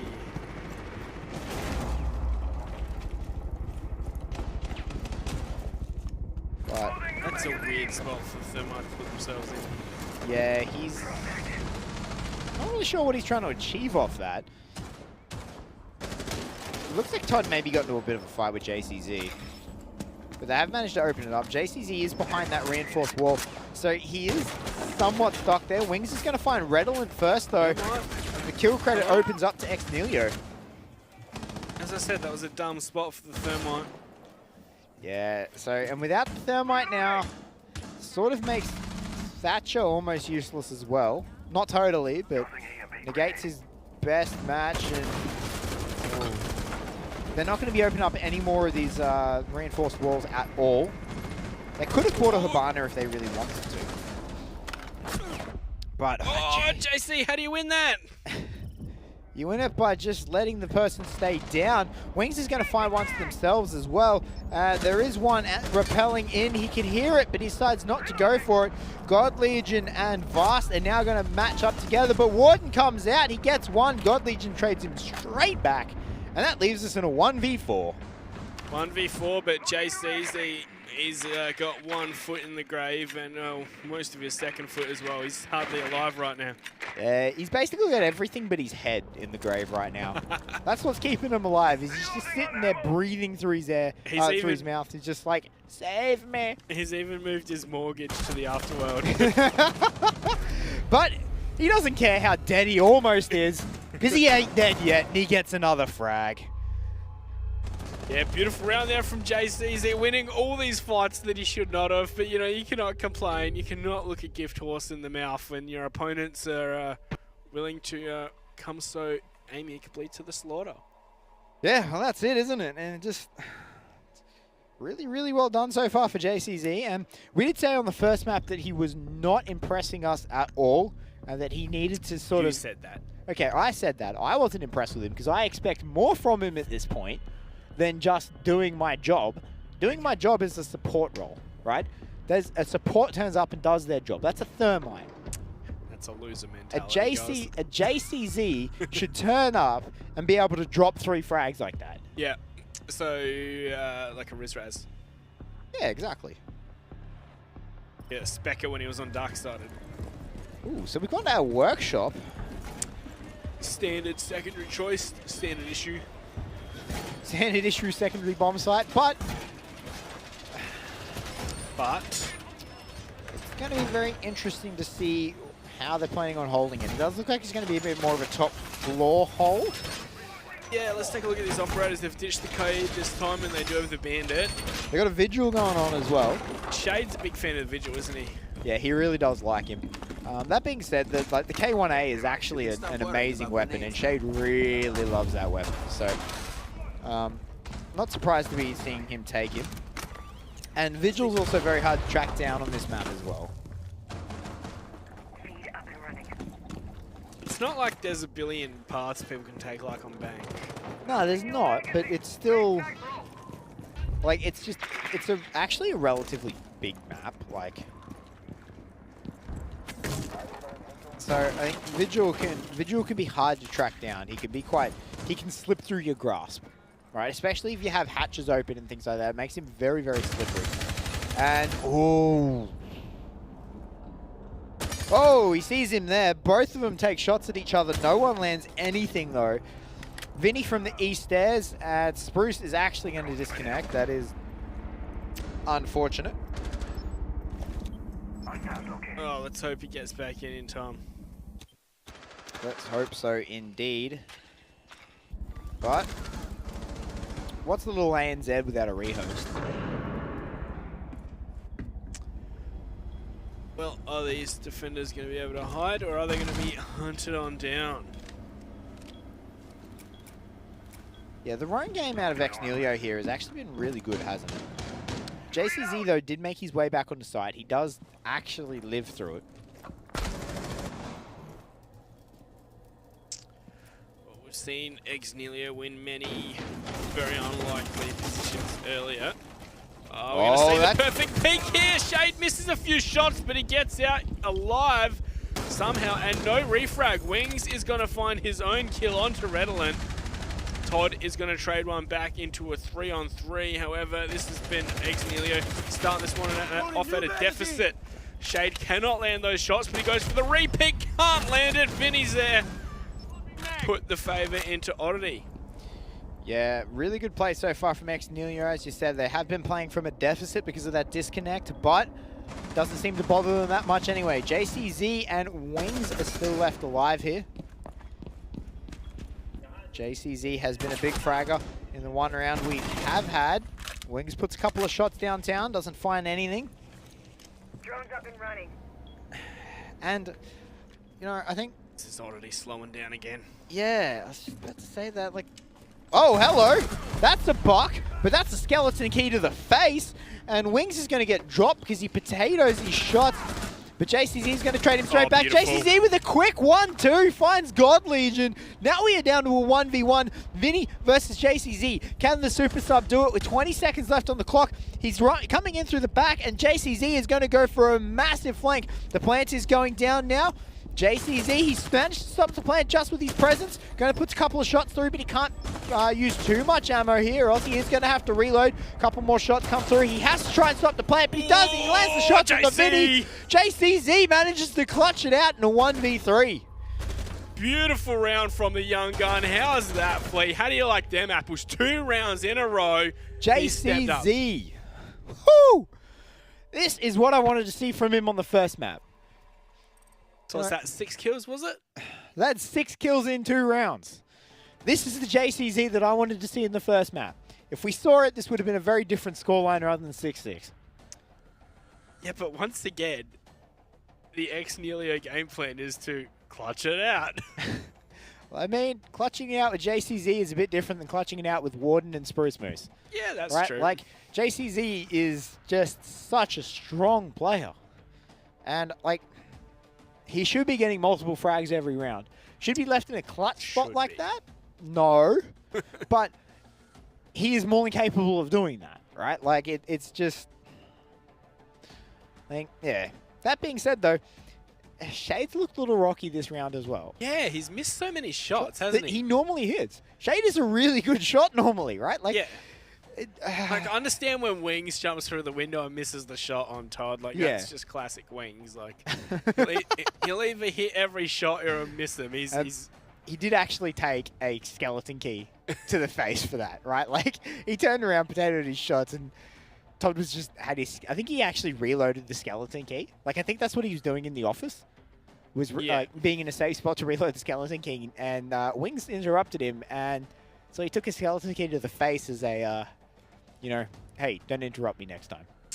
Yeah, well, I don't know. Either way, that was a epic clutch from JCZ, and you can tell he's a young player because at the end, rather than trying to hide, he committed to that fight and won it out. Yeah, where, you know, he could have just hidden because he knew he wasn't going for the plant, right? Like, Yeah, he knew he wasn't going for classic the plant. They were in a firefight for about 10 seconds. So, like, I wouldn't mind hearing that Discord reaction to that clutch. Yeah, actually, I wouldn't mind just getting the comms in general, right? Like, that'd be pretty cool. I think it's a bit beyond Bit beyond the technical capabilities at the moment, but it would be pretty cool anyway. So overall, once again, Oddity better team, Ex-Nihilo winning team.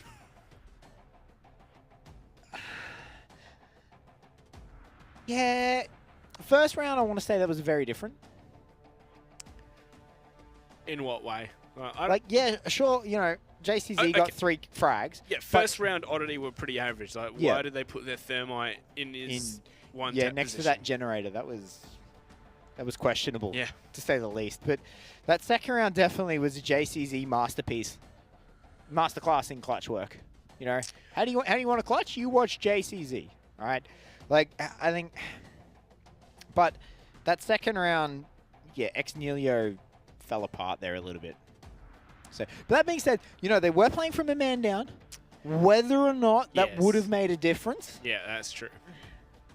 you know, whether they lost a key component in their defense, I don't know. We'll have to wait and see, I guess. But Spruce having a bit of internet trouble tonight, I think. But Well, it was JC last time, wasn't it? They're disconnected. you're right, it was too. Yeah. Just the Ex-Nihilo players in general. Yeah. Yeah, they're sort of having a couple of internet issues. But, I mean, that's what you expect in online play sometimes, especially in Australia. Oh, yeah. Mine VM works perfectly, and don't mean to flex. That's right. Well, I'm fiber to the premise as well, so I'm not worried by that. So, but yeah, no. So it's a little unfortunate. But it's, you know, it's the way of gaming in Australia, I guess. Yeah. It's the price we pay for living in such an amazing country, such a beautiful country. There's got to be some drawback somewhere. So here's something we can talk about. Why do Oddity have their bans so spread out like that? Like, what's their thought process behind it, do you reckon? I think Oddity are changing their bans to match their opponent, right? And Oddity have a lot of support staff, right? Oddity have a lot of support staff. So Oddity are in a unique place where they can absolutely put their effort into preparing week to week for different opponents, right? So I think that's what you're seeing there, is when they come up against someone, they say, okay, they play this, they play this, they play this, they've been really strong on this, we're going to ban this, this, this, and try and take them to that.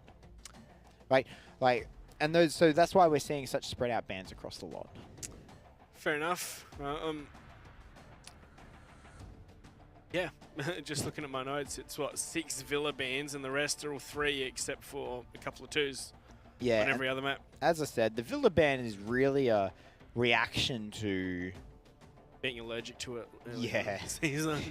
yeah, really failing to put up the results early on in the season. That's what that Villa ban is for. So it's a little unfortunate for them, but I mean, if you're really confident about taking it and you don't fail, you're really confident about taking it and you don't succeed, it's to be expected that you're going to start banning that out at some point, right? Like, that's just the... Okay, guys, obviously we're not as great at this map as what we thought we were, or we're not a cut above like we thought we were. Let's just put it to the side for now, and we can work on it when we have time. And we'll focus on the rest of the map pool to try and bring that up instead. So it's okay to have one weak map. Ideally, you'll have no weak map. But I mean, in reality, it's good. It's okay to have one weak map. So when you start having 2 weak maps, That's when your bans phases get really dictated to. Yeah, they get your opponents can really take advantage of your pick ban phase. So it is interesting to see a team like Oddity, though, with the support they have such a weakness in Villa. Like, I don't know, you don't have to be good on every map.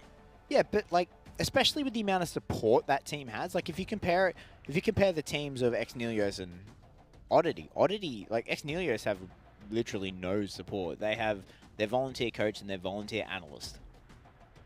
Yeah. Where Oddity have, you know, coach, analyst. That Raven is still coaching them, or is it? I do believe so. Yes. So it's like, you know, it's much more in favor of Oddity when you look at organizational support than what it is Ex-Nihilo. So you'd think Oddity would be able to take it to that map or be able to learn that map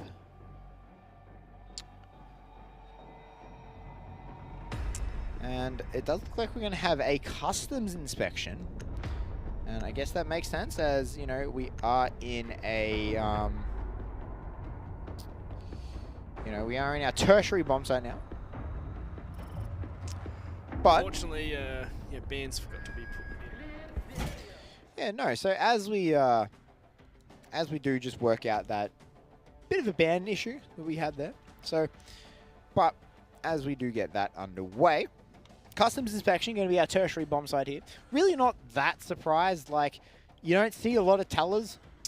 Yeah, definitely not. It's just such an easy bomb site to get into, and the ways to deny getting just planting in that spot does require some more difficult map control, I suppose, Yeah. or like a lot of utility. Yeah, it requires something very special from the team to be able to deal with that. So, and there's really only like 1 or 2 viable strategies for holding that, and both of them have fairly easy counters. So, Yeah. like, you know what I mean? Like, if you're going to be holding from the top floor, if you're going to be like trying to hold that vertical pressure, you just come in from the top floor and you just open up everything around them, right? Like, that's how you deal with it, and then you push your way down from that. And if they're going to be holding on site itself, trying to hold that horizontal pressure again, you just go upstairs, open up stuff, and get picks from above. Like, that vertical gameplay absolutely crushes that hold no matter what. So customs inspection, not really a surprise. Yeah, bomb site, you know, you have to be really spread out, and you're not in positions to trade your teammates back if required. Yeah, absolutely. So have to spread yourself a bit thin on the defense there, where the attack can just sort of walk around and posture themselves around where they can pick up like 2-on-1, 3-on-1 gunfights around. So even if they do drop one, they'll always get that refrag going off. So, like, it's, yeah. Customs inspection, though, looking at that site, we're going to be seeing probably a very strong upstairs. Oh, yeah, especially with security, because security is one of those ones that is a lot harder to hold on down. You need as a defender, there's just so many more angles around you that you got to worry about. Yeah, maybe a castle coming out as well. Like, I wouldn't be surprised to see that castle pick out so they can castle off the window, the doors, you know, try and get a couple of Rios up the top there. Maybe get control down the long hallway as well. Like, so I just, yeah, we're going to be seeing a lot of upstairs presence, or else you're going to have to forego. They'll probably reinforce the open hatch, and they'll probably open up the hatch that drops into the office. They're going to reinforce the open hatch? Yeah, the hatch that drops the into the... hatch. Yeah, no, you know the hatch in it just sits in the middle of the room. It's in the open area, right? And it just drops you down in the middle of the room below, in security. Yeah. You know how there's 2 hatches in security? Yeah. Yeah, the open area hatch, and then the like security office hatch. Okay. Yeah. Sure. I'll take his word for it. And that was his first mistake. Oh, come off it now. Just because my predictions haven't been as on point as yours. Some of us just have a finer attunement to the game. But Is attunement even a word? yes. What else can we talk about related to the game, though? What do you think about the Nomad bans coming out of Oddity every single game? Well, I do believe it is just backed up from the idea of they can't be bothered playing against it. Like, it's one of those operators that it really doesn't give you much information that it's being used. Right? It's not like a line where you get the E1D scan or, you know, the C4 where you can hear the beeping. It's just silent, deadly, and, you know, doesn't even give off much of a visual presence. And the places you can place it are so versatile. Yeah. Like, can you imagine if you could only place it on the ground? It would, like, instantly be a bit more balanced there. That would actually be interesting. I know that, like, you know, when we were talking to some of the pro players at the stock, you know, they did say that maybe adding a noise would be the way to balance it. Yeah, or even like a light, or maybe make it like... Well, I mean, it has a light on it, doesn't it? Like, can you it imagine flashes making on it the exactly like a Claymore, but just knocks them back or something? I don't think you want to make it as obvious as a Claymore, because a Claymore has a higher reward to getting it off. Yeah, that's true. So, like, I think, yeah, maybe a noise to it. So it's harder to pinpoint exactly where it is, but you know around about where it will be is, I think, a very good way that you could do it. And, you know, that seems to be the general consensus among the professionals in, you know, ANZ. And as we get back into the map, Customs inspection coming out. That castle that I theorized not coming out just yet. Could be a 6th pick. Nope. Nope, Shade's going to get back onto the Vigil. Instead of the Legion. Again, not a big fan of that 6th pick. I'd probably take out the Valkyrie, if anything. Yeah, like, I don't know. Valkyrie on, like, pretty much any bomb site, if used correctly, can be the difference maker, right? It Yeah. can help you deny a last-minute bomb plant. It can help you go for that run out that gives you the 2 or 3 kills to turn the tide completely in your favor. Like, it's... And I really think Valkyrie's value as an operator is extremely high. It can be. It can also be really low, especially because Oddity play a ton of IQ. Yeah, that's true. IQ, of course, pretty much a hard counter to the Valkyrie. IQ also a hard counter to Vigil. That's true. And Bandit. And to an extent, Jaeger. It's not like the Bandit batteries are hidden. Yeah, that's true. Bandit batteries aren't hidden either. Razor wire is deployed. Fairly obvious where they are.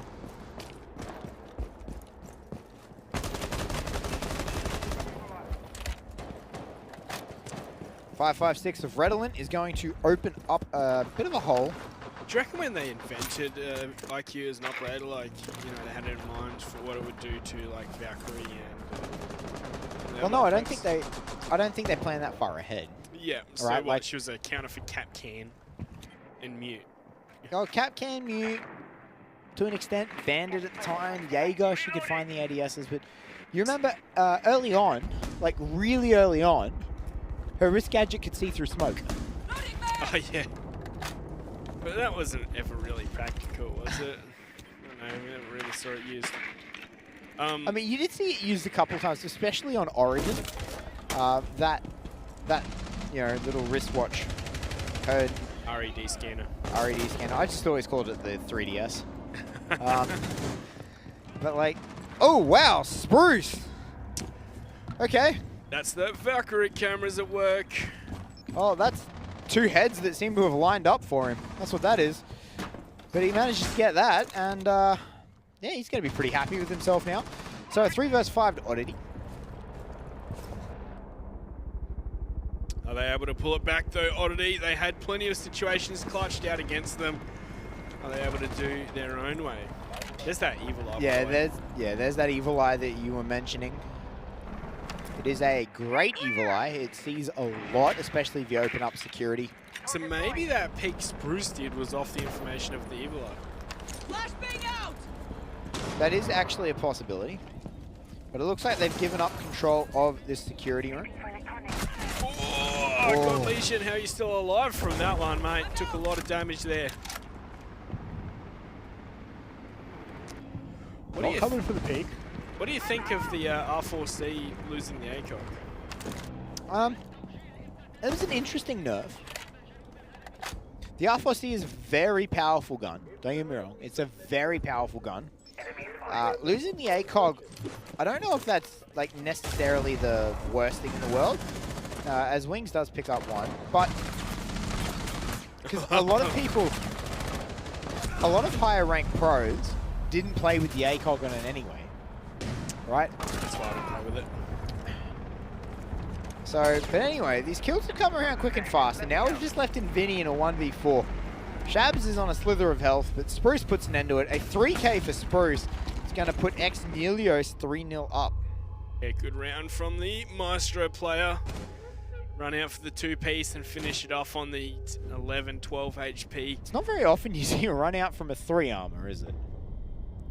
Well, Obviously okay, you it's don't not. play against me often. Okay, let me rephrase that, because you do see it with the Doc and a Rook a fair bit. Yeah. It's not a. You don't see a run out with the older a lot.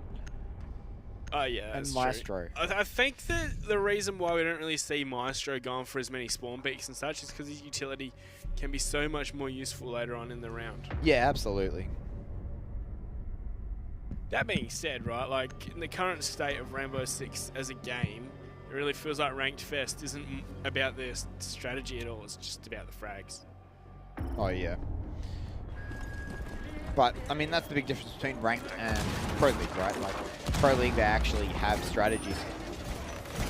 Shade got tagged up by that impact nade. Whoops. Losing a bit of your health early isn't a good thing. At least he's docked though. Yeah, and it is only a little bit, so probably not the end of the world, particularly for a 3 armor operator. No, that would have been a lot more impactful if that was on JCZ and his 1 armor. Once again, this setup from Xnelio, like I wouldn't be surprised if Oddity tried to avoid it completely again and just went for an officer's push. Well, that's what they pushed him into last time, and JCZ ripped him apart. It's just like, it feels like wherever they go at this point, they're just fodder for Xnelio. Like, Oddity just have nothing at the moment in this map. Oh, Shade taking some more damage. Looks like he went for a bit of a cheeky peeky. Now, that is a peak we saw from, I believe it was Derpe in the finals against FNATIC in the last season. And he managed to pick up 2 kills on that angle. So that is that's a bit of a throwback. Not a lot of people run that way anyway. Apparently, unless your name's FNATIC. But I don't think FNATIC have really done that again since they lost that map. So this is part of what I hate so much about this security room, is it's so claustrophobic because Warden information gathered once again leads to kills. Yeah, the information gathering process of Xnelio has been superb so far, but it looks like they're going to try and make their way in through this angle. Ooh, that's the hold and a half. Vast just has to peek, just has to duck a little bit, but oh, he finally managed to land the headshot. JCZ has been taken off the board. Vinny has found one for himself as well, and this Xnelio lineup is falling apart as Wings has also been downed. He gets stimmed back up from Doc.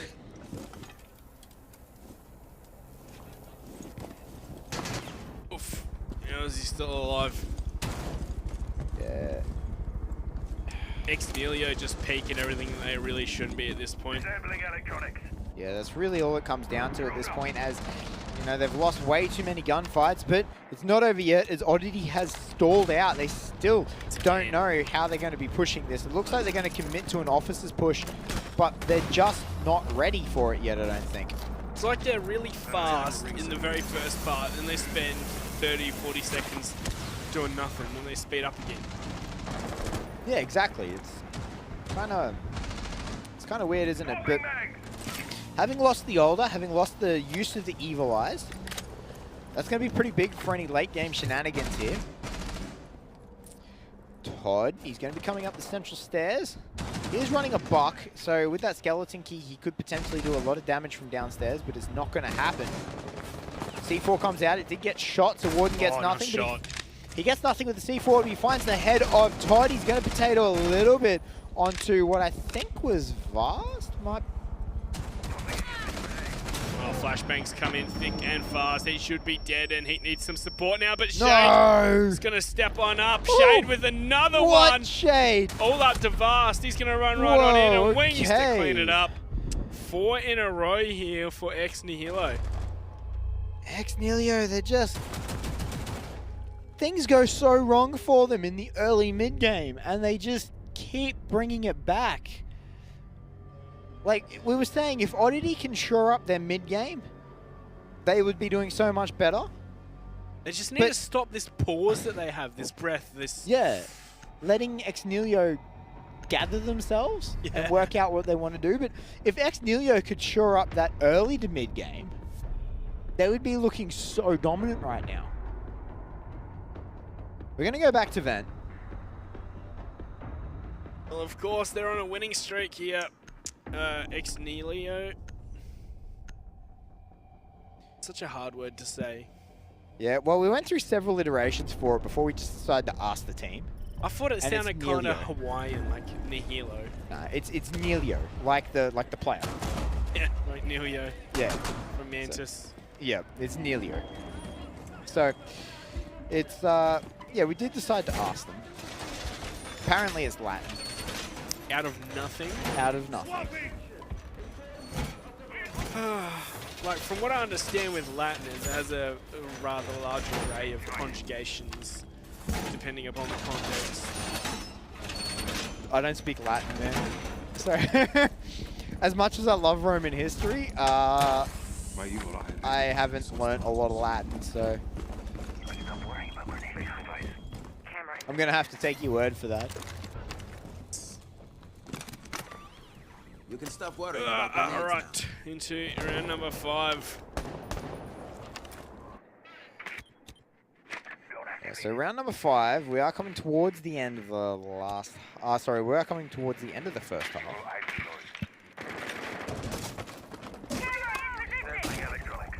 Wings just doing a quick drawing on the wall, of course. Yep, just trying to make him. Trying to make himself a couple of peak holes. Hopefully, the wrong one will be shot. He can manage to put it back through. Yeah, just pre-fire against him.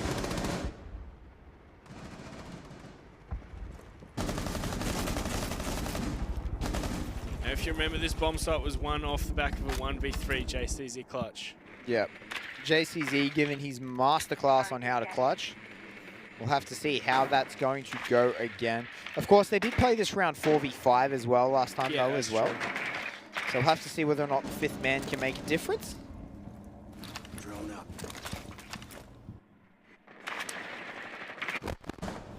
Alright, Redolent's going to spot out Wings.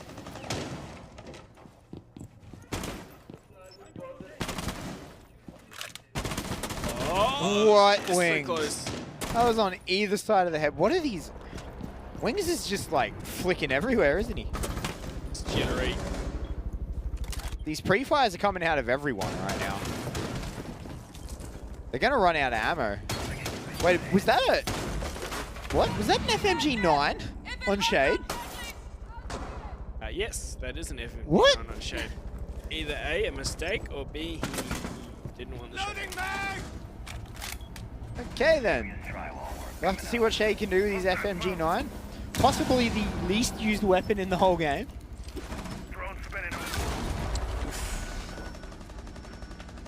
Bit of damage is going to come down from top as 2 quick kills are going to rain down here for Oddity.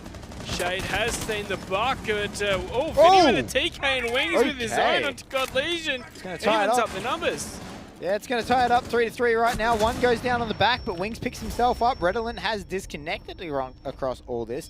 Shade is the one who's down, effectively making it a 2v2. We'll have to see whether or not they get him up or not, but Wings is going to jump out, take out one as Vinny trades the other, so that effectively makes it a 1v1. Ash versus Bandit, Vinny versus Wings right now. He might be able to pick up Shade. The ping is going off. They know where he is, but he doesn't particularly care for the kill. He's going to try and go for the plant, so now it's all going to be on Wings from above. Can he deny it? They're going to pick up Shade. Wings is going to trade Vinny straight back. Ex-Nelios are going to keep this run alive. That is 5 in a row. And is that 5 in a row for rehosts? Certainly seems like it, doesn't it? Certainly seems like it indeed. Either way, a lot of rehosts tonight. A lot of rehosts tonight. But, that being said, Ex-Nelios, though, they're going to be really happy, rehost or not. 5 in a row. They are looking strong, indomitable. We're only 2 rounds away from them taking a victory. Yeah, that's it. I mean, it could be a 7-0. It is looking like a 7-0 right now. Based on previous trend, yes. Yes, and I'd like to point out, if you include last map, Ex-Nelios are on a 6-round win streak. Because they did win the last round of the last map. So, Fascinating. I know. It's incredibly fascinating. But, your indifference aside, I think that Ex-Nelios, they have played better than what they have on the previous map, but... That round just then, though, was that another Oddity throwing around that they should be winning? Not really. That was really a 1-for-1 trade across the map as you looked at across. Even with the team kill and everything? You could argue that the team kill would have made the difference. If they didn't pick up the team kill, it would have made the difference. But either way, I wouldn't say that it was necessarily a throw. The second round was a throw in a 1v3 clutch. But, like, I wouldn't count that as a throw in my head. Like, TK aside, TK's happened. we've seen Exnelios win 4v5s from when they've had a player drop.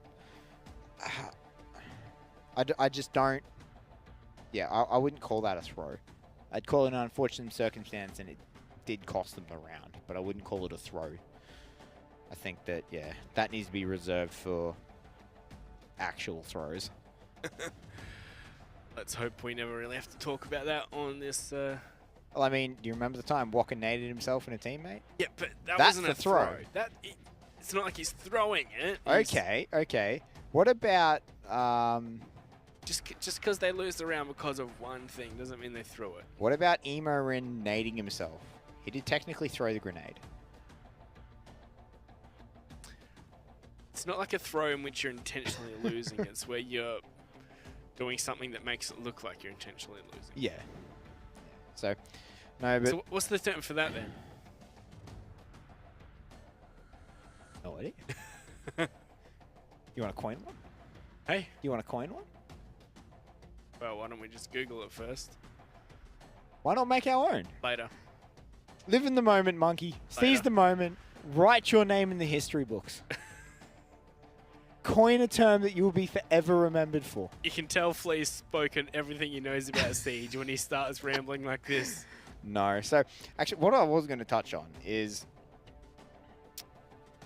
Why do you think Exnelio is just so much more dominant on border right now? Like, why do you think that? Why do you think the Oddity is performing so much more worse on border? Is probably the better way to put it. Actually, I think Exnelio is just playing better. I don't think like either team's performing worse or better. It just really feels like it's the things that come down to what make the difference between a round are all going in Exnelio's favor. Okay. Like, it seems pretty even across the board. Like, I wouldn't be surprised if this one was another 6-6 draw or something like that with 5 more rehosts along the way. You're not salty at all in the Oh. rehosts. But if we really go... Okay, Exnelio are 5-0 up. If we really go to 6-6, I am going to be just gobsmacked. Like, eat this pen if we do. I'm not eating a pen. With the run of my predictions tonight, I'm going to end up doing it. So, like, no, I'm not betting on eating a pen. Like,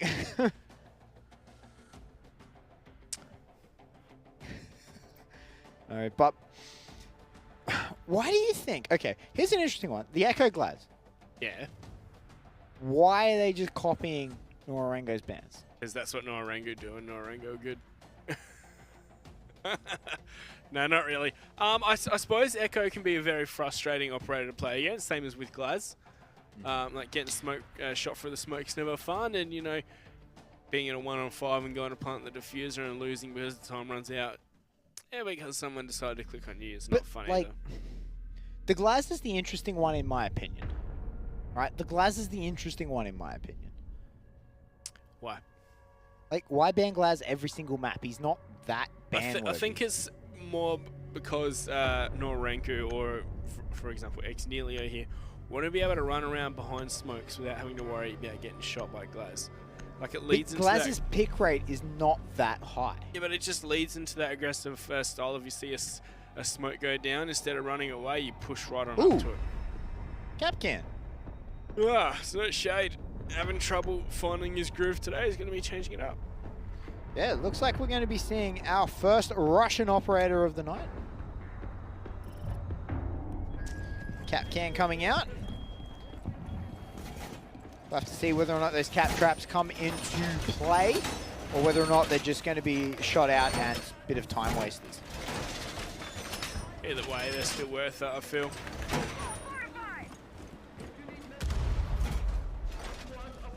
Activated device. Gordon's still taking this Valkyrie. They haven't really subbed off the Valkyrie, which means that God Legion on this IQ is continuing to get his money's worth out of his pick. Yeah, that's if he's finding these Valkyrie cameras. Floppy mag. I think he is. EDB mounted. Let them. Like, they have to be, they're finding a fair chunk of them anyway. Camera activated. So it'll be interesting to see whether or not adding Capcan into that mix is going to do anything for the IQ. Deployed. Let them come. Yep. AMP incoming.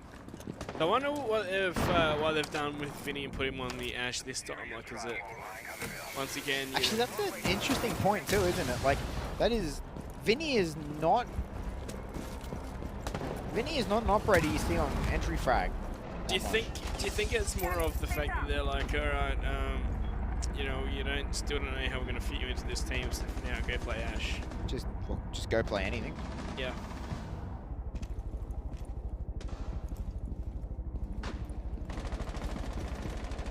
C4 set. C4 comes down, doesn't get anyone, Nowhere near.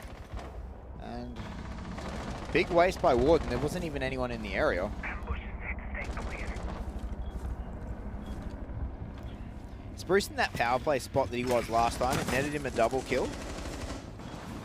Doesn't look like he's going to be getting anything from it this time. 2 on site. Shade actually roaming with Capcan off site. Not something you see an awful lot. Yeah, where's this oddity push gonna come on and down from Wings? I swear he's so lucky to be alive half the time he peeks. Yeah, he narrowly avoids those shots, and then he just manages to get out with his life. Maybe he's a cat and he has 9 lives. 9 left floats around. Nitro set. Either way, Nitro destiny.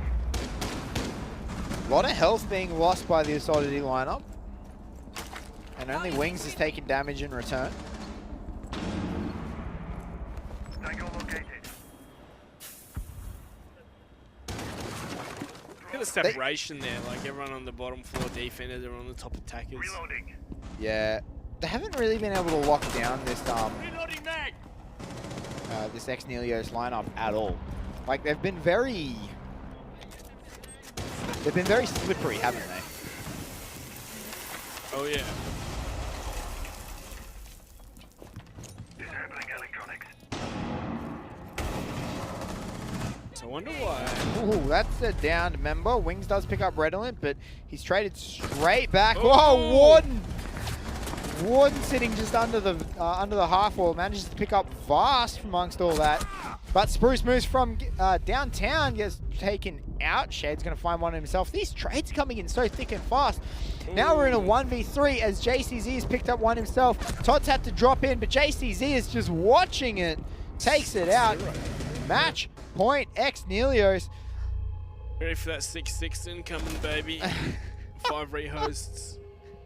I don't know if you could take another 5 rehosts, Monkey. Oh, it's almost, what is it? It's 11:15 now, so we'll probably finish up at about midnight. Just for 6 rounds of Rainbow Six. But Armory Lockers Archives, our potential final map. It is now Oddity's turn to defend. Oddity's turn to prove what they're made of. Are they made of the sterner stuff, or will they be going home after this one? Yeah. Oh, you know what I mean, not going home. Finishing the game. Luna hasn't actually played tonight. She's in Avant. Avant, you're right. I don't know why I just dubbed on that.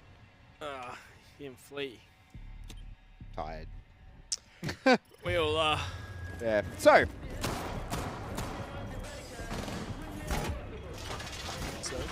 Armory Lockers Archives coming out. This lineup, a fairly standard lineup. Oddity aren't a team known for doing crazy things. Wacky stuff. Yeah. So, I think we're gonna see a fairly standard setup here. We might see a few points of inspiration and the like. Epic skin. We got Vinny rocking there. The diamond skin.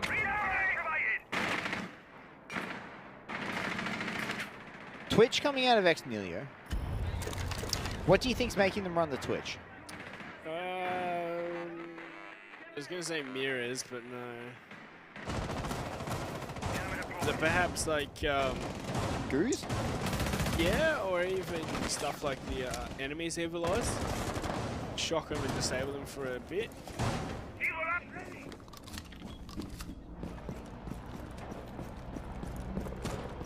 Either way, he's going to start making his way in now. He's going to throw out his second shock drone.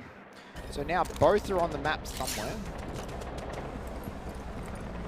And Xnelios slowly starting to make their way in.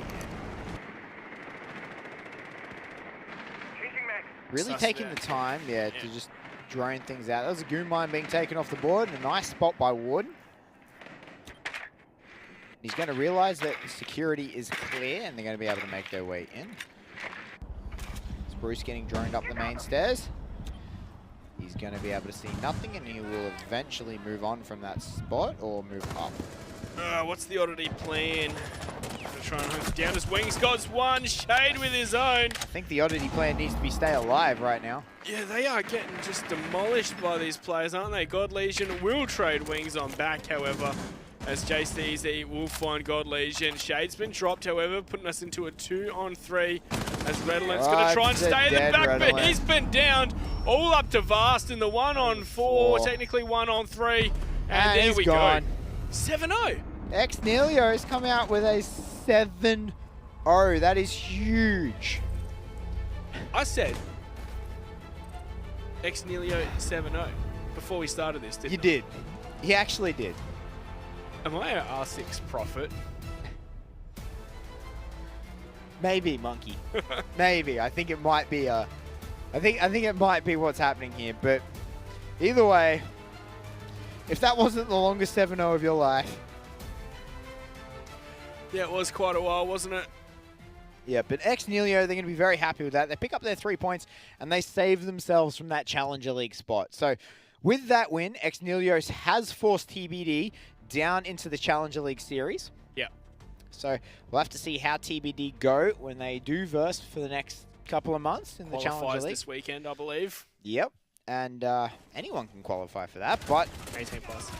Well, yeah, 18 plus, you are right. So, but I mean, any team 18 plus can go into the qualifiers. Oh, so many good plays like this one from JCZ. JCZ, yeah.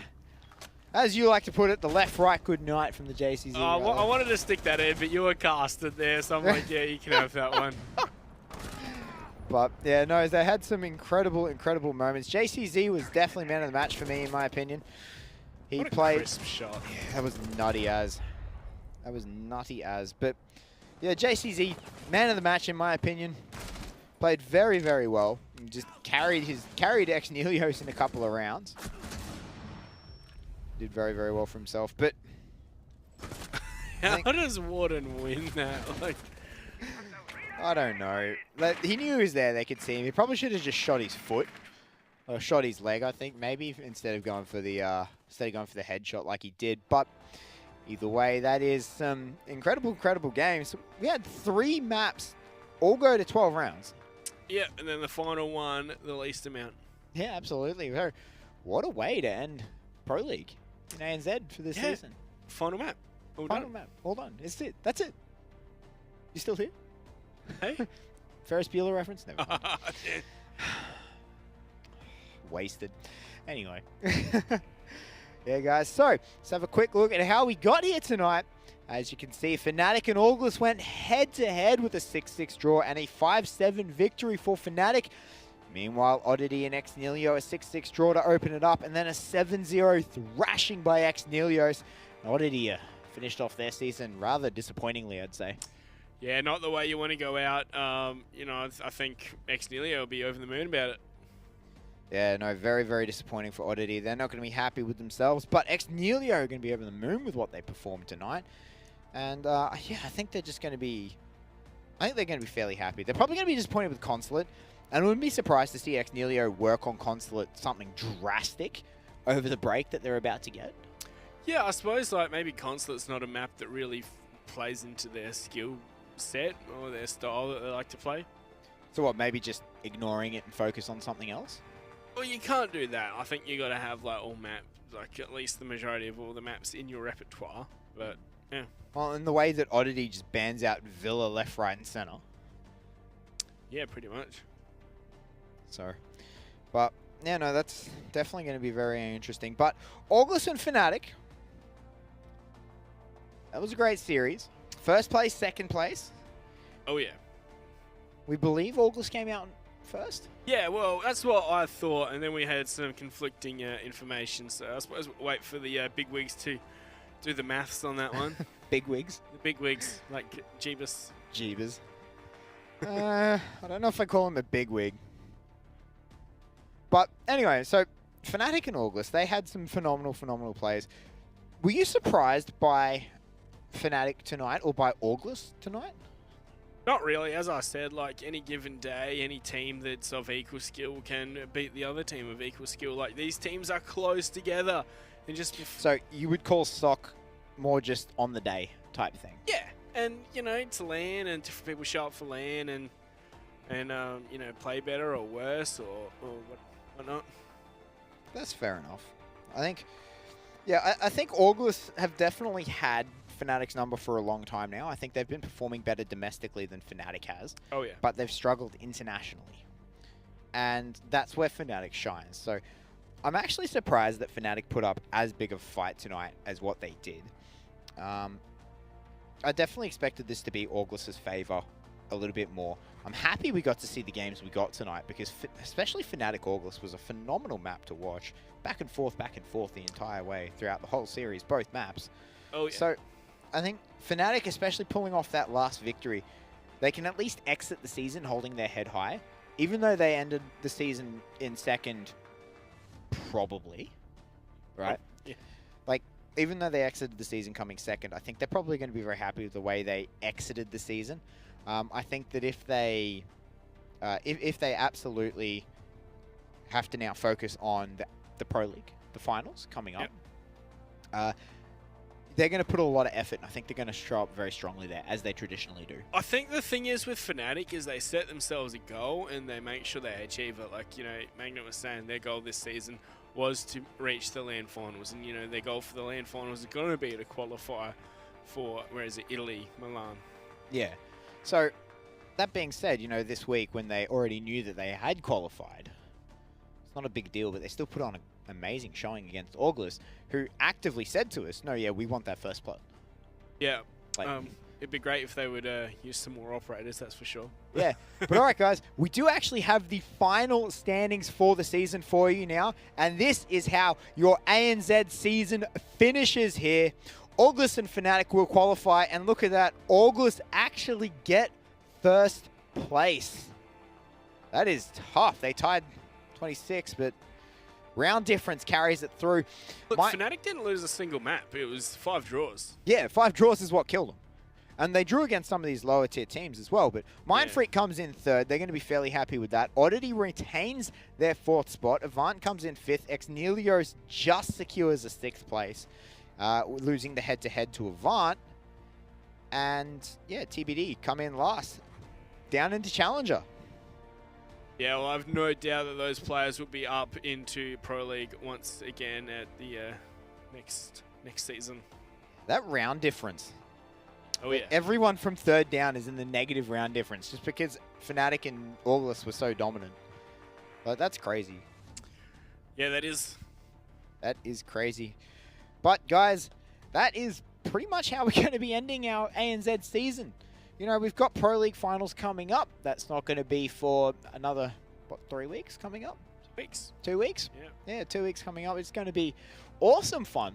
That is. So we're going to have the top teams from the APAC region in it. We're not quite sure who's coming in. Japan, especially, was going to be very interesting this week. Very tight at the top. 5 teams could still make LAN at the start of this broadcast. So, you know, I've been here. I haven't been following on with the Japanese broadcast. Yeah, it's going to be interesting to see what happens to that tonight eventually. But, guys, tonight, that is going to be all from us here at the ESL Studios in Sydney. We hope you've enjoyed your ANZ season. I've been Ian Flea. I've been joined by Monkey Fist. On behalf of ourselves and the entire production team here, thank you for tuning in tonight and have a great night. Start trying to flush that person out from below. There we go. We see him looking at a nade. Oh, he whipped it! Oh! Here we go. Here's some Capitao. There's a gap there. We're going to see Diesel get taken down. This is meaningful ground. They haven't pushed anyone out of the site. They haven't picked their that's a foot. Right. And Dirtbait, that's another one being taken off the board. That's a head from... So he gets picked up for absolutely nothing. C4 comes up. Oh, no, he got it! But Magna finds himself a stack. Gap at the top of the Oh, he might actually get something. Oh, that was a head. He sees it. He hits it. Emo rim, but he's getting pushed on his left. He can't find the next one. But that's the Oh, that's diffuser drop. diffuser. That's diffuser down. He's going to do it. Trying to attempt to go for a plant. They're going to nade over the top. That net going to net them. This is still alive. Oh, no. That's a dead magnet. And there's another one out straight off the bat. Did he get both of them? I think the other one's still up, yes. Yeah, So the we're other gonna one's see the peak. Oh! What a shot. Oh, that is. Oh, no. missed. What? It got. What? Shot. I believe you're right. He's going to turn the corner. Can't land the shot. He but now gets he it. finally is. One or lower. God. Can he get this it? shot? Can he get it? No, he can't. Oh! Bruce. Go down and almost freeze up. What? Okay. Shade Lee's going to get dropped because he potatoes his shots. But JCZ's going to trade him straight back. Beautiful. JCZ with a quick 1-2 for here. Aussie is going to have to reload. A couple more shots come through. He has to try and stop the play. Earlier. We're going to see that's the perfect peak here. Shade misses a few shots, but he gets out. Oh. Fast just has to peek, just has to duck a little bit. But, oh, he finally managed to land the headshot. JC C4 comes out. It did get shot, so Warden gets nothing. Nice shot.